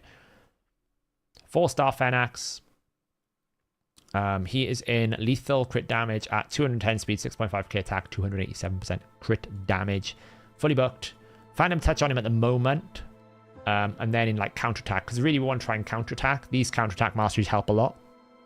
So his goal is to basically counterattack, hit an enemy and try and one-shot it with his A1. You're using him mainly for this, but don't ignore he's got block active skills, block buffs, decreased defense, decreased speed is actually very, very good.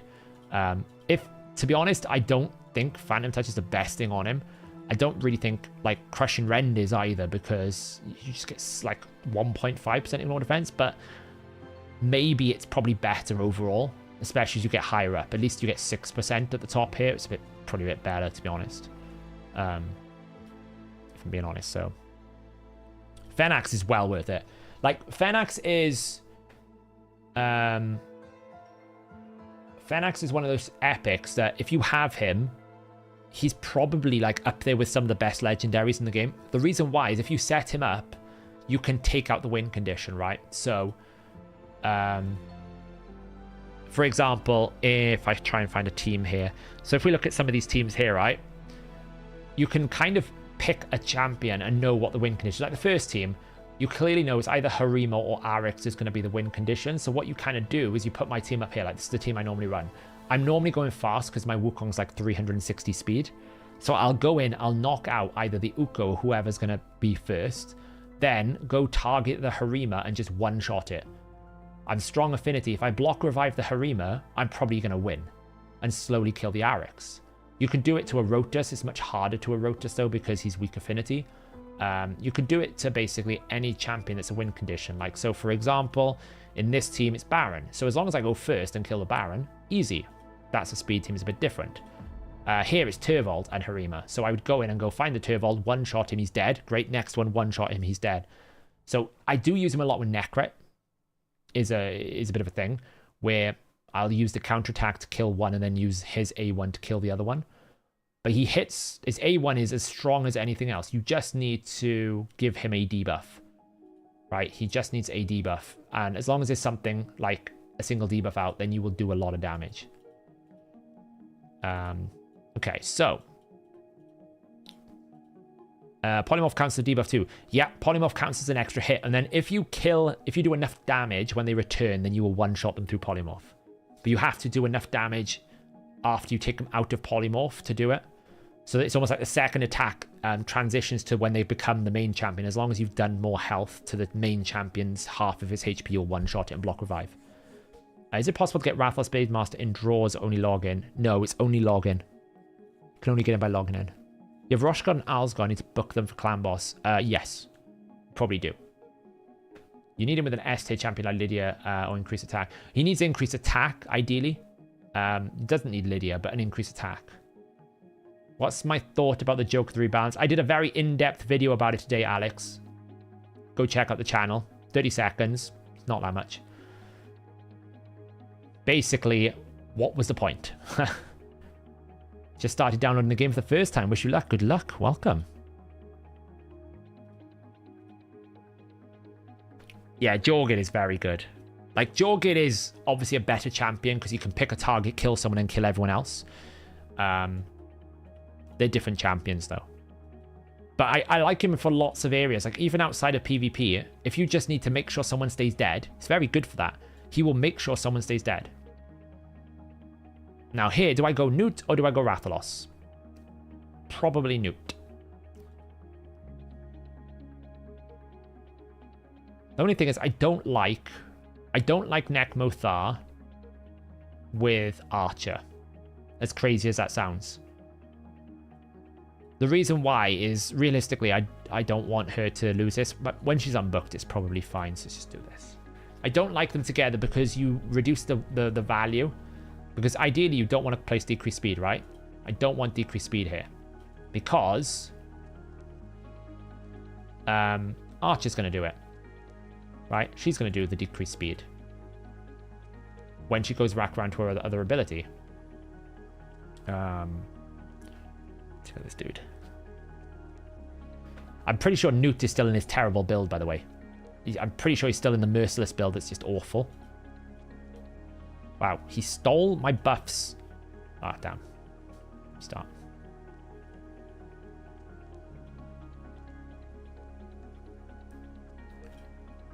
So, like, for example, if I do decrease speed right now, then when she does her A2, I'm not going to get the turn meter boost. I actually need to rebuild her masteries because right now, her masteries are programmed to do Master Hexer, and Master Hexer is actually a terrible thing on her as well. So, like here, for example, now it's fine because I don't have decreased speed on this target, so I can probably get some turn meter boost here. She's got enough resistance. I'm just 3%ing, which is great. I love it. So fun.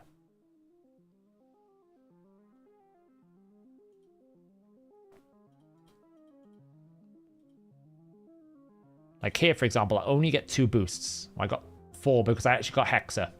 So I got Hexer and Hexer.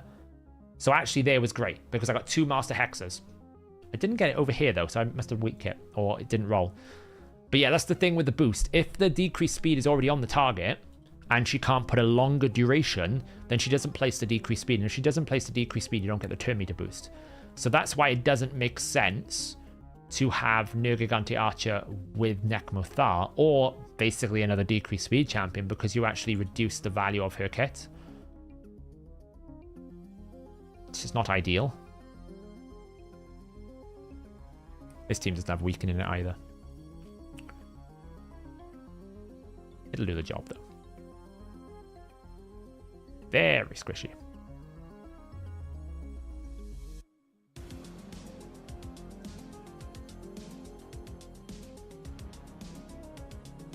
Is it worth to build damage on the Archer? I built a little bit, but, you know, I much prefer to have, like, max HP. I much prefer to have A2, like, damage on it. Sorry, I can't speak anymore. I much prefer to have resistance for her mischief tanking than I would prioritize. So, right, this for our situation is so much better, in my opinion. Go. We can do this. Now that the Mischief Head is dead. Re-provoke. It's crazy how good a champion this Archer is, honestly, because she's unbooked and she just controls the whole thing. Everything is controlled.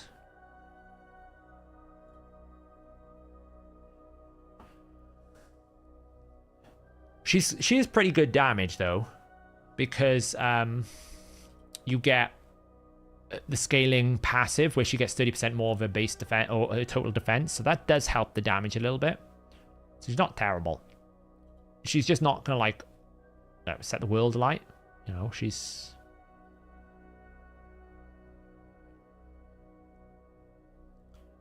I like resistance because you're going to put self... she's always going to have increased accuracy, which is a buff that nobody else has. So it makes a very easy mischief target. Oh, a dupe ghost spawn. That's rough. Stop praising Archer. Do this one more time as well. Oof. See, 129 is not terrible when there was no decreased defense. Get rid of the poisons.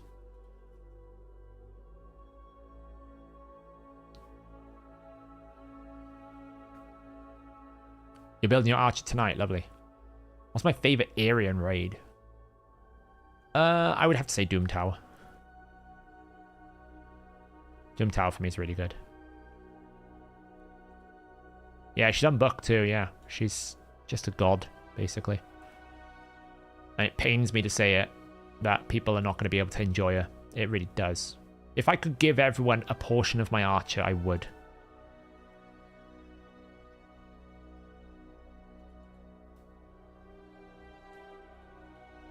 Probably shouldn't have used that A3, if I'm being honest. I probably should have saved it, but, you know, that doesn't matter. Well, I did until when we were doing the Rathalos stream, everyone convinced me to buy some books, so I'm in a good situation. But I don't have enough to book all the champions I want to book. It's going to take me probably 3 months to get back on top of all the champions I've built recently.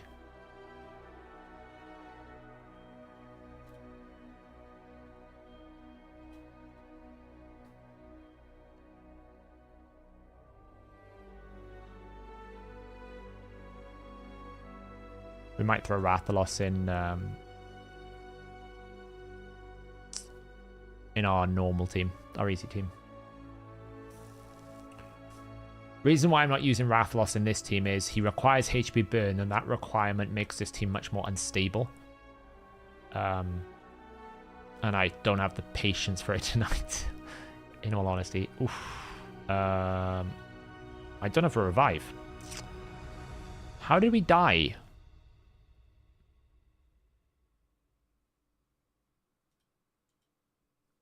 How did we die?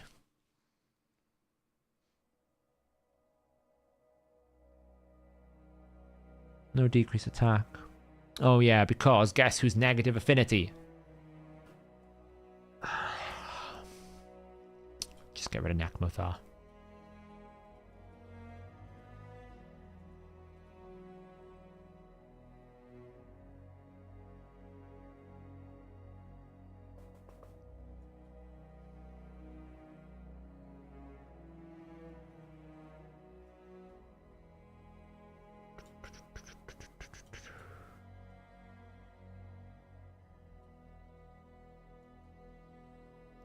Could throw Michinaki in.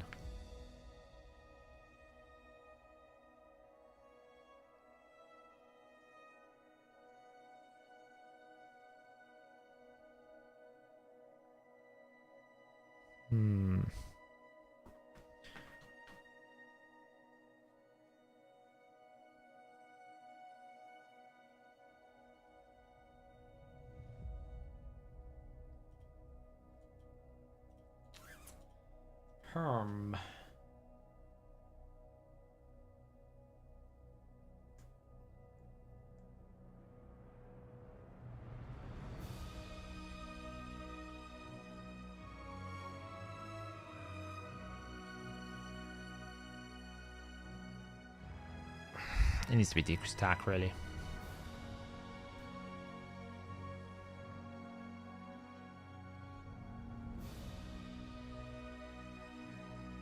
Just want to see if there was anyone that I could just quickly throw in that's a bit better. It's not really.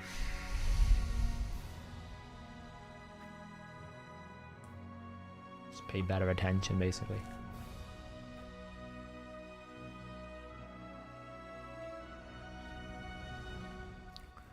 The problem is he's weak affinity to the Wrath Head.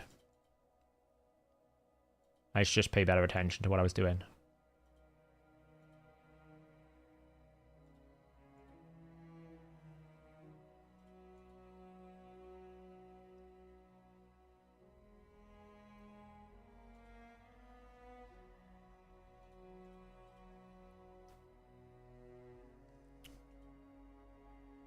What blessing would you recommend for Nekmothar? I think I've gone Survival Instinct for turn meter. basically. But you can go pretty much anything. Cruelty is fine. I don't think Brimstone is very good. You want Brimstone on a single target, ideally.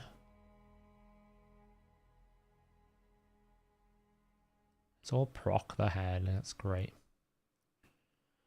Yeah, Venus is good with Rathalos, but it makes the team even squishier. That's what I'm saying. Like, if I put Rathalos in here, then I have to drop Shamael. And if I drop Shamael, then I don't have a Fear solution. And then if I drop Shamael, I have to basically drop the Ugo, which means I don't have a block buff situation. So you see what I mean? It's like the team can't really support Rathalos in this setup because it just makes the team far too unstable.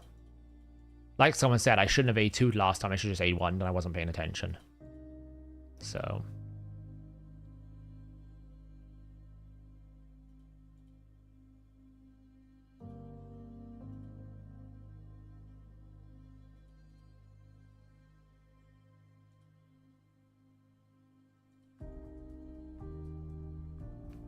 Hey, Cream.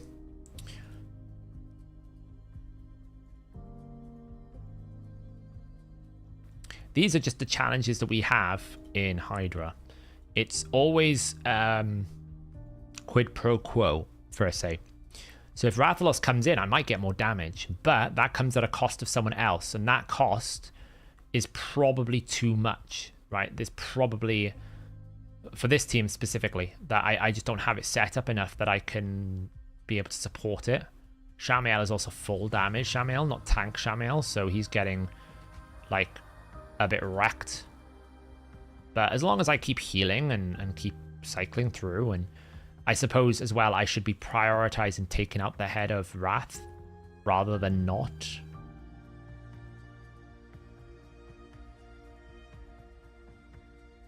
Like right now, should I do A2? No, I should do A1 to try and refresh it. Then I can do A2.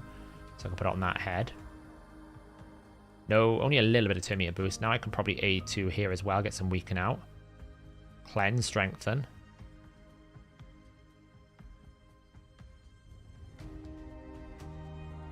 So it's just paying attention. I have one, Peter. It's in my 3rd team. That's why I'm not using it. It's in my 3rd team. Enticed me to pull for my sacreds, all epics, and mercy counter almost maxed. You've pulled almost 50. You've pulled almost 50 sacreds and not had a legendary. That's insane. If you've managed to pull like 50 nearly, that's nuts. Because it's like 54 for the counter, right?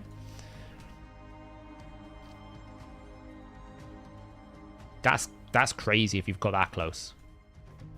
Should I add accuracy survivability build for or damage? A lot of Sissy's damage is going to come from activations. So, but she is very squishy as well. So you've got to keep Sissy alive. So you would need to build some level of survivability, and otherwise she's just going to get a one shot. She's very squishy. The nice thing about Survival Instinct is every time a debuff goes on, you get some turn meter, so you get a little bit of like advantage from that. Yeah, I'd wait for 1+1 absolutely. So we're gonna risk it for a biscuit, as we say. Got 1 weak hit, that was not ideal, and he's gonna go back in. Keep in mind with the newts, you absolutely want to be attacking living heads. Unless the dead head is suffering, you almost always want to be targeting living heads, because the hex damage on the decapitated head will get multiplied. So where you really see his damage, like A1's fine because at this point his damage isn't with the A1. But if I attack the decapitated head, it's still going to be capped at 10% max HP. So there's not really much value in attacking a decapitated head unless it's the suffering head because it has a higher max HP. It'd be much better for me to attack a living head so that I can take 10% of that max HP and multiply it by the decapitation bonus from Hex. That's how you really maximize it. Right now I can do this, for example. It's fine to do this. Because, you know, Mischief might come out if it does while we start running the crit rate. Suffering's fine. Like, Suffering Head in a neutral affinity is really good for Newt. Suffering Head is what you really, really want, because you want the maximum amounts of damage. Is Xena worth getting after all? It's subjective. Is she a good champion? Yeah, she's not terrible. Is she, like, must-have? She's not as good as the Archer in that concept. But she is exclusive, so if you don't get her, you won't be able to get her. I got her because I thought it was the cheapest way to do champion chase and get my Elatrian. But I was assuming that we would need to do summoning for the hero's path. That was a bit of a weird assumption, I'll be honest. That was a bit of a bad take. I don't think she's mid. I think she's better than mid. Like, mid is basically putting her on tiers like, I don't know. Like, Jetney's mid. Does good damage, but not much else. She's better than Jetney. I'd put her as, you know, mid A tier. She's on the same tier as Rhonda for me. Situationally very, very good, but she needs the right outcomes to be successful. That's how I would consider her on the Rhonda tier. So like right now, it's not ideal to use my A2. I might as well wait, because I got 2 at 75%. So any damage I do is going to get heavily neutralized. So I might as well wait and use it next turn. She's mid plus. Let's go Hex out. Hex again.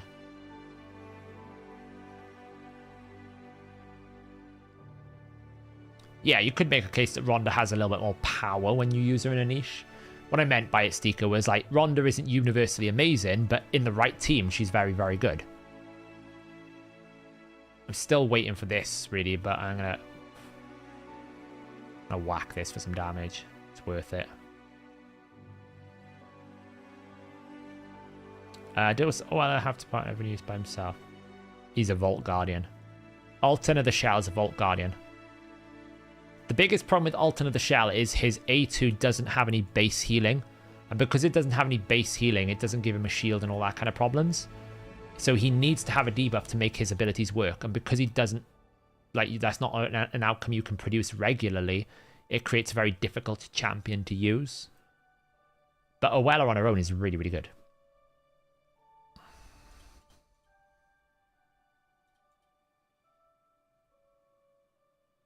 Yeah, exactly, Kirk. In the right team, in the right setup, she's very good. Yeah, she has Alton of the Shell. Remember that login champion they had, Steeko, last year? In the free-to-play series, I got him on the free-to-play. It's a login daily champion. Like a login, not a login tournament, sorry, a training tournament win champion. Alton of the Shell.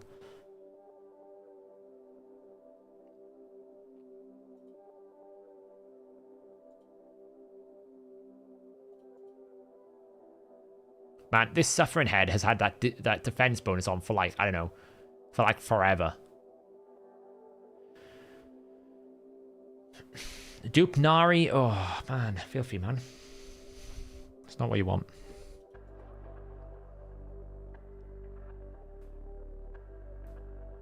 Alright, what do we got then? Right, let's for some damage.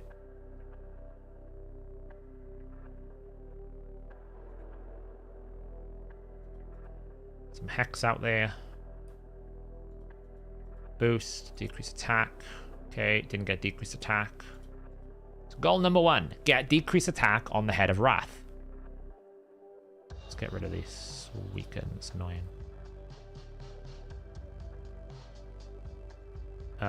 Whack you for some damage. Come on, don't weak hit. Nice. Nice, only 1 weak hit, we'll take that. Still no decreased attack. Still no decreased attack. Still no decreased attack. There we go. Now we're good. I do need strengthen and shield up though.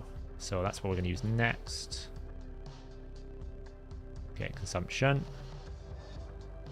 We'll do this.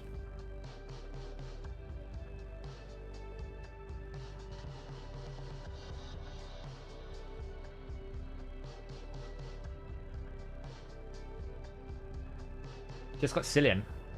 No. Cillian's worth keeping. Cillian was absolute legit MVP on one of the stages for Citralis. Like, any champion, I would say, that has very good turn meter control or very good CC should absolutely always be kept because of where it might fall in Cintranos. The type of Cintranos champion you absolutely want to keep are those heavy CC, heavy turn meter controls. Because you just never know when they're going to be needed.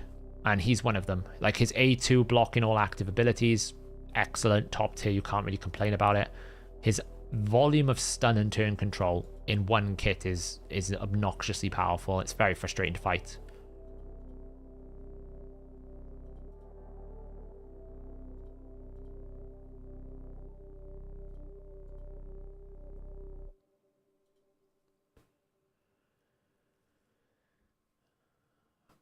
You have a 5-star Cillian. What blessing would you recommend? Temporal's not bad. Life Harvest in Arena is good. Brimstone is not bad either. Would be guaranteed. Pretty good chance because he does triple hit.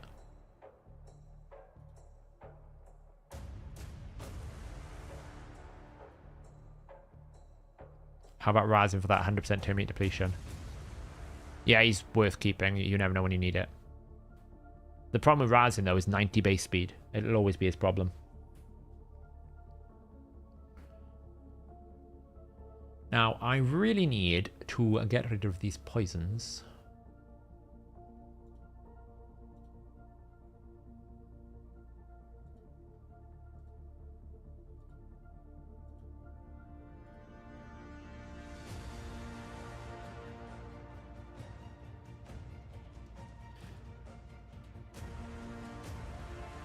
So, yeah.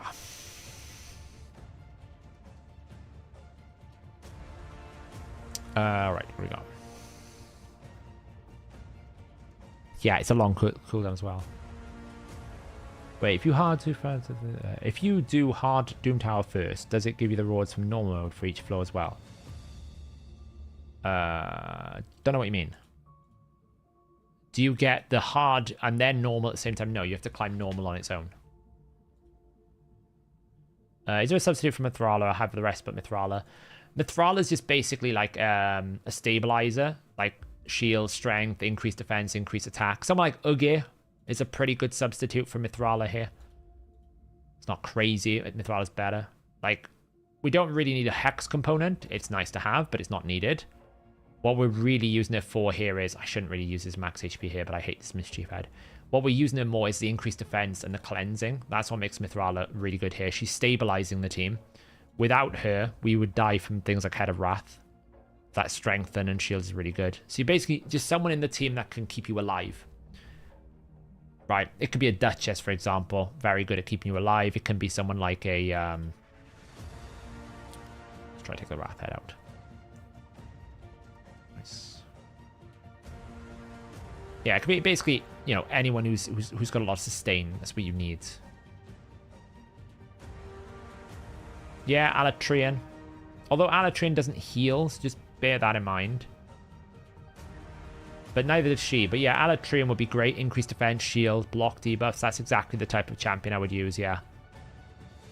Oh, you haven't got Alatrian. Someone like that, though. Basically someone with increased defense. I do like the fact she has increased attack as well, so she's empowering my Shamael.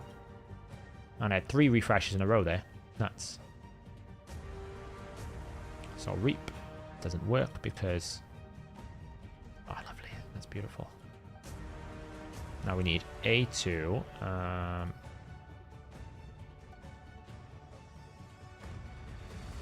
Yeah, Lydia's a great option. Archer's fine. Yeah, basically what I mean by healing and that, I mean solidification of your team. So what she is doing is, what Mithrala is doing is giving me strengthen, shielding, cleansing, increased attack, and increased defense. So find someone with that kind of skill set to basically give your team some base buffs and debuffs to help you, like, just keep the team healthy. Because without these buffs, my team just gets one shot. Is Awella still good in Hydra? Awella's good. All you have to be careful with Awella is if she gives increased resistance and those increased resistance buff get stolen, will you be in a situation where you now can't do anything to the enemy because they have the increased resistance buff? That's always my concern with increased resistance as a buff in Hydra is, can you make sure that all of your champions will have enough resistance so you never get it stolen? Because one steal spread across and you can't provoke. That provoke gets into a cleanse, and then that cleanse goes into poison cloud. You're in trouble. Isala the Mourner, very good option as well, yeah. Look at that, 118,000 when it doesn't weak hit. So much better. I'm looking forward to a rotation where Newt isn't weak affinity to the Mischief, to the Suffering Head. Hello, good question. In a Myth Fu combo, can I substitute Fushan with a Calvalax for the speed lead and adjust the speed of the rest of the team? You can, but keep in mind, Al Bundy, the Fushan is being the Force affinity tank. So whomever you then replace as your DPS will need to be Force, because you need someone to take the stun for Eres, who is also Force. So you absolutely can do that, but just keep in mind then your DPS has to be Force to make it work. Otherwise, it doesn't work. You'll get stun targeted out on the wrong affinity, and it won't be a 1 key. That's what makes Mythfu so good, is the Fushan covers the stun requirements. Because on Spirit will always target Force, and that means Eres, which you don't want.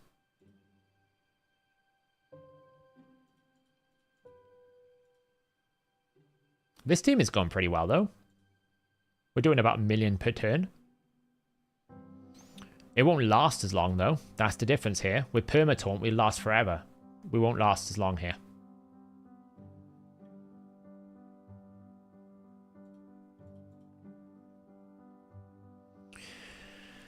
Thoughts on HP percent damage deal has been outscaled by Kraken's +4 Harima with insane stats. I mean, that's always been the case. Maximum HP damage might give you easy access to damage, but if you have the stat bloat and the stat power, then you will overpower them, because there is no limit to how much damage a Whisper can do on the A3 and the A2. If you can give her more attack, she'll do more damage. You're not capped. So it's always been the case like that. And to be honest, that should be the case, right? Because if I can push my champion to such a min-max extreme, I should be rewarded more than just a champion that needs about a 200% crit damage. Like, Newt is one of the easiest champions to build for all content because he's single target. Pretty much, he never has to worry about needing a lot of crit damage, right? You can probably put like 170, 180 and you'll hit cap. Whereas Whisper needs a good build. Rathalos is forced, so you can go with Rathalos, yeah. And you get your decreased defense back with Rathalos as well.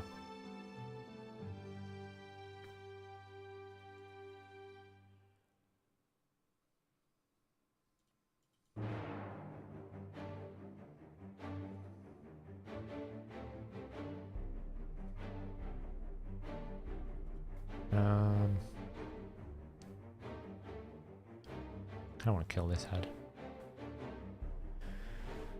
Lovely. Good damage. Keep it up, Newty boy.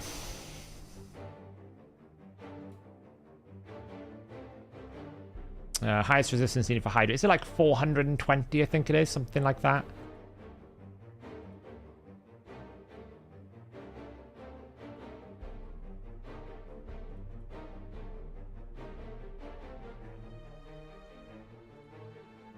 Is your Rathalos team the only one that uses HP in Hydra? Yeah. Well, my old hard team that I will be using uses HP burn as well, but that's because it's got two Masia, so she's like a nuke cannon more than just being damage, you know. She's like a nuke cannon with it, so the HP burn is programmed a bit better.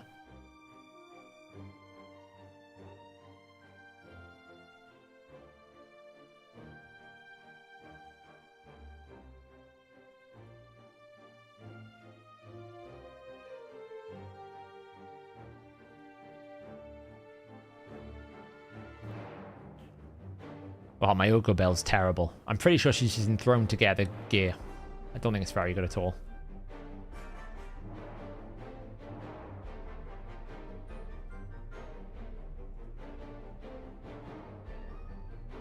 Ideally, I'd love to get one more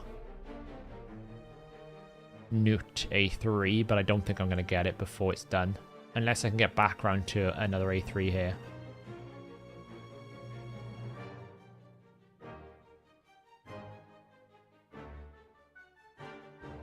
No.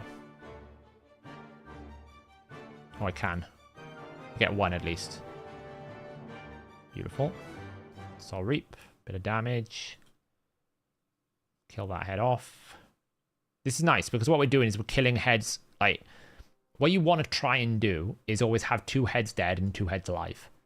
Normally. Because it means you can control the living heads but not put the dead heads out so you're not doing damage. So this is nice because there's always some dead heads out.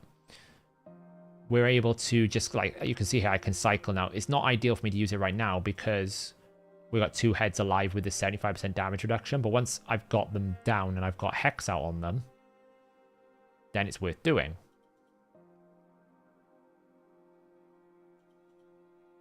I should have held my increased attack there as well.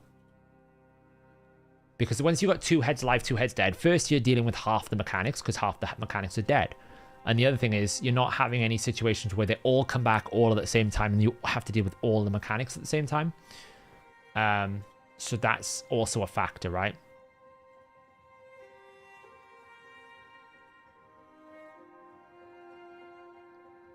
So what I'm really waiting for right now is for these heads to take a turn so that I can actually use my Newt's A3, which is what I'm going to do next. And hopefully I'm going to get around to it before these heads respawn. One of them didn't, which is a shame. But now I can whack this head and do, you know, 82,000 damage. We kind of weak hit a bit there, which kind of sucks, but there's not much you can really do about that. It happens. Took a whack there, it's fine. Okay, we can heal up. Like so. Decrease speed if we didn't have it already.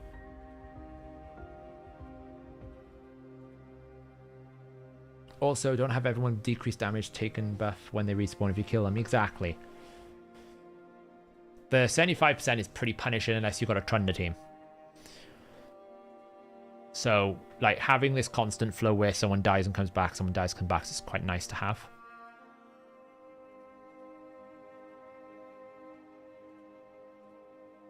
Should have waited for the A2 with increased attack again. It's out of sync.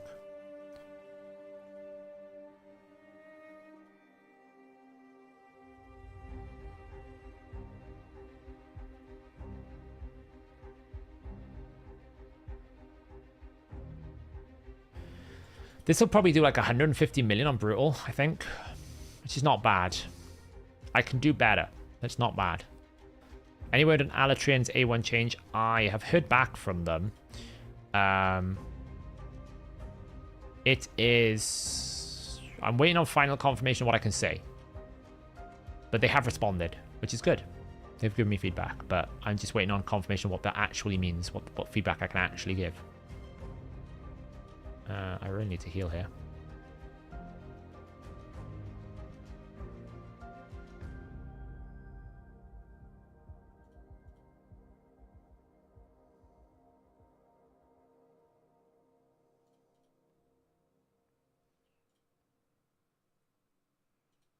Boost, make sure decrease attack's on, level 8. Decrease speeds. That's 2 meter boost, see, that's why I'm saying it's much better if it's weaker fint and everything, so I'm just going to have to try my luck. 2 is not so bad. It's not so bad. Take the whack. It's much better not to have another decrease speed with her. Who is between Ugo and Newt? Shamel. What build does Morrigan need for Amius? Like 251 plus with enough accuracy to land. So like I think it's 450 accuracy. And then just something to stay alive. She doesn't do anything else. She's a bot otherwise. I don't know why I used that ability. That was a mistake. Not great, but I'm sure we can find a solution.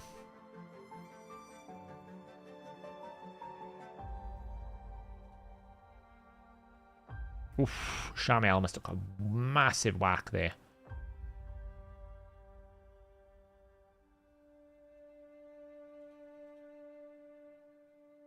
Did I, Al? Yeah. It's very possible, Al. it was so many numbers I had to work through. So many different changes that they've come up with that if I got a wrong calculation here or there, it's not surprising, really.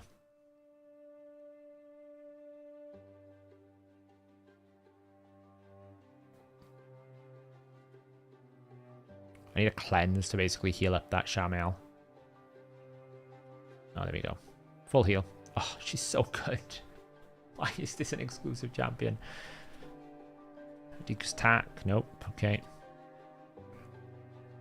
Man, that ally protection I feel like has been on for about a century. Yeah, I knew that was going to happen because I put counterattack, but it's fine.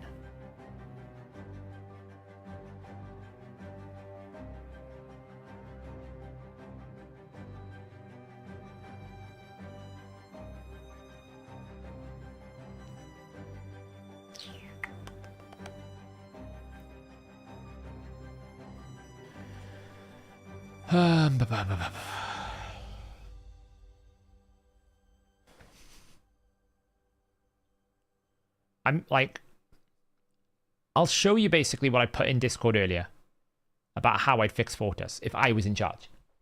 And I thought of it in like 5 minutes. It didn't take me much time. And it doesn't fundamentally break the game. It doesn't introduce mechanics that don't already exist in the game. It doesn't like fundamentally make... I really need to be careful right now. I could easily get one shot if I'm not careful. Right, now I can. One shot me. One shot me. One shot me. Why aren't you counter... Why is he on 17 stacks? Right, we'll just kill him.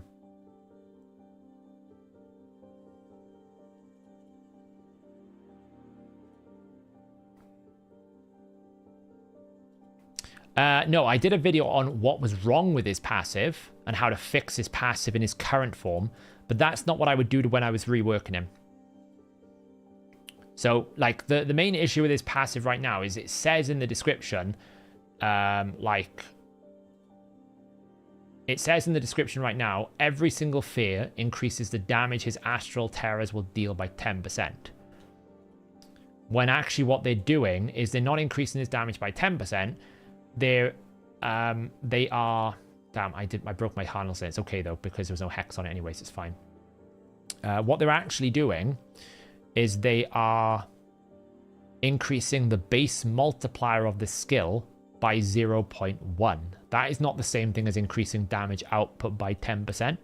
So it's almost like where weaken, you deal like 100,000, then you multiply it by 1.25. That's not what's happening here, where it's like multiplying it by 1.10 times, 1.1 times the number of fears. What's actually happening is they're changing the multiplier and adding 0.1.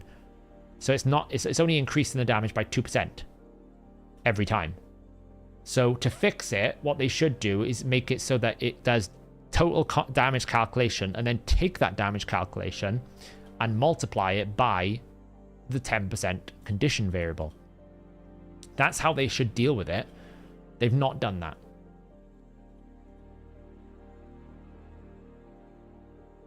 So if you want to fix the passive, that's what you need to fix. You need to basically change the effect coding so that it's not improving the base multiplier.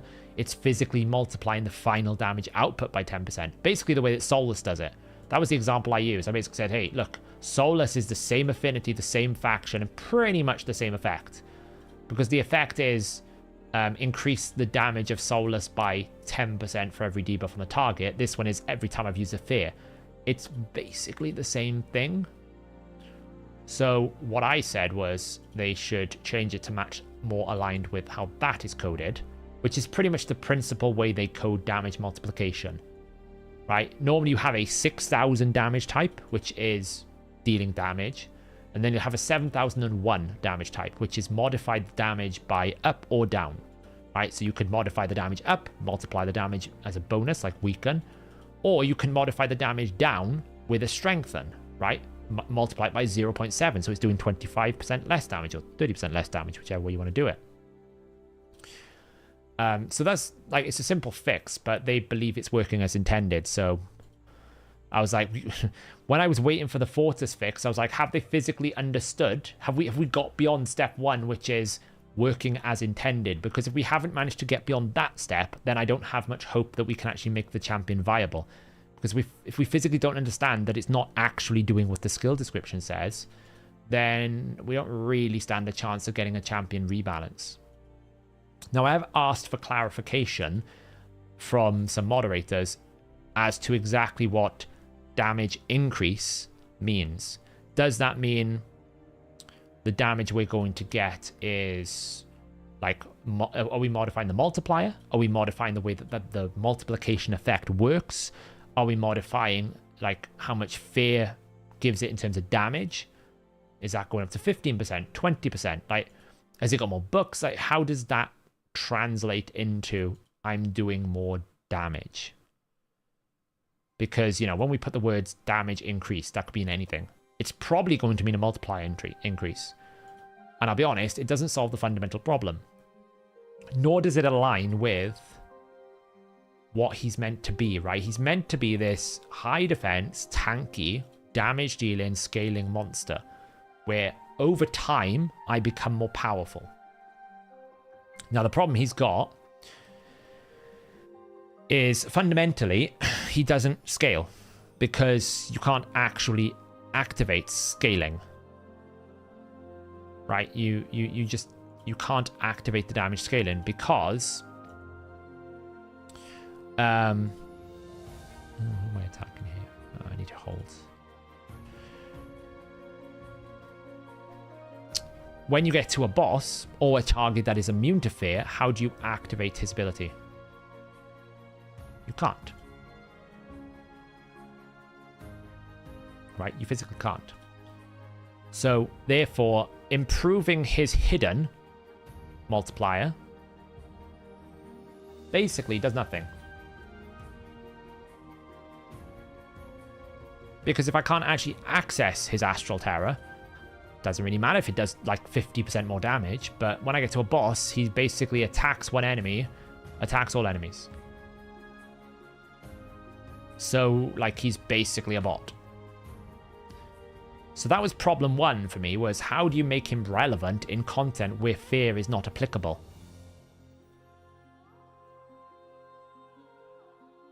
Because right now he's not. And that almost devalues him quite a lot, because if he's only useful for like a certain percentage or certain portion of the game, then he has to be very good at that portion of the game as a Void Legendary to be warranted that position. So for example, you might say that Jintoro is only good in Clan Boss, but he happens to be one of the hardest hitting decreased defense and weaken champions in the entirety of the game. So when he is in his Clan Boss team, he's pretty darn good at it. So you can accept that he's not good in most areas of the game because he's absolutely really good at that one area. Whereas Fortis is not good enough in Arena to make him not good anywhere else. Like, for example, I'll show you here now. So I'll show you here quickly. This is basically what I came up with in like 15 minutes. Like maybe 10 minutes, right? I don't know if I can make this more visible. Probably not. Actually, let me save this and see if I can make it more visible. That might be better.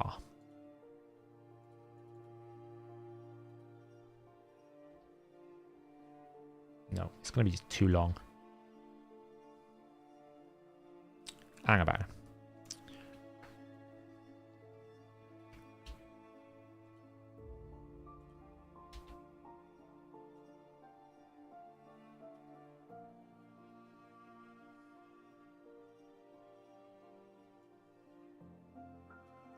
Let's do that.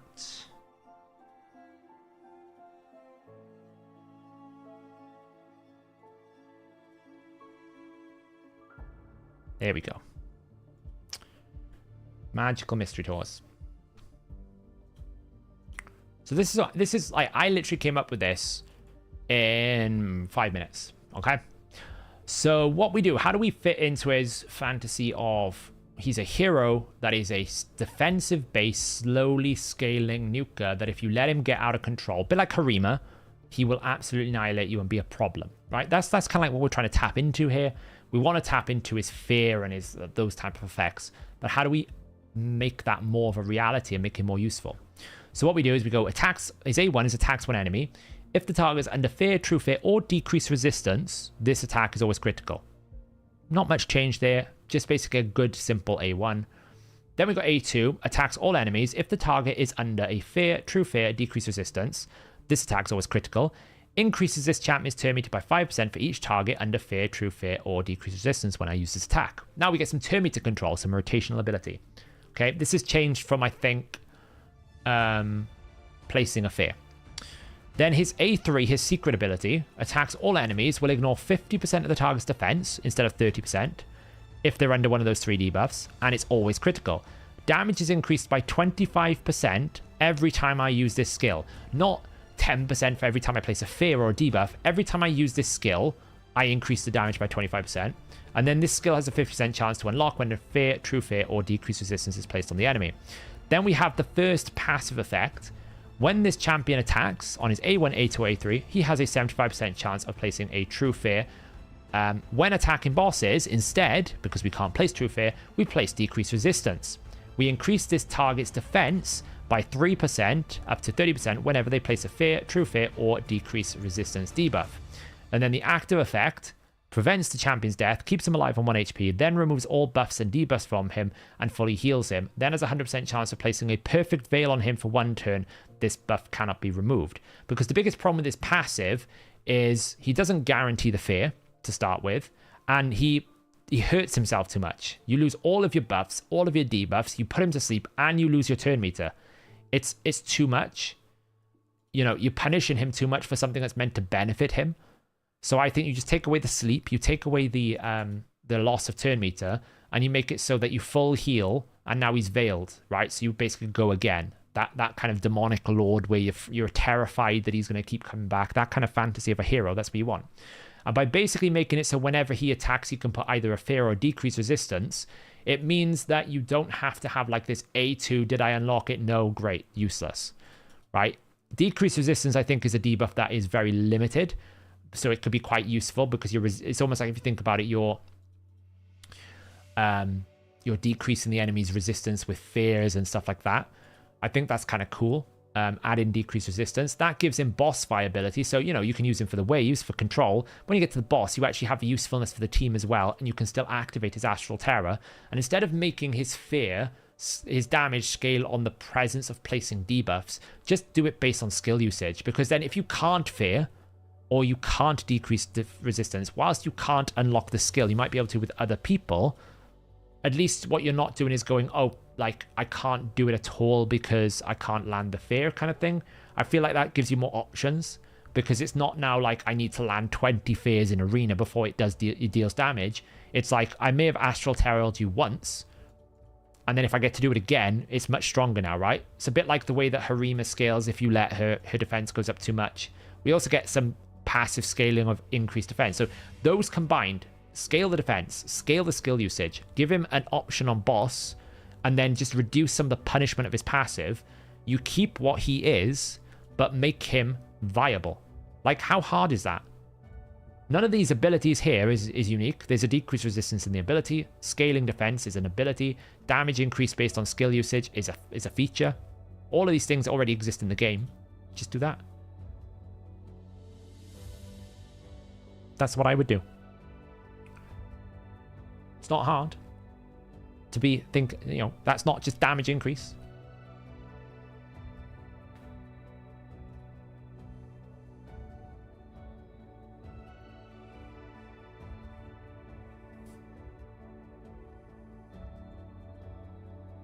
But you have to deal with his core fundamental flaw, which is, what do I do if I'm at a boss? You know, that is the fundamental flaw that he has, is, what do I do when I'm at a boss? If I don't have an ability to unlock Astral Terrors, well, it doesn't matter how much damage it deals. If I can't physically unlock the ability, like, what do I do? You know? It's almost like saying Newt does tons of damage with his maximum HP, but the only way you can use that maximum HP is if the target is a boss. It's like, oh, great, so it does no damage when there's no bosses. You know what I mean? It's like, it's that kind of concept, but in reverse. And I think because the game now is much more heavily dependent on killing a single target boss, right? You are killing Shogun boss once. You are killing Sand Devil boss, no waves. You're killing Amius, no waves. Hydra boss, no waves. Clan boss, no waves. There's so much content in the game now that is dependent on a single monster execution. Having a Void Legendary that physically can't do anything against them is just so bad. Like, it's a fundamental problem. To me, anyway. That's what I would suggest.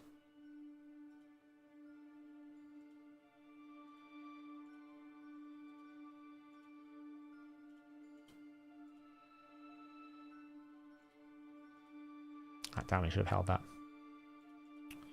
I keep using Shamael's A2 before I've got to increase attack out. It's really stupid.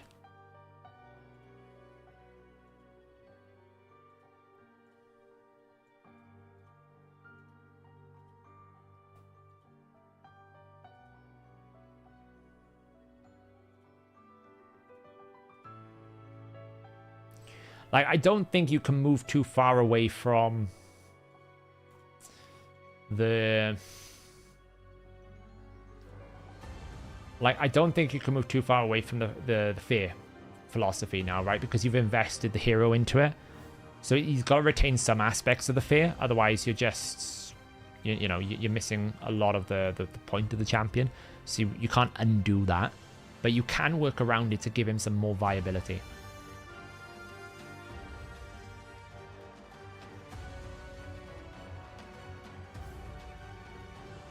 Yeah, you could do that. Or you could do things like the way that the finite hard boss does it, right? It allows you to place it, but he instantly removes it. Right? You could do something like that, where all the bosses now can allow it, but they instantly remove it straight after.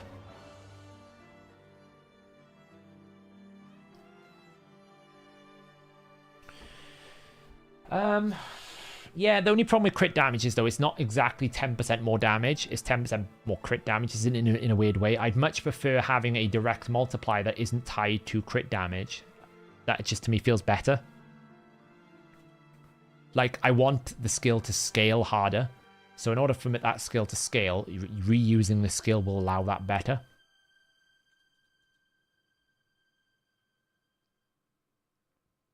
Like, think how strong Rathalos' A2 is, because after the 5th usage, it does 200% more damage. Imagine you scale that A3, that if you don't kill him within 4 usage of it, it's going to do 100% more damage, right? It just feels better. It feels more aligned to what we would think of as a, you know, as a scaling monster. That's what you want to build. You want to build a champion that's going to scale to a point where it's undefeatable. Right, and you basically set where you feel that boundary is. So, for example, you could say, I'm willing to accept 5 A3s, which is basically 10 turns before he can just one-shot everything. That's a lot to do set up in Arena, right? So it's still balanced, but it means there's this kind of like fear factor, which is what he should have. That's his philosophy.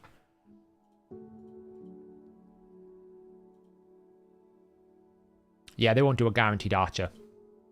Absolutely not. It's not going to happen.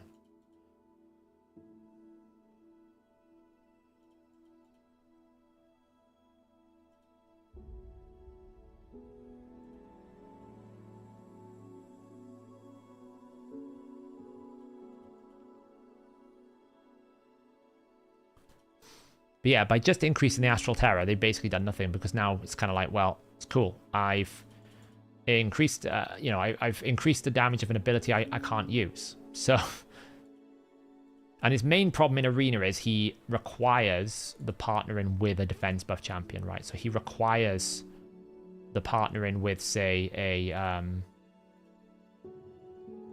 like a Siphi. Oh, we did. Was that the first time we had a cleanse? There you go. That's how OP the archer is. That is in 114 boss turns, the first time with an unbooked Nergigante archer that we've had a cleanse. The first time. Hey, YST. Yeah, once this Hydra run's done, I'm kind of done. I'm tired now, but that's just that's gonna show you how crazy it is. How did I get it? I got super lucky on the first progressive. Super lucky. And I said, when I did the video, I felt so bad because I knew how lucky I got.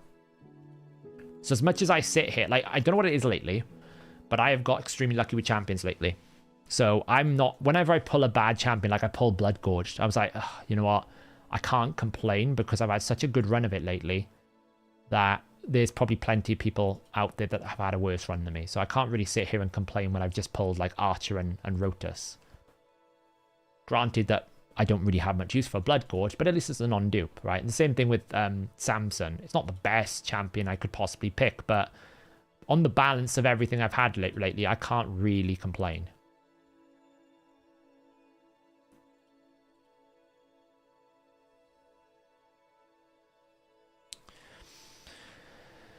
Yeah, YST, we're doing well. We did about 220 to 200, or was it 254 million on Nightmare? This one's probably going to cap out around about 110, I think, maybe 120. It depends on, like, how we go.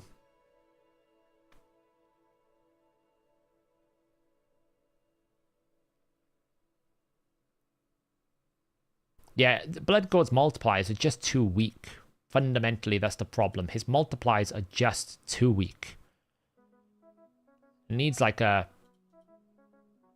boost.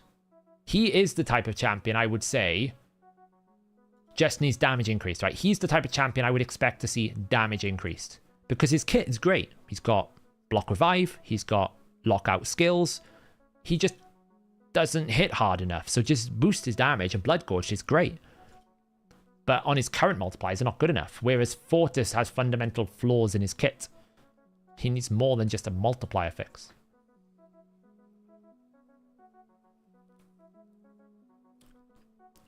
Yeah, you like the free-to-play leaderboards? Yeah, they look cool, right? It was important that I added, like, point breakdowns so you could understand where you're getting your points from. We are working on the monthly ones soon, because obviously they'll be ready in about a week and a half. So, yeah, Archer's not even booked. I haven't even put a blessing on the Archer yet.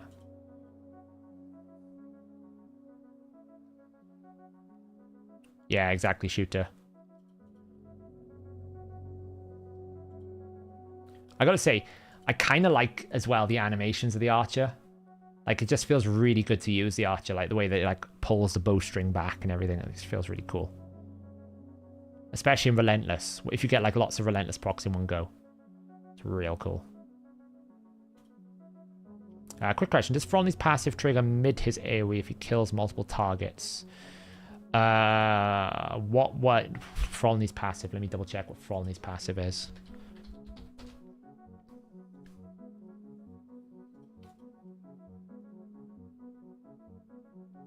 No, the monthly will be the the Friday of week 4, so that will be the 9th. Will be when we calculate it. It's 4 weeks after the event started.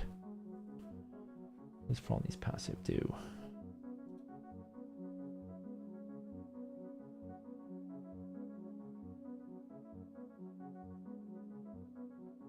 It should recalculate.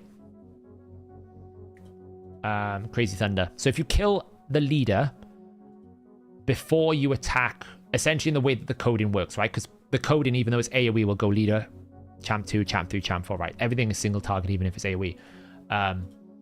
Assuming you kill the leader, then champion 2 will take 20% more damage, yes. The stats will recalculate at the point of your second attack in the same instance.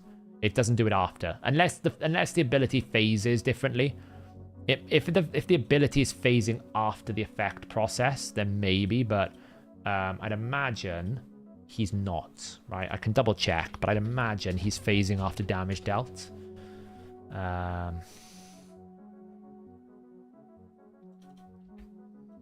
Just run the check now.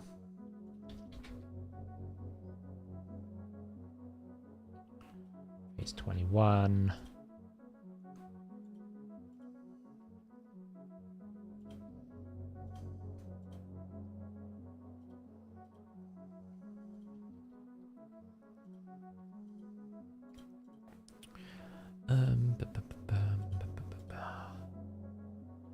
After turn start. Oh, yes. No, it's not. Sorry. No, it won't recalculate till after because of his phase. So his phase for when he adds that in, Crazy Thunder, is after he starts his turn. But it's actually after the next turn, which is actually the next tick. So the damage is calculated when the champions move their turn meter to the next instance. So it doesn't necessarily mean the next time he takes a turn, but the next time the turn meters will move. So next time a turn meter fill happens. So no, if you AoE, you won't get the stats until after he then ticks again. At that point, you will get the stats because of the way the phasing happens. It's all about the phasing.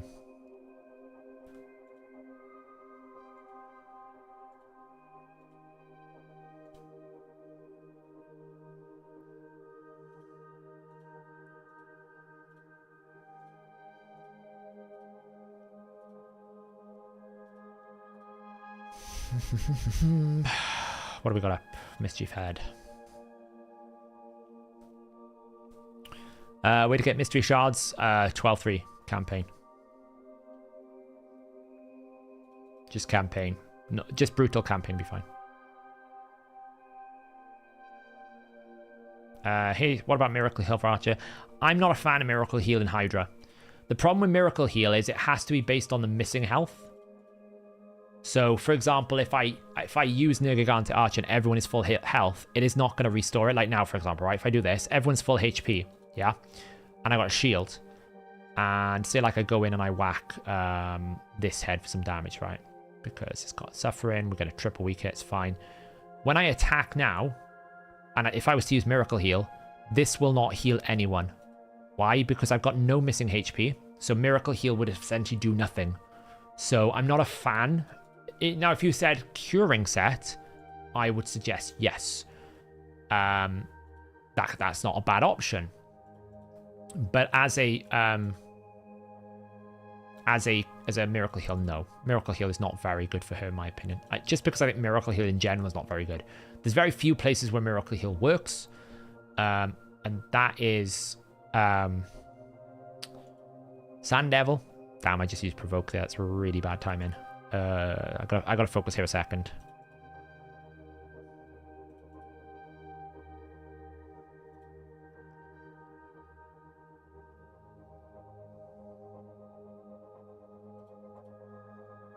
Nice. So I gotta focus because I'm gonna get cleansed, I think, unless I have luck and I can get back around to a Provoke, which I don't think I've got. Extra turn or extra turn. Ah, well, maybe we can boost. It's unlikely. You never know. We'll hold that. There's no point using that. Let's do maybe one here. Best blessing for Ugo. Cruelty, I do.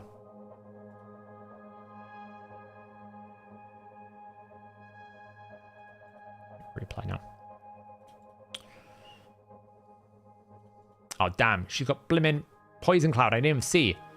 Oh, well. Someone's going to get cleansed. It's fine. Speaking of Cume said, have you ever put it on Doom Priest? It's not bad. Keep in mind, Doom Priest heals pretty rubbish. Like, Doom Priest is like 7.5% of the target's HP. It's quite weak. It's much better on people like Orogrim, who can like heal someone with like 40% of their HP. Or like Elva, where you're getting like that consistent, continuous heal plus turn meter, plus base heal.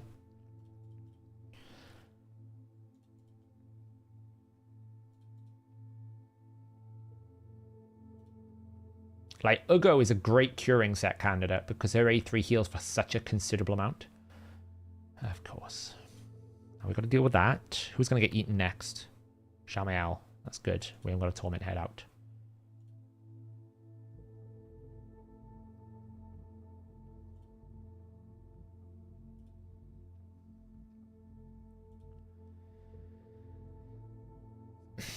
For the Archer, it says chains and cruelty, but you didn't you say Phantom Touch proper heals? I did, but I did those recommendations before I knew that. However, she's not attack based, so it depends if you want to invest further in her healing.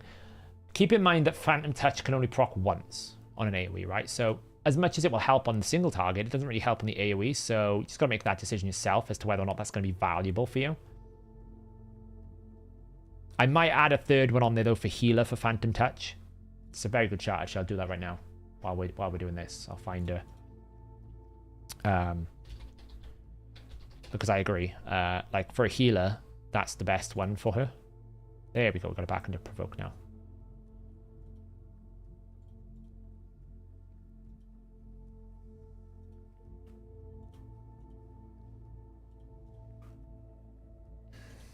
Get rid of that. Decrease speed out. Mash this a bit. Get a stun out. Execute. God, I hate Soul Reap and Hydra. Honestly, I hate Soul Reap and Hydra. With an absolute passion. The amount of times it just does not do what it's meant to do on the tin. Like, how they've managed to continue to have a situation where they can have a blessing that physically says will ignore all damage effects, but actually it doesn't ignore on bosses and have no actual statement in the game that says the words will not work on bosses is beyond me. I'm at a loss to explain the reasoning how that has been allowed to happen.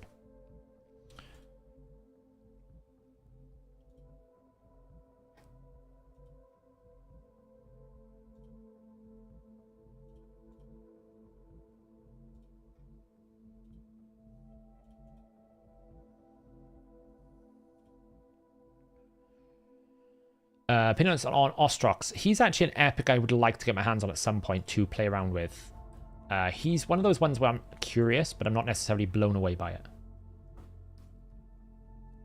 it. Curing set works on continuous heals. Yeah, Curing set will work on direct or continuous heals.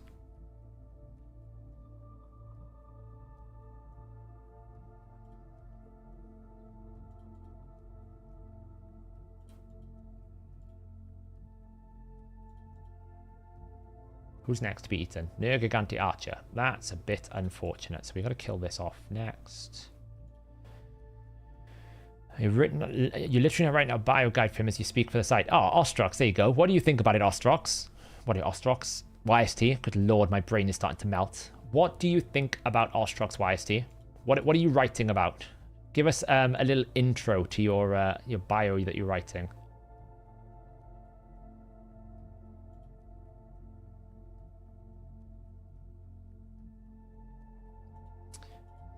Honestly, it's not tech Demuis, it's localization work. What they need to do is they need to get their localization guys around a table and spend a good day going through and verifying that the descriptions of abilities and effects match what those effects are doing. Like, I'm literally going to, at some point tomorrow, pull out a full list of every AoE ally ability that has the statement has a X percentage chance to apply to all allies, and create a full list of every single effect that is currently doing those things. I could die here, by the way, because that's an absolute monstrous. There we go. That's good. That has those effects, similar to Alatrian's A1. Because if they do come back and say, no, that's exactly how Alatrian A1's meant to work, then we need to like get clarification on that and get the problem fixed like globally. Those localization issues need to be fixed on all of those champions, because right now I think it could be quite a big problem. I think it could be a problem across multiple different champions, because people like will make decisions about whether a champion is worth going for exclusively based on the presence of on the way that those things are described. So if they're described poorly, then people are going to naturally do what they've done with Alatrian. It's like, wait, this isn't doing what it says it's meant to do, and I just spent ages grinding for this champion. That's not good. Is Rathalos Xena Cold Heart Amgot was good, except for an early game final? Absolutely. All I would suggest is, can you get a HP burn in there over someone like Xena? Xena would be the one that I would drop in favor of a HP burn champion like a Mordecai or like a Farrakhan the Fat or someone like that to enable Rathalos. But the rest is fine.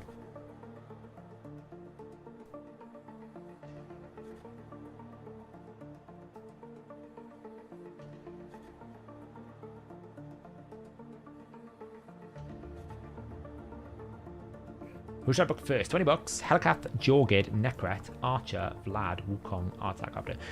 Where is your area of focus, Curry? What are you progressing in? What content area are you looking to improve upon?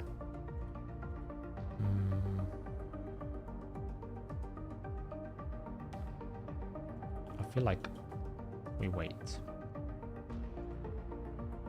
Hydra. Well, Archer.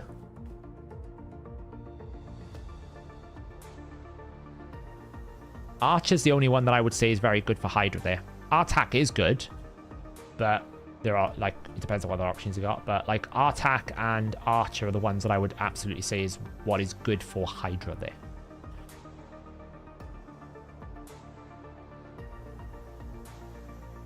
What team match Val Hydra? Hello, what team is best used for Val? Val can go into any team. He's an AoE, decrease attack, and weaken. It's really nice. He can go into any team. That's always been the case, Madman. You can always extend protected buffs. You can't extend the buffs that are excluded, like unkillable block damage. And you can't extend bolster. It's all about the concept of protection mode. So buffs have a protection mode built into them. And that is what determines whether you can influence them or enemies. So normally most protection buffs are protection mode 0, which means that the enemy can't influence the buff, but you can. So like, for example, Seer cannot remove bolster. Right, she can't influence bolster, she can't remove it, but she can remove things like increased defense if they're protected. She can remove things like Brogni Shield, right? Because Brogni Shield is a protection mode 0, but bolster is a protection mode 1. I think Lonatharal's shield is also protection mode 1 for some crazy reason. I don't really know why. So general protection buffs are protection mode 0, like Alatrian's, so they can be affected and modified by buff extension so long as they're not in the exclusion list, like block damage, taunt, and killable. Those are the buffs that can never be extended generally.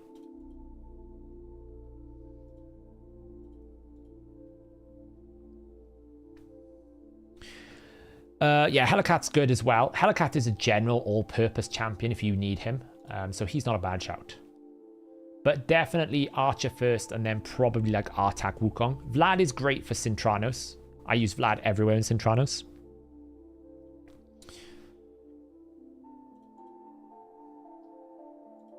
This team's still going. We're at boss turn 171, 130 million. It's not bad. It's not crazy damage, but it's not terrible damage either. This is brutal as well, so it's a pretty good key.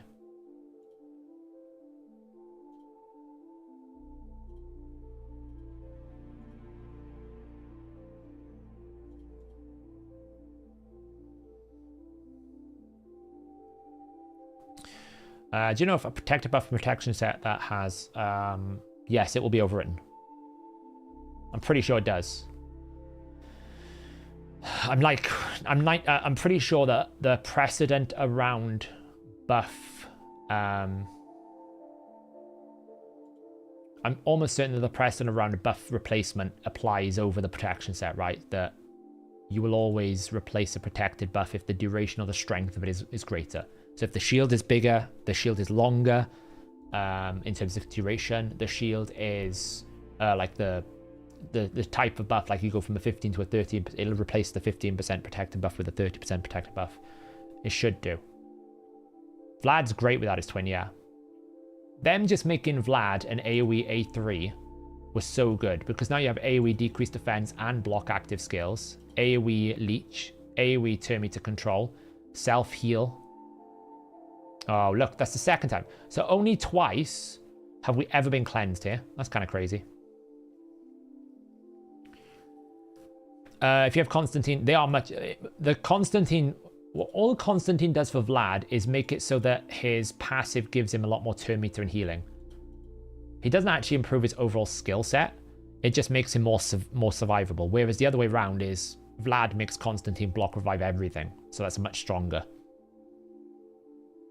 But actually, there's no significant difference if you like decide not to pair them. Vlad is absolutely brilliant on his own.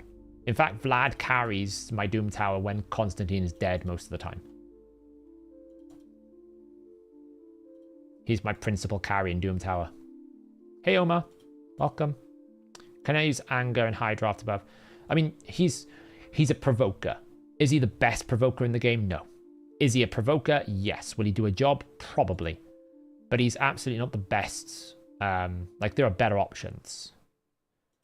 I would use him over a provoke set, absolutely. Because you are going to get decreased attack from the Head of Wrath, I suppose. I mean, it's pretty useless. It's like a poor man's Morley. You know, you might get a provoke for 2 turns every now and then.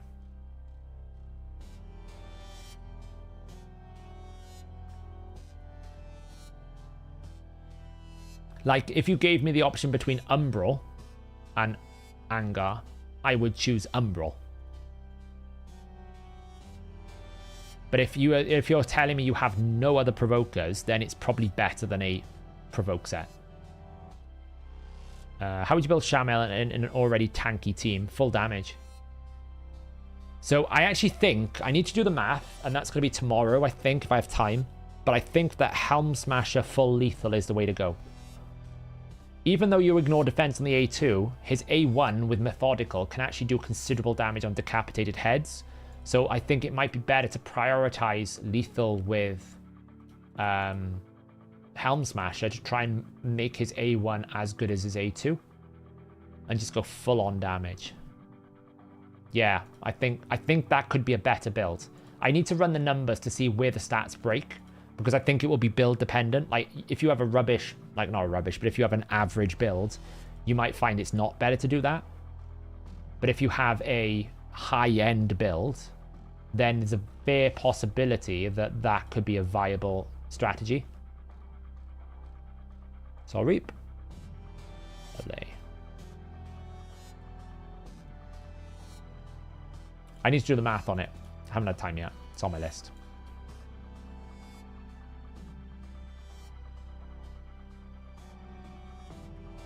I'm really bored of this Hydra run now. I can't end it until I lose, but I'm bored of it. I was bored like 40 minutes ago. Do you know if Reflex works with Merciless? Yes, it does. So the way that Reflex will work with Merciless is they are independent roles.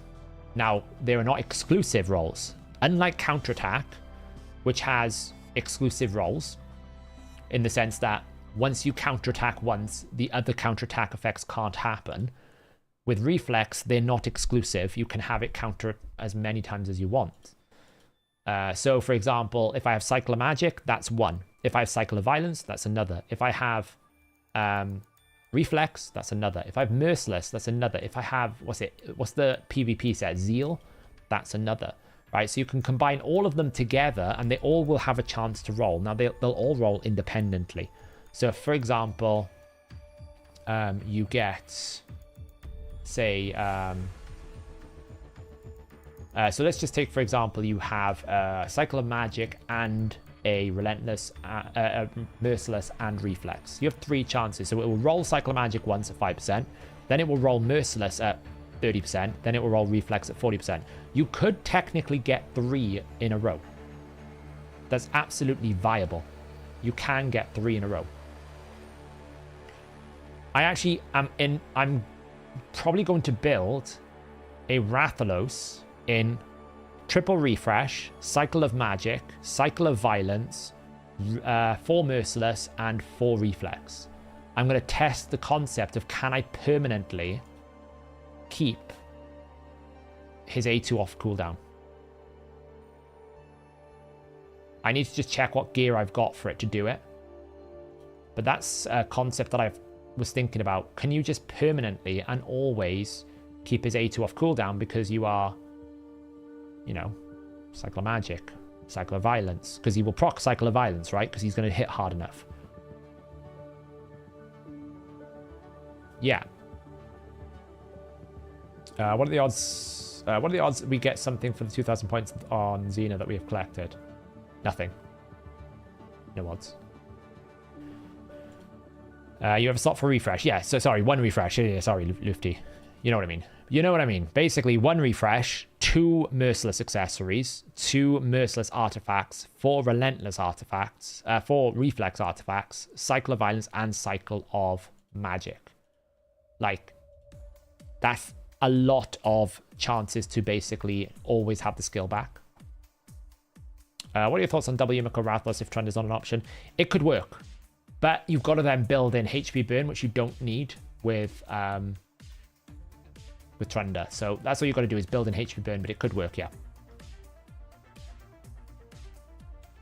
Like, you'd probably drop the Lydia, replace it with Venus, and then somehow get back around to the HP burn. Because that's the thing, you're going to kill the head so quickly. Can you get back around to the HP burn before, you know, get back? So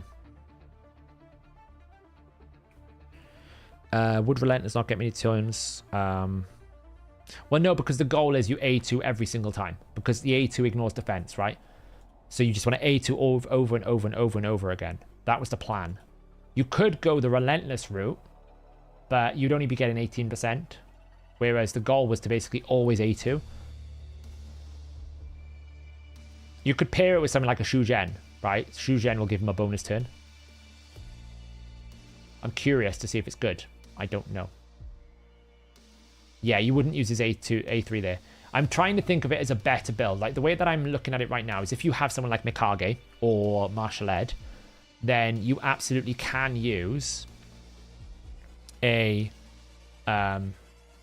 Shamel's on a bit of a deathbed here. If you have Martial Ed or Mikage, you can use his A3. But if you don't, you can't really use his A3 because he will just kill himself. So, like, he'll get mischiefed and it's a problem. So I was thinking, okay, well, if I can't run the A3, then it's far better not to be doing extra turns because I benefit from reflex, right? That fundamental philosophy of if you're using one active ability, reflex is always going to be better. So if we're doing that, how can we invest further into it? Considering if we're not using the A3, the value of ignore defense goes down as well. Because if I'm not ignoring defense,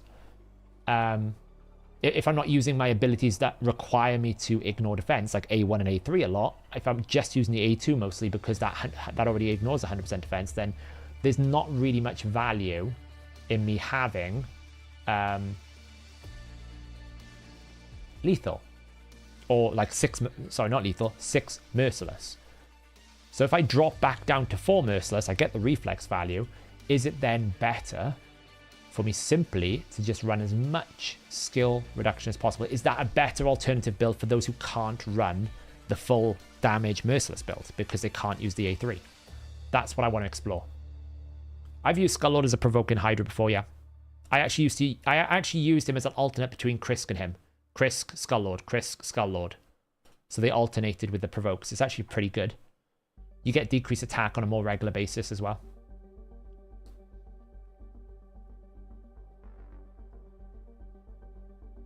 Yeah, Josh, this is common. This is what people do now. This is welcome to Hydra Clash. This is what a lot of people are saying that is wearing them down. Is if you want to win Hydra Clash, this is what you got to do. And this isn't a very good key. Realistically, this needs to be like triple this damage. It's a good key, but it's not going to be enough like long term. That's why I need to transition out my teams. But just that, like, I'm very curious to see Nergigante Archer's healing after this. It's going to be huge, I think. How should I build Tumor Seer for Hydra, which sets full lethal, like full ignore defense? Byron. Merciless, lethal, savage, cruel, full damage. But make sure you've got enough accuracy to land your burns. And make sure you're not going to get one shot. The usual way to build champions, basically. Good damage, that kind of build. Newt's about to get consumed.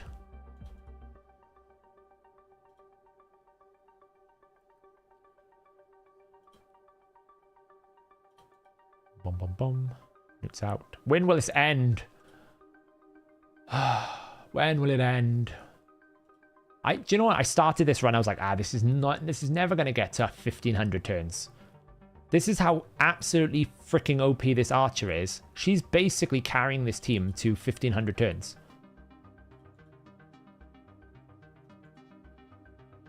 Like, I've never had a team that isn't like some sort of unkillable, like, Emic team basically get this far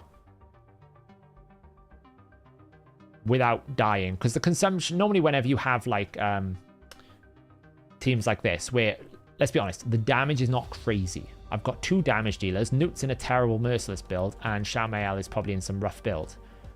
But I've got 4 supports. One's a hybrid support, but 4 supports. So when you've got this much support, normally, like, you will run out of consumption counter before, like, turn whatever.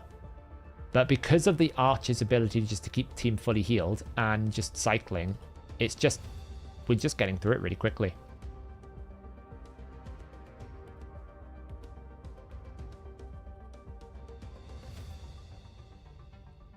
What requirements do I need for hard finite 10 team with Lonothar and Creed in the blue? Area bonuses. You need a good 5 upgrades of speed and ignore defense, ideally in area bonuses. Noff, if I'm being honest. And then a lot of speed. And you probably need you probably need either a Mikage or another ally attacker. And you probably need more multi-hitters. It depends. So the way that you normally build a finite hard team is you front it up with a lead. Right, the lead is either Rabbit, Cardiel. You can go second with a Valkyrie. But normally if you're trying not to go second, you'll front it up with like a Razelvarg, or you'll front it up with like a Genzin with like that lead boost. And then you need to build a team around them. So you normally need 2 freezers, an ally attacker at least. And you build around that. So like, for example, my plan for my team is Mikage Zinogre, because I want to utilize Zinogre's unique skill set and 5-star soul. Neldor for his counterattack ability. Newt, because he's got a freeze. And then Mikage, Zinogre, Neldor, Newt. And probably another ally attacker or someone in a 5th. I haven't decided. Like Farrakhan maybe for decreased defense. Is Emic Hydra teams capped at 270? No. Go as fast as you want. My Emic's 285. The 270 number that gets floated around a lot was a number that Bronco discovered that kind of fits nicely with Iron Twins as well. So it's almost like a universal number that can fit into multiple speed tunes. But you can go as fast as you want. If you can get your Emic up to 350 speed, as long as your Neo's within a reasonable speed limit, then yeah, you can go as fast as you want. I wouldn't go any slower than about 240, because you don't want to be slower than the bosses, right? You always want to be faster than the bosses.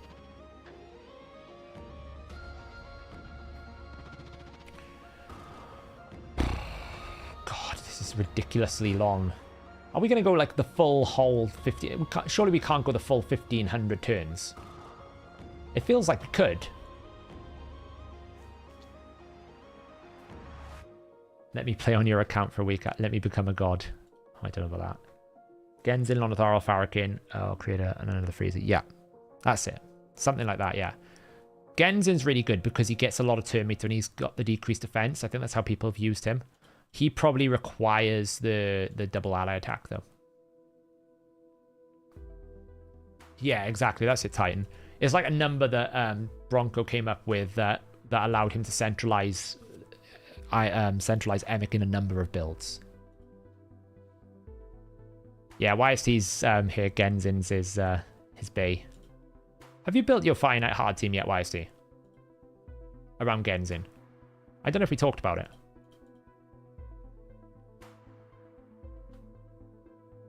Oh, this team. This isn't a team that I'm fighting at Curry right now. This is a temporary team, Curry. But like, if you want auto teams, I am not your guy. I manual Hydra. I prefer to manual Hydra. I feel like Hydra's designed to be manual, so I'm always going to be pro manual. But I think that's fine because there's plenty of other people out there who are the opposite, who will say, no, you auto. But I'm just not the creator that's going to have a Damn, I made a mistake there. A manual team for you, an auto team for you. Just because I like to control the outcome.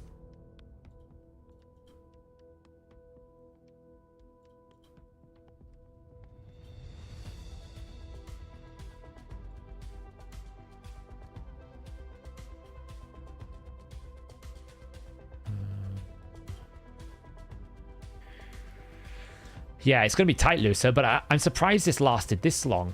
Because I don't feel like I've been killing the heads that quickly. Oh, by the way, guys, a little cool thing about Survival Instinct. Every time the fear head puts a fear on me, I get a 2 meter boost. So, like, that's why I went Survival Instinct, right? Watch what happens when a fear happens on him in a minute. You'll see the Survival Instinct text come up.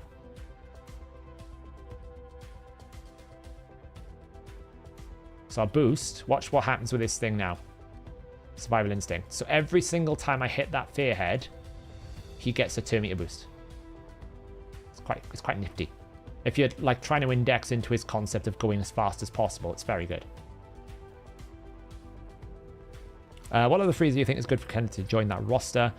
Yakal, Neldor, Creodan, Blizzard, and Gory. Those are pretty much the premium freezers. Newt, obviously, as well. I shouldn't ignore Newt. Who do we want to kill? You. Who's next to be Shamael?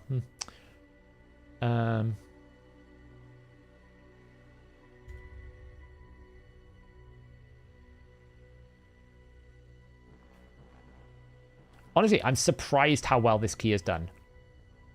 Lucy, you're an experienced kind of Hydra. This is like doing a lot better than I thought, right? This shouldn't be doing this good. I mean, I know I've got the Archer. That's kind of a cheat code, but... And I know I've got Nekmathar. But the damage... When I show you the build for Newt, I'm sure it's in a terrible build. Because it's when we were experimenting with the bugged Merciless, and I've never changed him since. Like, it is doing a lot more than I thought it was going to. I thought this was going to cap out like 120 mil.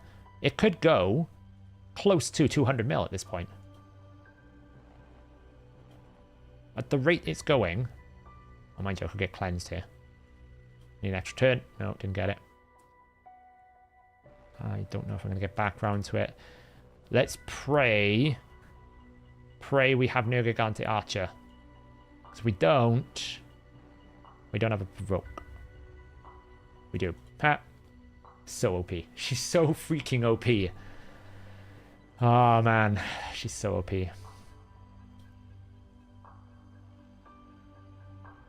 Who do we think's done the most damage? Newt or Shamael? Let's find out.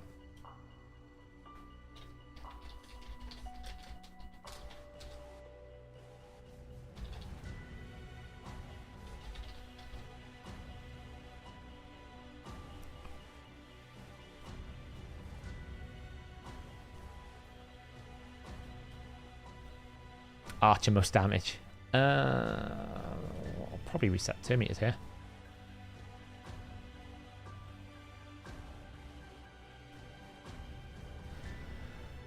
Oh, man. I've done 2 hour-and-a-half runs. This stupid boss. For the sake of the clan. I hope to God we come second. I apologize to Captain Don Lad if we beat you to second place, but man, this is brutal. Nekma Shamael gives you so many turns. Yeah, I guess. Yeah, it's just my experience normally with Brutal is it normally caps out around about like 900 turns, right? I never really get this deep in a run. But I suppose I'm just not giving enough credit to the volume of healing. We have Leech, we have Nergigante Archer, we've also got Cleanse, we've got Shield, we've got Strength, and we've also got like... We technically have 4 forms of healing here, or 3 forms of healing. So that is a lot.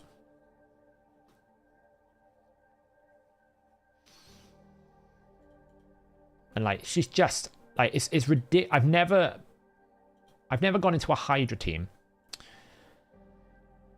and had this situation where an unbooked champion is just so comfortable. Like, she's totally unbooked. I've never had a situation where normally if you get a legendary champion, some aspects work unbooked, but you normally like feel like, oh, I can't really use it. Like Alatrian, I can't really use him until I book him, right? I need the cooldown. Like Archer, I've just like threw masteries on her, put her in a decent build, and was like, off you go. Give me a big score. No, I think it's terrible. I think it's terrible, Curry, because I think what you're doing is you're spreading one role amongst two champions. Like, both of them boost turn meter, both of them heal, and both of them kind of fill that role. Maybe, I don't know. I just feel like they don't go well together. I feel like you can find a better matchup, basically. Like, I feel like you can get a better damage option than Necmo.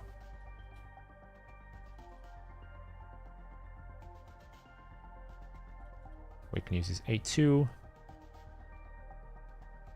Yeah, there's a better balance to be had. The clan just fell to third because someone did a 10 billion key and jumped over. It's horrible, isn't it, Lusa? Like, you don't have the Yumikos, do you? Otherwise, I'd imagine you would build the team, because I would. If I had the ability to build that Trunder team for the sake of my clan and the sanity of everyone, I would absolutely build the Trunder team. Whereas I was completely against the Cadaver team, because I was like, out of principle, I'm not going to do the Cadaver team. But in this instance, I would. I would literally, I'd build it. So looking around about increased buff duration units, it seems like Malkith is the only one that has a percentage chance to increase as well. Okay. There's more though. There's lots of buffs. There's lots of effects that affects allies that might not be buff extension. You have one Yumiko. You could do it, Lusa. You could do a Yumiko Nia. Especially if you've got something like Shujen. If you have one Yumiko, you can do it. Assuming you have Trunder, of course. How can you score 1 billion? I'll show you how you can do it. Do you want to see how you can do it? Let me show you.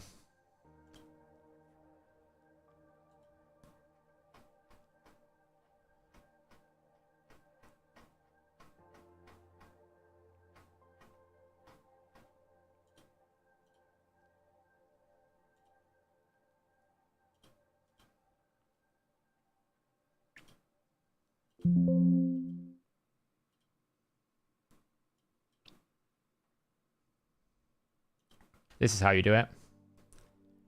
Enjoy.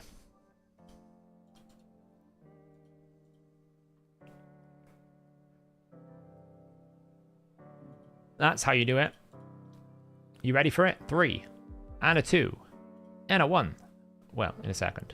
3 and a 2 and a 1. Kill. Head. 1. Execute. It's like Star Wars. Execute order 66. Dead 1. Ready for it? Repeat. I repeat. Execute order 66. This time with more power.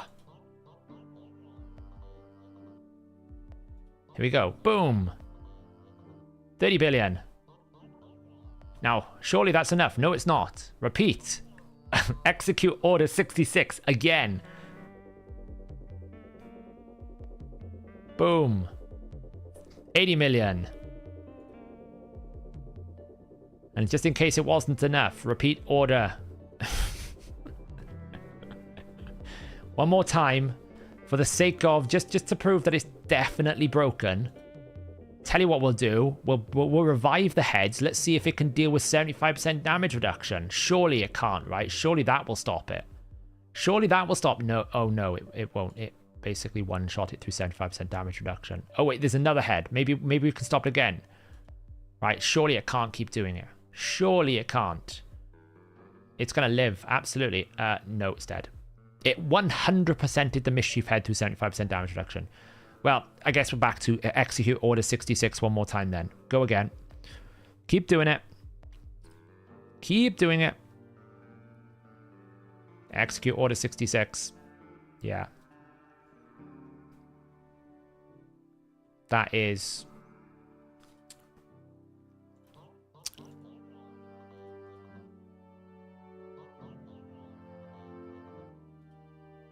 That's it. But we've got to remember, guys, it's very difficult to do that because, you know, if you really advance your characters and you build them out properly, then, you know, you deserve to reap the rewards of that benefit. You know? Stupid idiots. Anyone who can't understand that that's completely anti-game balance is just, I don't know.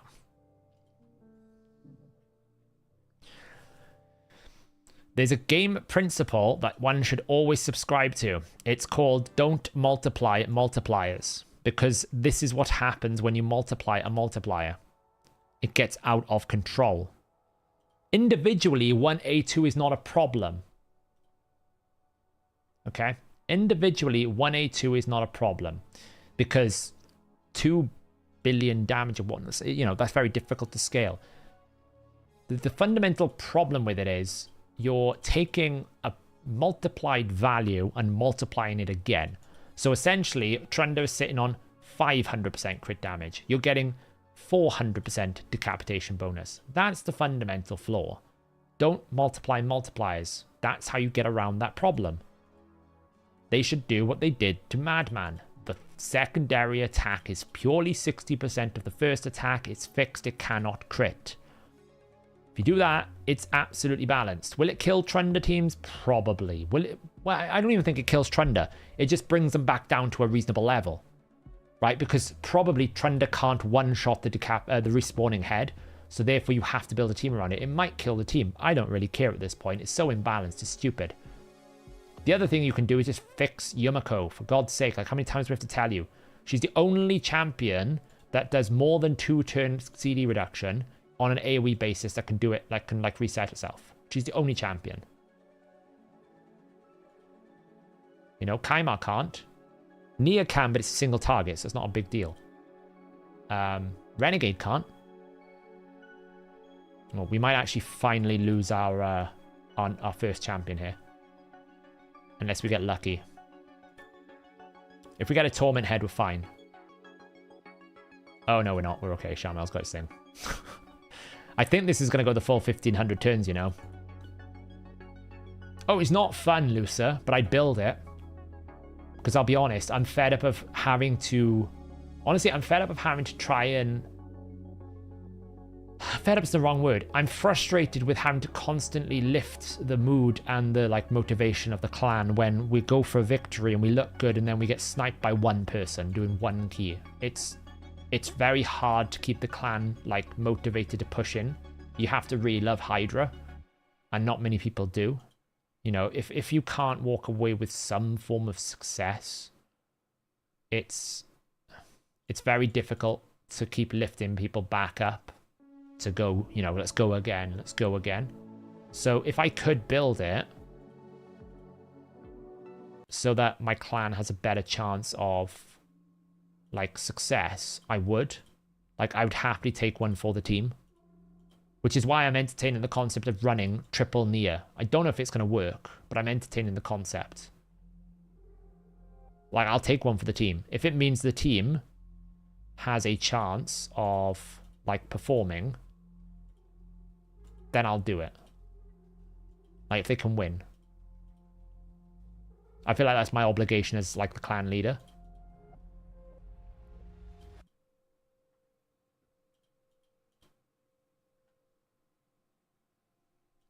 Do you know, I've been doing this so much now. I'm on autopilot. I'm actually playing Dragonair at the same time whilst manual and Hydra. That's how good I am.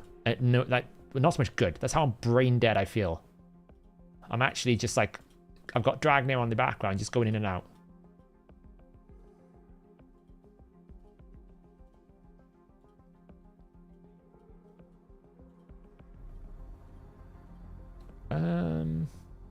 Oh, you've been consumed. Does he have increased attack? Yeah. Give me my newt back. Ooh, nearly. Newt. The consumption time is getting a bit much now. Oh.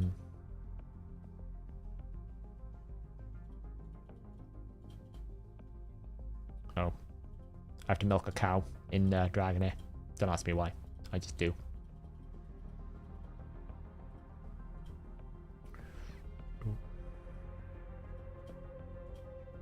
Hex. Heal him up. Remove the decreased attack. Throw it out there. Who are we killing next? Everyone's negative affinity. It's great. It's what I want. Weak, weak, weak. Brilliant.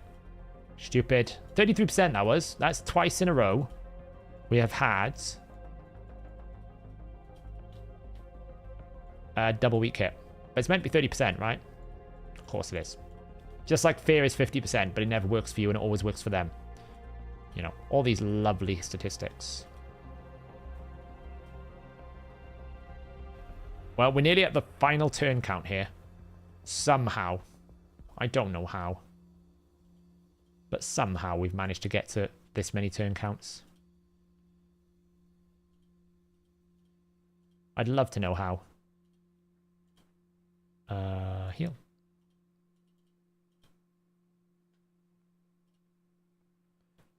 What's the reason why you don't have HP burn in that team? Just because there's no champion that fits nicely. Like, who am I substituting for the HP burn? Let's see. What's the poll results? 75% of you think Newt's done the most damage. Okay, be interesting. Why not just hit auto? Because I don't auto Hydra. I'll never auto Hydra. It's fine. Come on. Surely not double weak hit in a row. That's better. Execute. Oh, okay. Execute. Nice.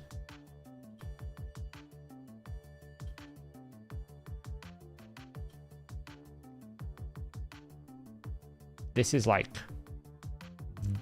I did not expect to hit turn limit with this team. I've thrown this team together with remnants of my nightmare team and just put an archer in. Like, I've not rebuilt and fixed the Newt build since we messed with it with the Merciless. So I'm pretty sure he's in a terrible Merciless build. If he's in a decent build, like, I don't know what build he's in anymore.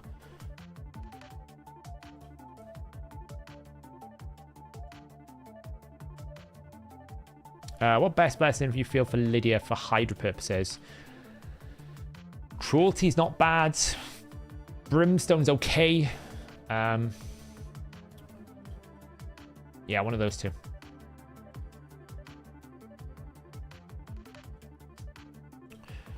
For me, personal reward should be the one that you get always, and it's the team rewards you should only get if you win. That's my personal take. I shouldn't be punished if my team didn't win, but I should be rewarded if I did my best. Whereas it's like, oh, I'm punished if I did really well, but my team didn't. That's kind of weird to me.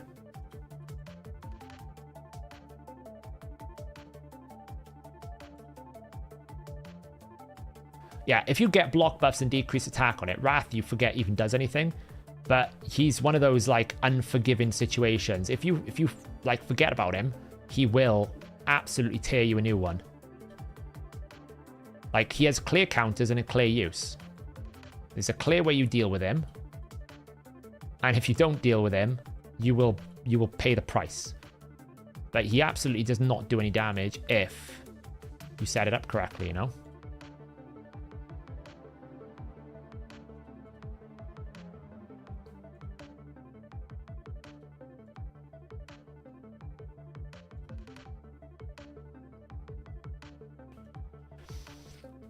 The nice thing is I've done the brutal and the hard, the brutal and the nightmare. So my hard team, I normally just literally throw in as many DPS as I can and see how much damage I can do in a short space of time.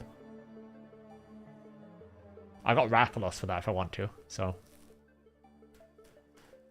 what's a good way to deal with the head of mischief for a mid-game player? You want to make sure, like, the easiest way is you put a slow Guardian Shamael so that he sustains all his buffs over everyone else. And then he becomes the main mischief tank. Put him in high resistance. And then he can heal your team as well. That's the cheapest way to do it. Otherwise, you're looking for buff differential champions. And what I mean by that is champions who can apply a buff to themselves. Like this scenario here, for example, right? If I look at my info right now, you can see that she's got 6 buffs because she has the increased accuracy that only she can place. Obviously, Newt has some as well, but because I use it with mischief. If the Mischief is alive, I don't use Newt's A2. I don't know if you've been noticing that. I'm only using his A2 when the Mischief head is dead, because I can use it safely.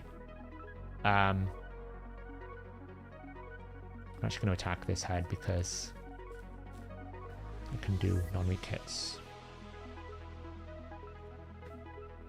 So what you want to do is find someone like Duke the Paste, who places buffs on himself that nobody else has. Those are the types of champions you really, really want. Went ahead. Well, I made a mistake there because I shouldn't have A2'd, but it doesn't really matter because we've got like 20 turns left. So we're coming up for the finale.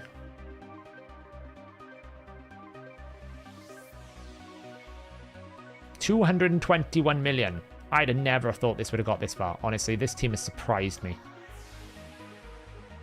I honestly thought it would be over in like an hour tops. Let's take this.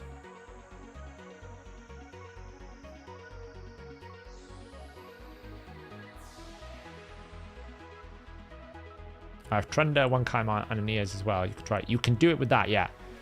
If you can do a Kaimon Nia, Trunda can work. You need, like, I don't have a Kaima or a Yumiko. That really makes it worse. I think you can maybe do it with triple Nia, but man, is it going to be hard to micromanage that. I mean, just go again. Even weak hitting is good enough damage.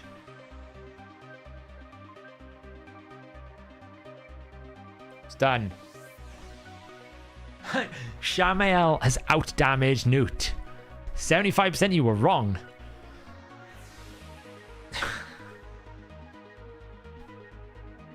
It did say Newt was in a shite build, though. So, it's like... how do you feel about Miracle Heal on Islin? I would not put that on Islin, no. I think there are better ones.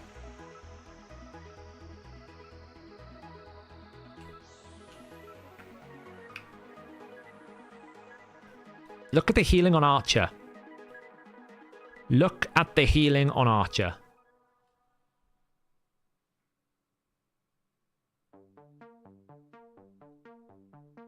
Yeah, keep in mind a big chunk of that damage, though, is Hex, right?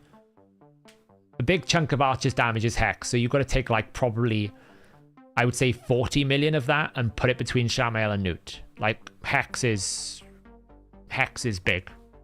Like, if I put Hex on, like, Nekmothar or I put Hex on Mithrala, it would be, like, you can see, if you actually figure it out, like, a lot of the Mithrala damage is Hex, a lot of the Archer's damage is Hex, so, like, you put the two of them together, these two together are doing a lot more damage, so. But it's Hex. Their actual damage they're dealing is a lot less. I would say probably 10 to 15 million of Mithrala's damage is Hex, and 40 to 45 million of Archer's damage is Hex. So it's 60 million damage is coming from Shamael and Newt on top of what they've done. And I was actually using Shamael really poorly in this team because I was not using him with increased attack, and I should rebuild him so that he actually has A1 as well. Is Curse Set good for Mithrala? No, she does Hex already. You don't need a Curse Set on her as well. Mithrala, you just want Perception. You want to build her in high accuracy. So yeah, it's deceiving because Hex contribution goes to the person who places the Hex, not the actual damage dealer. So you have to kind of like reverse engineer it. What's crazy is the healing. 22 million healing she did in that 1500 turns. So that basically puts her healing output at unbooked, mind. So if you think unbooked, she's healing less because she's getting back around to her cooldowns a lot less, right? Her cooldown's a 4-turn cooldown, so it would be a 3-turn, it'd be more. Right now, unbooked, she's producing 14. Have I done that number right? Yes, it's just 22113. 14,742 healing per turn. So she's basically healing all, like a standard DPS champion, because they were about 30,000 HP. She's basically healing a standard DPS champion about 50% per turn.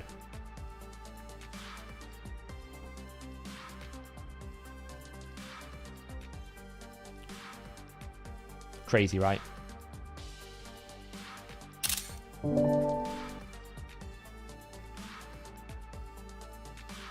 Yeah, this is why I'm so frustrated it's exclusive, because she's so goddamn good. Do you have a guide for Hydra? I've got recently DB Productions. If you check, I've done a video guide on Rathalos in Hydra, and I've done a video guide on Archer in Hydra as well. I don't know if I've done a dedicated one, how to beat Hydra, but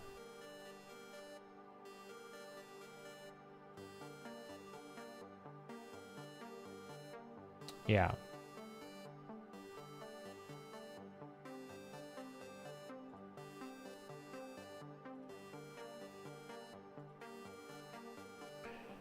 So, oh, Shooter's rocked up. I wondered where Shooter was. I'm so used to coming in here and seeing Shooter topping Nightmare. I was like, how am I number one?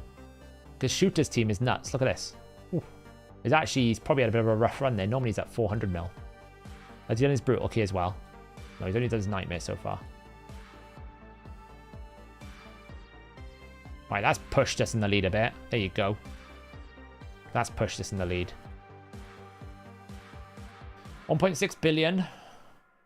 I could probably hit 2 billion tomorrow, which is nice. Not bad. The clan's doing well. I just gotta give these guys a bit of a push. We have got like 3 ineligible this week, which is frustrating, but it's fine. I said I think we can probably get second quite comfortably. We won't get first because these guys, like, look at it. Look at it. There's no competing with these. There's no competing with these. They're just too strong. And to be fair to them, though, what I will say with this clan is, apart from a few, they're pretty much like consistent high performers. Like probably at least half the clan is performing at 1 billion. So they're a consistent high performer at least. Whereas we've got like, we're a little bit lower, but we just don't have that one team, you know. So, mini pack, claim. Oh, we reached the end of our daily gem pack. Look at that. So, guys. Oh, look at that. 400 energy. That's opportunistic.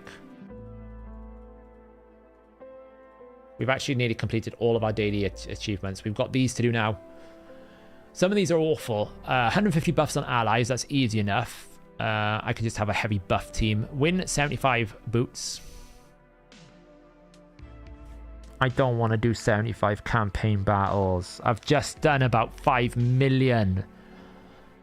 I'm going to have to go to Nightmare 12.6 again. Win 50 dungeon battles using 5 champions of the same affinity. It's fine. We can put that in minnow. Upgrade levels of champions in Tower 60 times. We'll do that tomorrow. Upgrade 100 artifacts. Fine. Fine. Mix 1. Fine, we'll do that.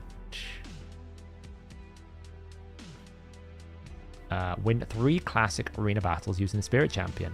No problem.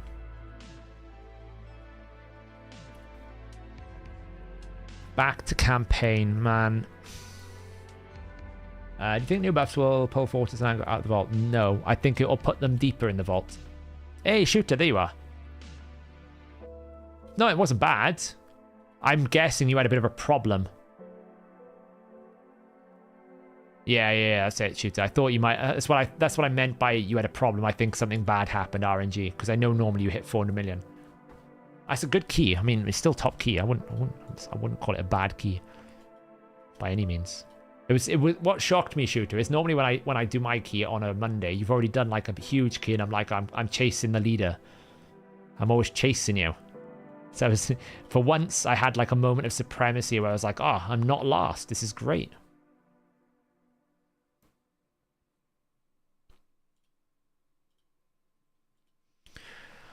Anyway, guys, unless we get something out of this Forge Pass, I think. How do clans move up in tiers in rewards in Cloud's Clan clans stuck in tier 1? You have to score more points, DB Productions. You have to score like... so each tier has a percentage capacity. So, for example, like the top 2% of all clans are in like the tier 6. And then it works down based on minimums and maximum points. So if you want your clan to climb higher, they just have to score more points. If I recall, upgrade artifacts is not levels. It's the attempts. So it won't take me long. It's the attempts. Yeah. You have a vid for Emic and Killable Team? Yes, I do, Alfie. There's a video on the channel for that. There is indeed a video. Yeah, there's nothing in there. Okay. Right, so we'll check the Forge, see if there's anything interesting in the Forge. Whoa, we don't want to execute him. Anything interesting in the Forge?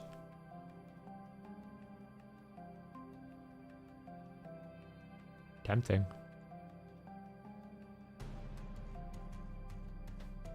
Very tempting. Do I already have a Xenosol? I don't have a Xenosol. I could pick up a Xenosol. Let's do it.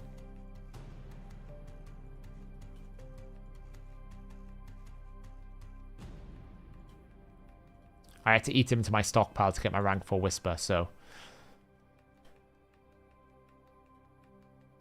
Look at that Genzen Soul. Why is to be happy?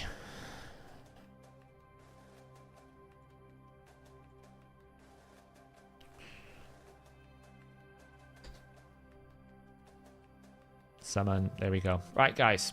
That is the end of that. I'm done. 2 out of 3 keys done. I'll do my normal at some point tomorrow. It was a pleasure hanging out with you all. I hope you had fun. I hope you learnt a few things every now and then. I must remember to pop over and grab this. What's this require me to do? Ragash. Dumacia. Double, double, double, double.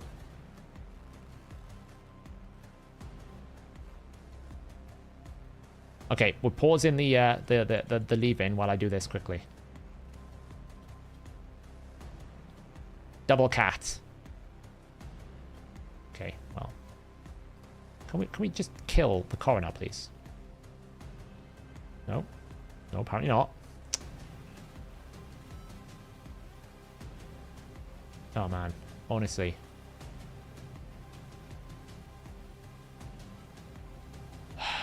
See, coroner is more useful than...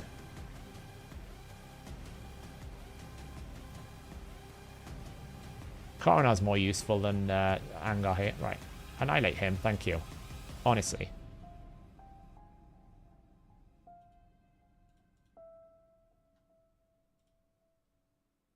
Thank you. Jeez. Oh, I remember doing this because I was doing this on hard mode and it was ridiculous the amount of times I had to kill this goddamn Manaya.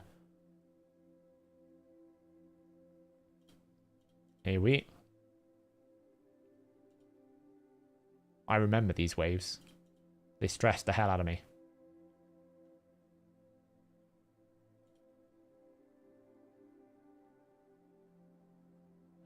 Let's just kill him.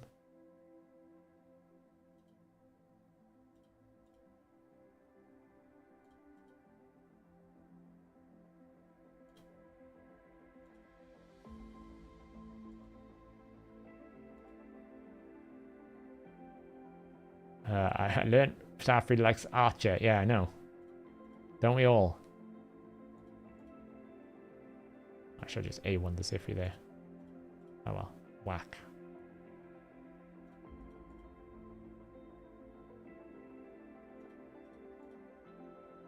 Oh man. Are you serious? Can we kill someone?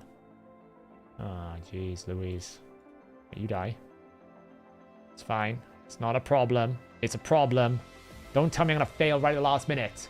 Because I don't have any accuracy.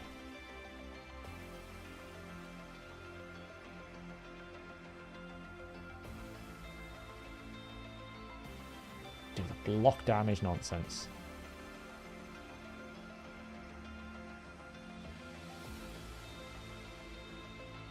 Oh, man.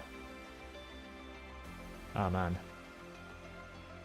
I have no accuracy, so I need more accuracy. So, who can give me accuracy here? Pantra. Let's take one of the cats out. The cats are not poisoning, so that's not going to work.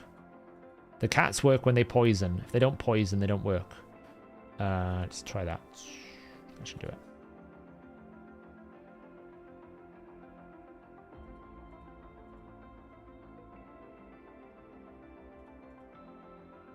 Bit more oomph.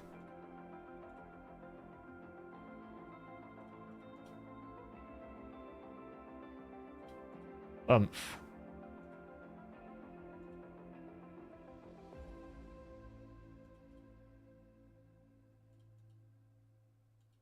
Oh, man. Hey, Vexo. You've missed 3 hours of Hydra. I don't know whether that's missing. I think it's more like I would say you've got away with. Ah, man. Really? Really? Oh, I just want to one-shot the wave. Why can't you one... It's normal, for God's sake. I just want to one-shot the wave. I just want to one-shot the wave. Alright. Well, if we have to, we will. Fine. You know, we're here. Needs must. Needs must.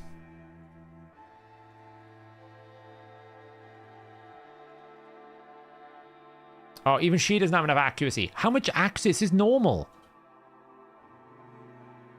How much accuracy does it really need? Like, I've got 206. Oh, I suppose it's not that much, but... Like, seriously, it's not that difficult. It's normal. There we go. We'll bring your boy Kriya in. Oh, no, I'm going to... Fine, look. Fine, I'll just bring... This is normal, though. It's not hard, so it's not that much. Oh, man.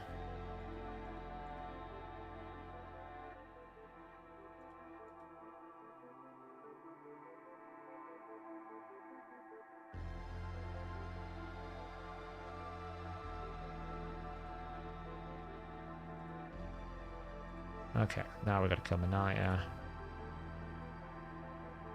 Yeah, I mean, it's crazy resistance for, like, normal. Normally you just breeze through.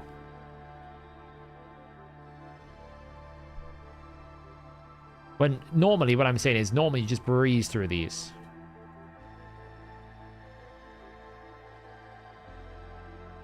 Stop the cardio.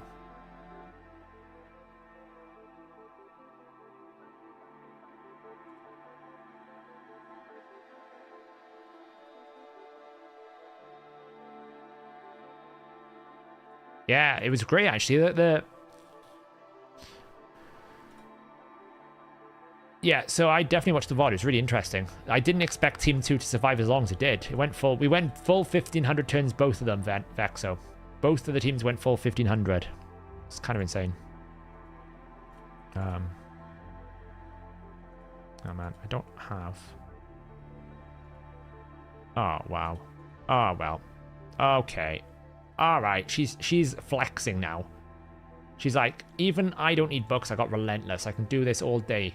Do it all day.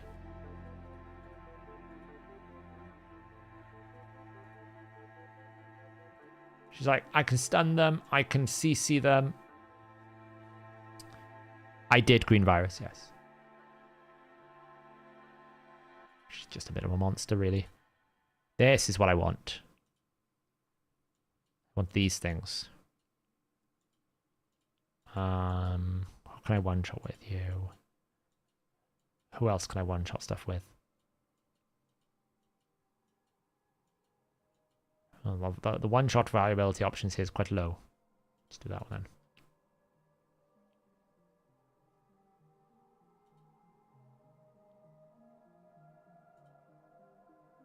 then. Oh. Almost killed it. Oh, that's one way to do it.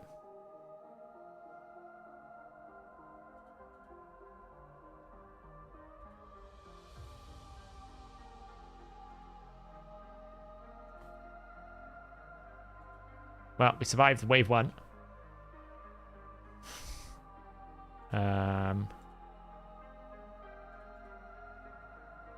Folger, do you have your abilities back? No. Okay, well, kill... Oh, God. Oh, this is going to be hell. Oh, this is going to be hell. Spatula of Doom. Okay, well, this is a little bit interesting. Okay, fine. We can't one-shot it. That's fine. We'll remand to it. If in doubt, you can't stop me now.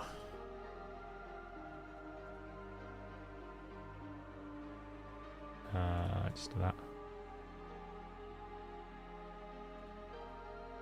Cheat code activated. It's called Romanto.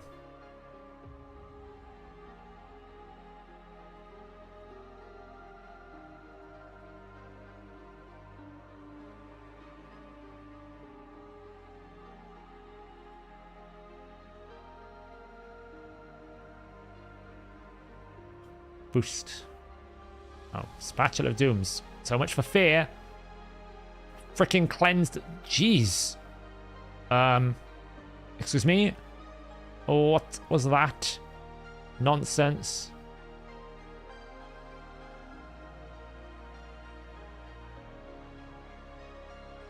What is this wave? Stop it. Whatever it is, stop doing whatever you're doing. Enough of this. Stop spatulaing me to death. Honestly.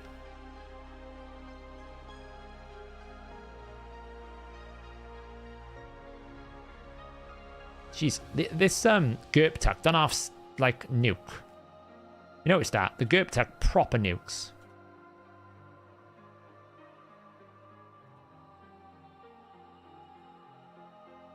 Alright. Are we actually able to do anything to this damn Gerp Tuck? Can we stop weekend, please? Thank you. Oh. Oh my god, he's like weak hit central over here. Oh, he's died. There we go. Oh, yeah. You killed my... Seriously. It's like war... Michinaki versus a Gerp Tuck. Oh man, I'm never going to kill him. Alright. Okay, well, Jintoro was kind of useless, so... I guess we go with plan B, which is the slow and steady route.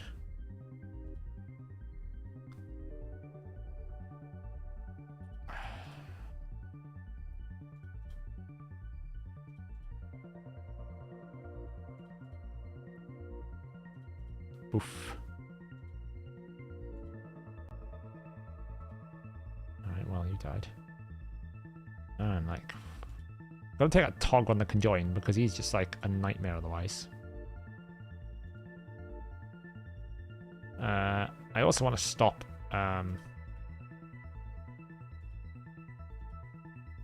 Spatula of Doom, dude.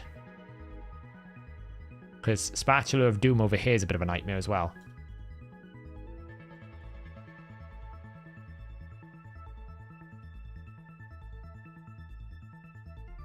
Alright, Spatula of Doom is out.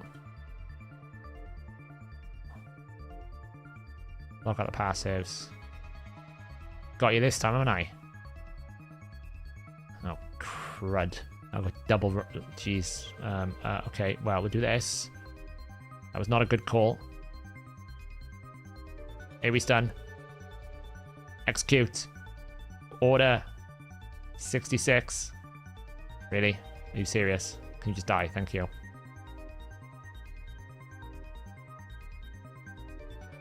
There we go. Got through with it. I just wanted the 5 superior potions. That shouldn't have been that hard. What does he give me? Can I just one-shot it? Surely. Surely I can just one-shot it. Blizzard's got some stuff now going on.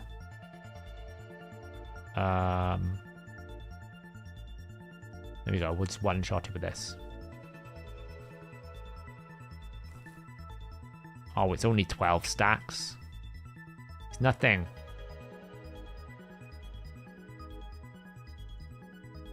I probably should have put counterattack on. Not gonna lie.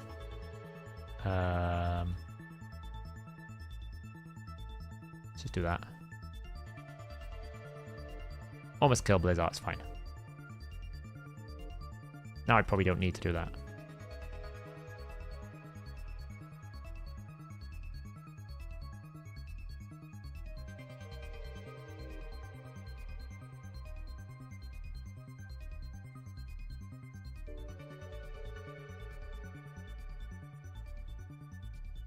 I haven't ascended Blizzard yet. I'm ascending him tomorrow.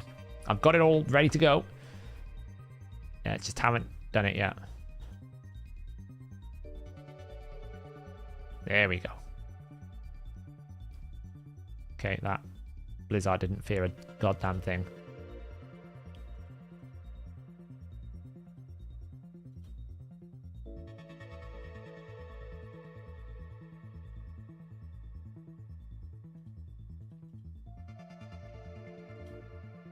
Oh my god, Blizzard. Blizzard didn't fear 3 times in a row. Nergigante Archer's doing more 2-meter control than this Blizzard. 4 times in a row. Have I taken gear off him? I must have done. There's no way he fails 4 times in a row. I must have taken gear off him. 5? Yeah, I've taken gear off him. Smash some damage.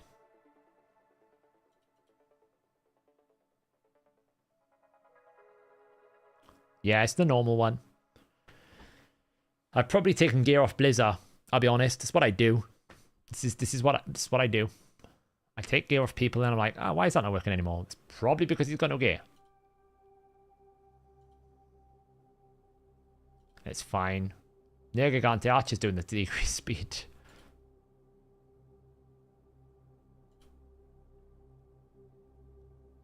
No, this is the hard mode boss. It's just resisting if you look. Resist, see? The boss is resisting, otherwise the 2-meter wouldn't go down when we did this. It's the Fire Knight hard boss, so... See, wouldn't go down if it weren't freeze. It's just I forgot to put Axie on our dear friend Blizzard. I must have taken it off.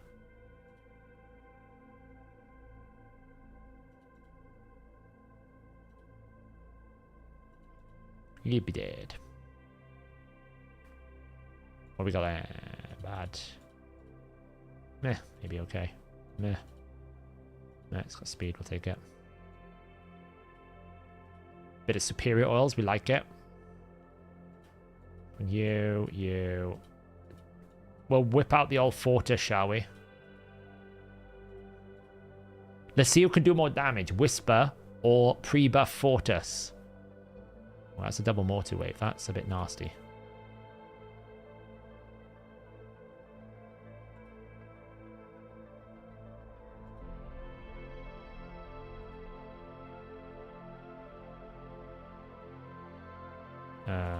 Don't want you to take turns, ideally. Well, so far, no phase. See, this is the problem, right? What happens when you can't activate fear? Answer, it doesn't do anything. On the bright side, he won't die.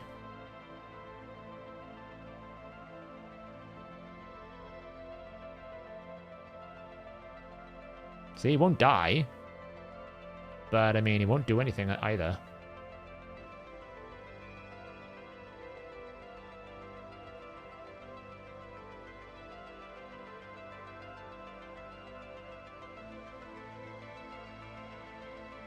Useless champion. I hate that wave too. You're not just too slow. Yeah, it's very good, wasn't it, Costas? Very, very informative.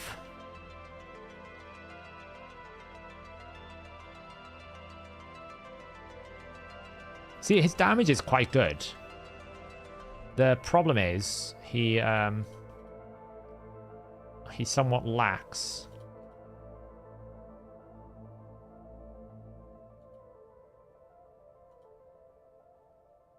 He just lacks. I mean, he hasn't got Axie in this build, so it's been unfair, but you know. I really don't want you taking a turn.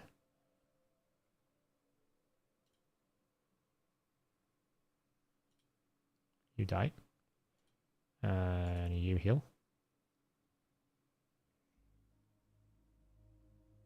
Can you not? Seriously? Seriously, can you not kill my champions? Please. Stop killing my champions. Did the recent rebuild kill any hope of a proper sheep nerf? Oh, the sheep nerf will come. It'll just take probably another 6 months. This is player pace. We don't do things quickly. See, he's got the damage there, but like this is the problem. If you can't activate his fear, then he's just never going to be very valuable. And that's the main fundamental flaw. What we got this time here? Kill it with that. Dragon. Send it back.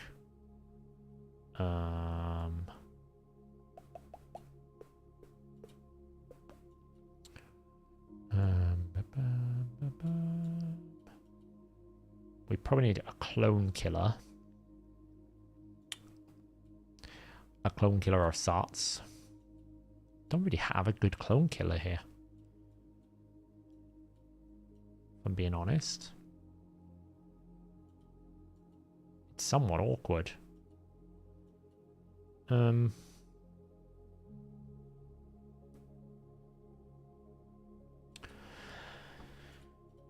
know, just throw some champions in, right?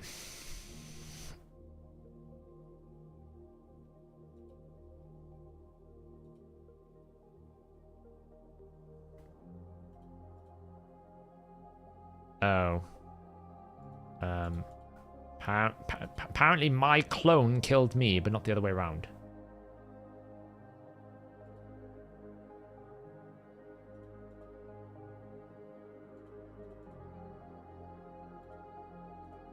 Go whack him for some damage. There we go. I don't know. Punch him up a bit. Oh. Riho gave blocked. It's like, why is it not working? Oh, Riho gave kind of gave block damage to yeah. Maybe Riho's not the best option here. Riho gave block debuffs to the entirety of the team. It's like, whoops. Whoopsie daisy. It's fine, this'll work. My turn. Oh. How do they go first? How does that work? How does that work? Oh, I buffed myself because I got temporal chains. I put a buff on myself, which slowed me down. All right, it's a new one. I can play that game too. This is a stupid game that I'm playing. It's like I'm fighting my own like skill set. I was like, what the hell is that working? Oh man. Oh man. Oh man. Really? Why is the fear working? I misclicked. Hey, let's try again.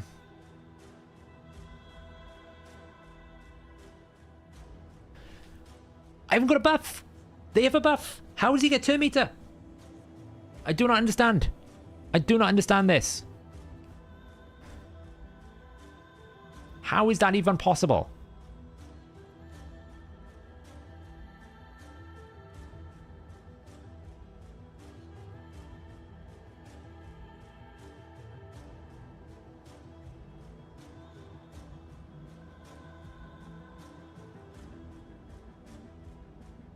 Wait, oh, freaking relentless procs. Man, this is so annoying. I don't have a real clone killer. I mean, I'm not taking off gear for this. It's just trolling me, really. I don't understand how he's getting that. It's kind of crazy.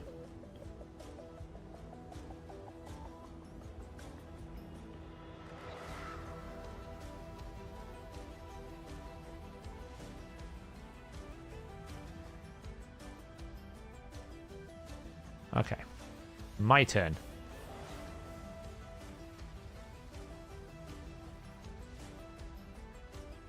Ha! Now what are you going to do? You've lost all your powers. I am the power. Now what are you going to do? Absolutely nothing. That's what you're going to do. You're going to take it, like you mean it, and die. That's fine, I got it now. Get it in the end. Just took a while. Your turn to get some debuffs. Alright, well, we don't really care about Fair, do we?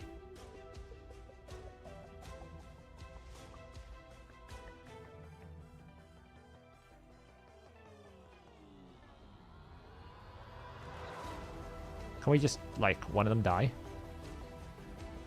There we go. One dead. Two dead. There we go. That was a lot harder than it needed to be.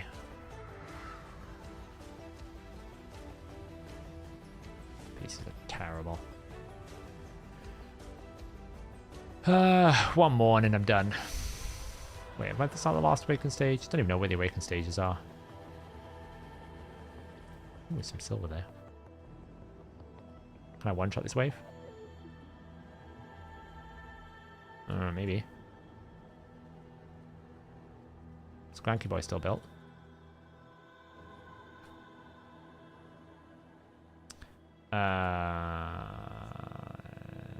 You. Night, Jane. That's more like it. It's Cranky Boy. Finish him off.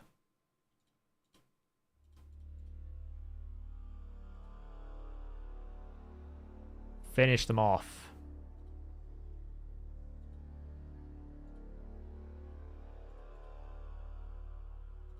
You need to die. Oof.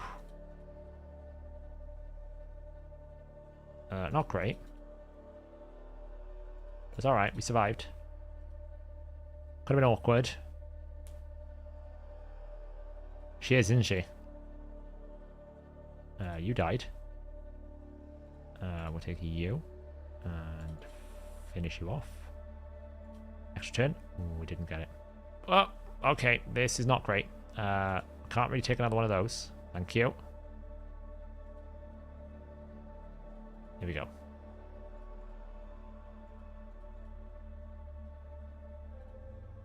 Nice. Right. We might as well do one more double boss. What's this? Lydia. Nutty Boy. Martyr. Iselin.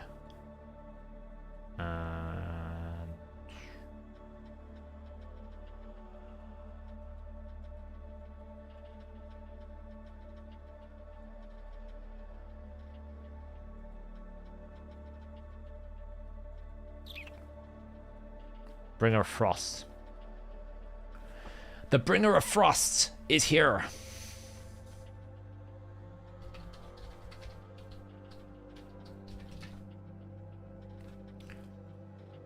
Freeze. Increase speed. Counter attack. Throw that out there. Kill the spiderlings.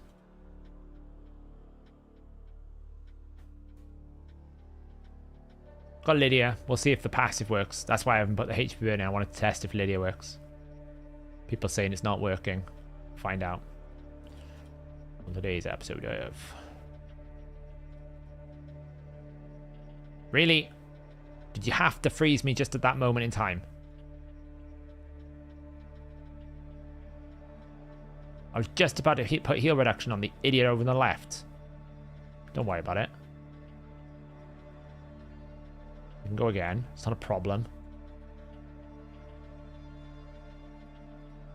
Eye protection.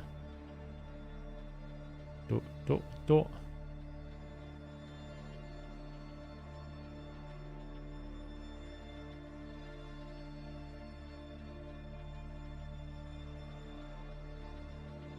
I'm trying to kill the fright spider, but she keeps freezing me.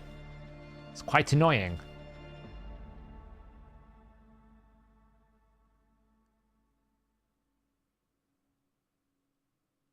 I might have to bring a burn so I don't get frozen.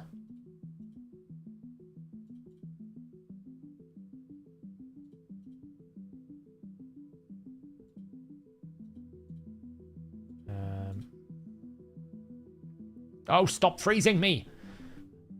She's so annoying. I really hate Frost Spider when she gets out of control like this. So annoying.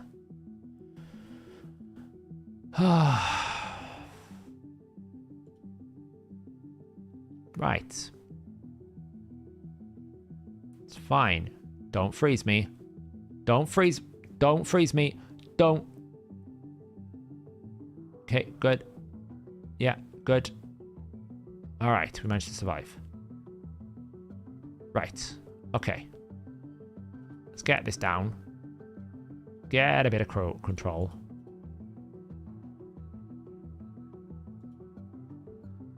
Can I get fuel reduction? Lovely. Don't freeze. Oh, damn it. Oh, damnations. We didn't even get, like, decreased speed out, which is what I needed.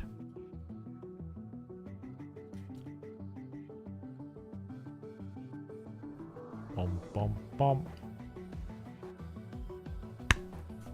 Man, the freeze is horrible, isn't it?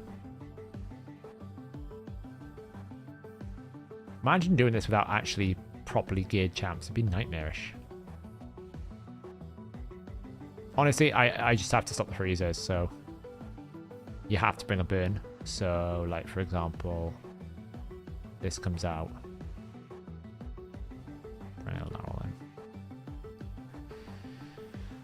You just need to bring a burn because when you burn the queen, her chance to freeze here goes down by half. So you have to bring a burn, otherwise it's just impossible to play the game with her. She just freezes you constantly.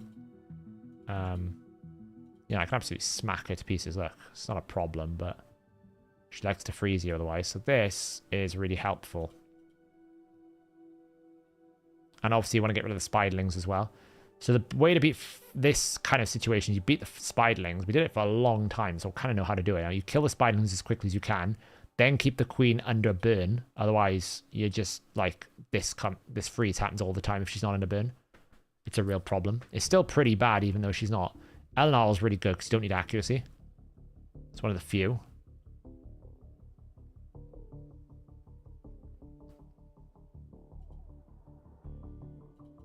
Like, the sooner you kill the queen, the better, probably.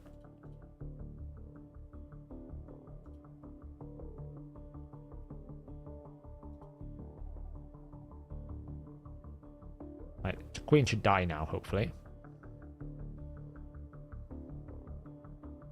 Soul Reap should kick in a moment.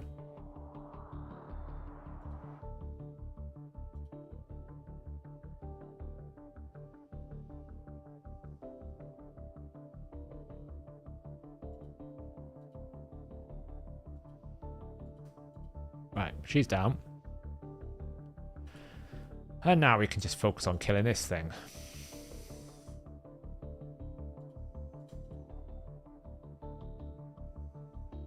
Eleanor can die now, I don't really care. Well, they've already confirmed what the sheep nerf is going to be, so that's a bit different. The sheep nerf is basically going to be...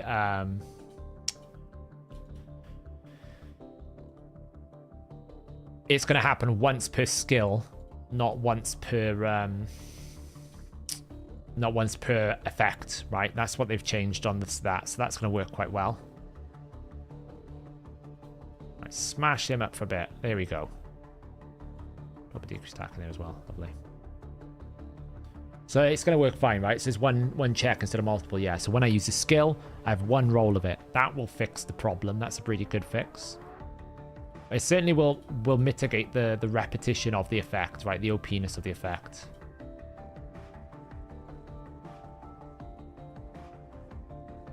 There you go, finish him off. Not quite. Okay, to finish him off. There we go. Oh, that has potential.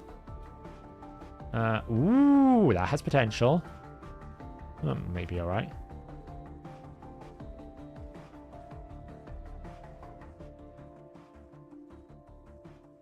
Well, this has potential.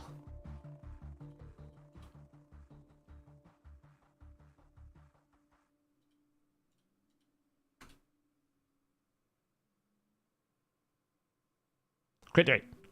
Ooh, it's still good. It's a bit meh. It's better than what it was. It's crit damage. We'll take it. We will take that. These are probably terrible. I mean, I got loads, so give it a go. That's okay.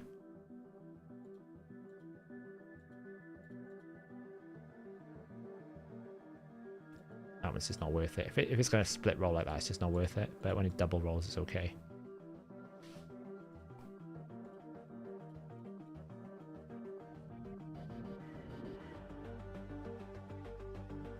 I feel like that's worth a rework as well. Because I don't really think I need defense and HP and merciless. Yes. Yes. Crit rate. Oh, it's still pretty good though. It's better than what it was. Better than what it was. All my chaos all goes into this merciless crap now. Last one for the night. Give us something good. Defense. Crit rate. Crit rate. Crit rate. Crit rate. No. No. Oh, that's even better now. Yeah, speed is awful in that.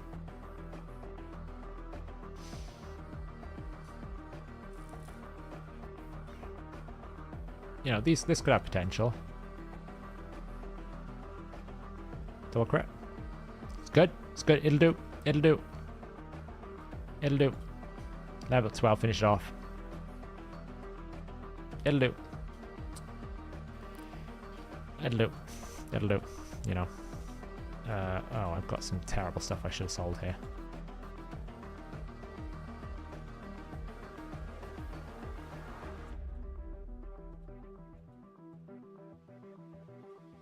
So, and that is probably pretty bad. Sell, sell. All right, we're done. We're done for the night. It was a pleasure hanging out with you all, as always. We managed to survive 3 hours of Hydra Clash, somehow. Don't really know how, but we did. It was a pleasure with you all. Am I going live tomorrow? Probably not. I've got real life stuff to do tomorrow. So, probably not. I will be away. But I might be back on Wednesday on Twitch, maybe. I haven't decided yet. We'll see how it goes. But yes, it was a pleasure. And I will catch you all next time. Have a good evening.